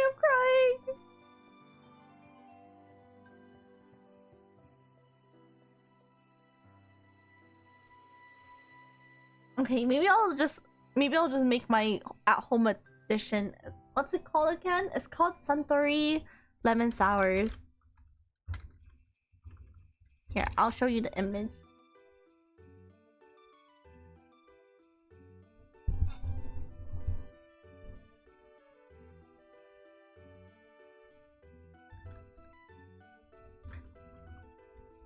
Prong Zero. They also have a grape version that I did not try. Oh my god. Very lemon sour. This one. Oh my god. What is going on? This one. This one. I was so addicted to these. Like, actually, like I would drink like 4 cans of these a day. Actually addicted. And then I wanted to try their grape one, but they didn't have it in stock when I went. Or actually, I just didn't look for the grape one. I just kept getting the lemon, the lychee, and the lemon, and the green tea one. Which is so good!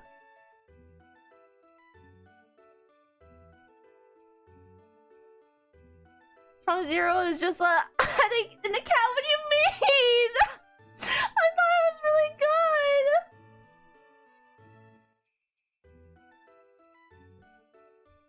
So much sugar? Oh, was there a lot of sugar? Maybe I was just so immune to it. I couldn't really taste it. But I feel like sours, aren't they just mainly sugar and like either vodka / Sprite, still like alcohol?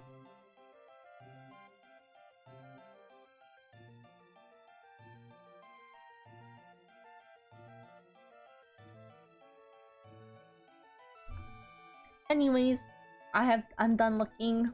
It doesn't look like I can find any that is available at the moment.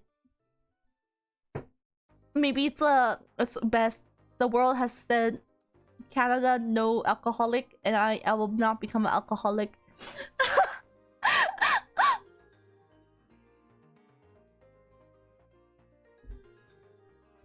I'm is kind of sad because like a lot of the Japanese snacks, some of them you can't buy here as well, even in the Japanese supermarket.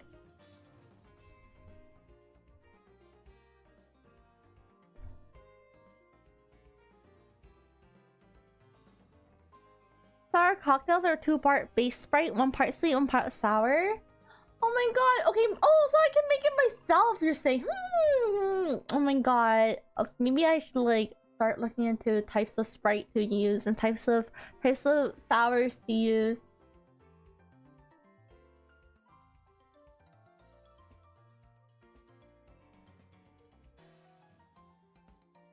Apparently, it has worldwide shipping. Don't know if it includes Canada. Oh my god. Sprite, aka booze. Yeah, but which Sprite is the best used to make a sour?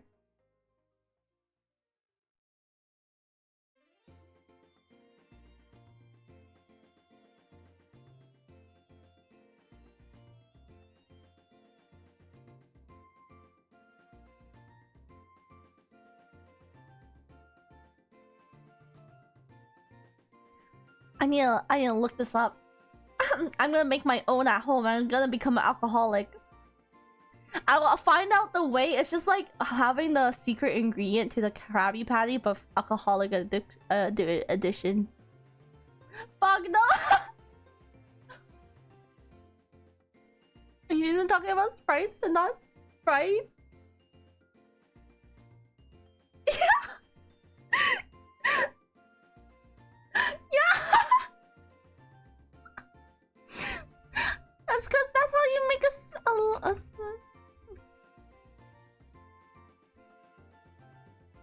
Spirit is like a ghost. Trippin' Sours coming to stores near you. Oh my god. Spirit is like a... Did I say Spirit again? Oh my god, did I actually say Spirit?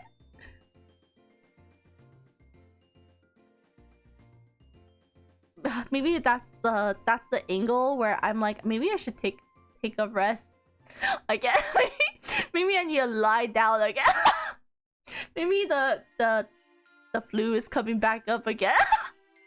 She's cooking what? I'm not so sure. You've been saying Sprite this entire time. Oh my god! Fuck!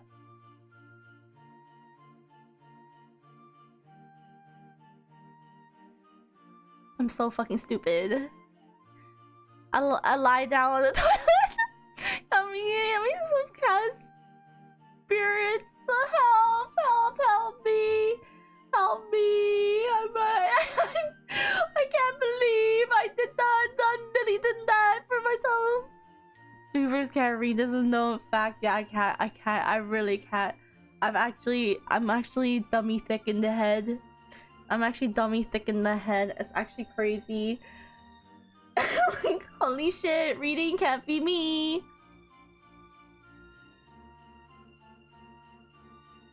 So happy Bong's back. Oh my god, cool, thank you. I thought you were like living life son. Oopsie. No, I really like drinking like fruity alcohol.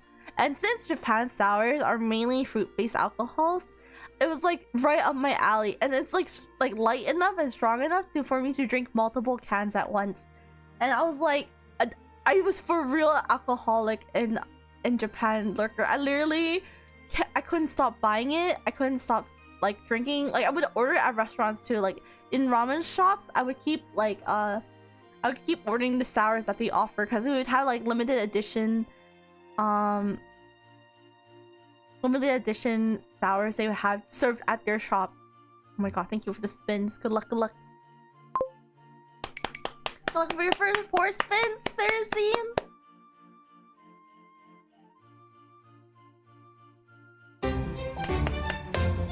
Oh my god, that was really loud. Congrats on getting nothing! Wait, actually, is there okay for the sound to be lower? Oh, actually, let me spin this first. Congrats on getting nothing! On a second spin, let me turn down the sound a little. Actually, let me turn off the sound. Maybe that works.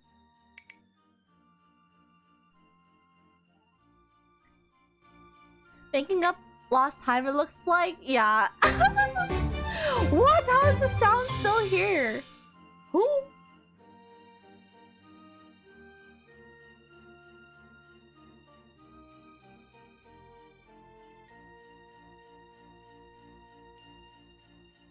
Congrats on getting nothing! On your third spin. The fourth spin out of 6. Good luck, good luck, good luck, good luck. Oh my god, there we go. Let's go. Fifth spin out of 6.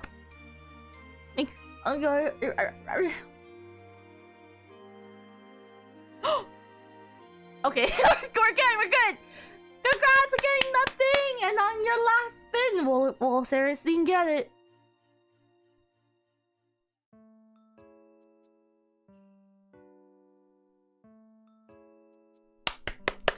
Congrats on getting nothing!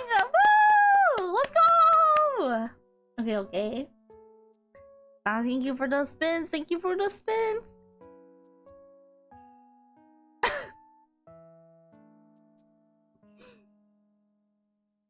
Maybe once we get down to 1 out of 100, I'll drop 100 bombs. Yeah, okay. I'll be waiting. Nobody has one yet, right? How is this possible? No one has one yet. You are correct. It has been slowly going down. We went from 1,000 to 1 to 900. So it's been going down. I don't think that's ever been happening. I don't think she's adding onto the counter. I've been adding on the counter. It's just been 1 every 10 spins. Like, I also removed some before my trip. I remembered. Cook, what do you mean? What do you mean? The hell's always lit. I've been removing a couple of members here and there. Okay, now that we got everything out of the way, we did our little catch up. It was nice seeing you all again. I think I'm gonna like grab some food and lay back down and get some more rest before we kick it off again tomorrow. Have some more. I hit the shitter. Yeah, I might do just that. It was nice. Yes, it was nice.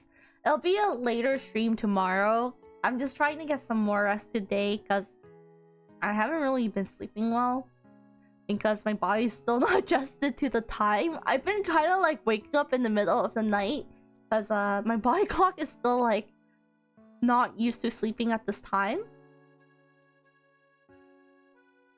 So I'll see you guys tomorrow for the finishing of TOTK. I don't know how hard the boss is, but I hope I got it. Thank you for streaming. Welcome back too. Thank you, Cook. Thank you, Hatsu. Thank you for streaming. Welcome back. I miss you. I miss you too. We missed ya. Thank you, Cook, again. And thank you, Lurker. Thank you for streaming. I'm glad you're back. Thank you so much. Honestly, really receptive. You guys are always really receptive. I was a little worried that like people would forget me since it has been a month.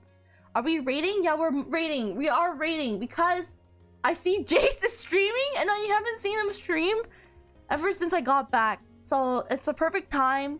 We're gonna raid one of the modders, Jace Star Dasher. Please, we could never forget you. Oh my god. We would never forget our favorite cloud. Thank you so no, that actually made me feel really good. Thanks for stream, don't get stuck on the yeah, I promise my ass wouldn't get stuck in between the toilet bowls. Alright, see you guys. Thank you guys for dropping by. I'll see you guys tomorrow. Bye bye, bye bye.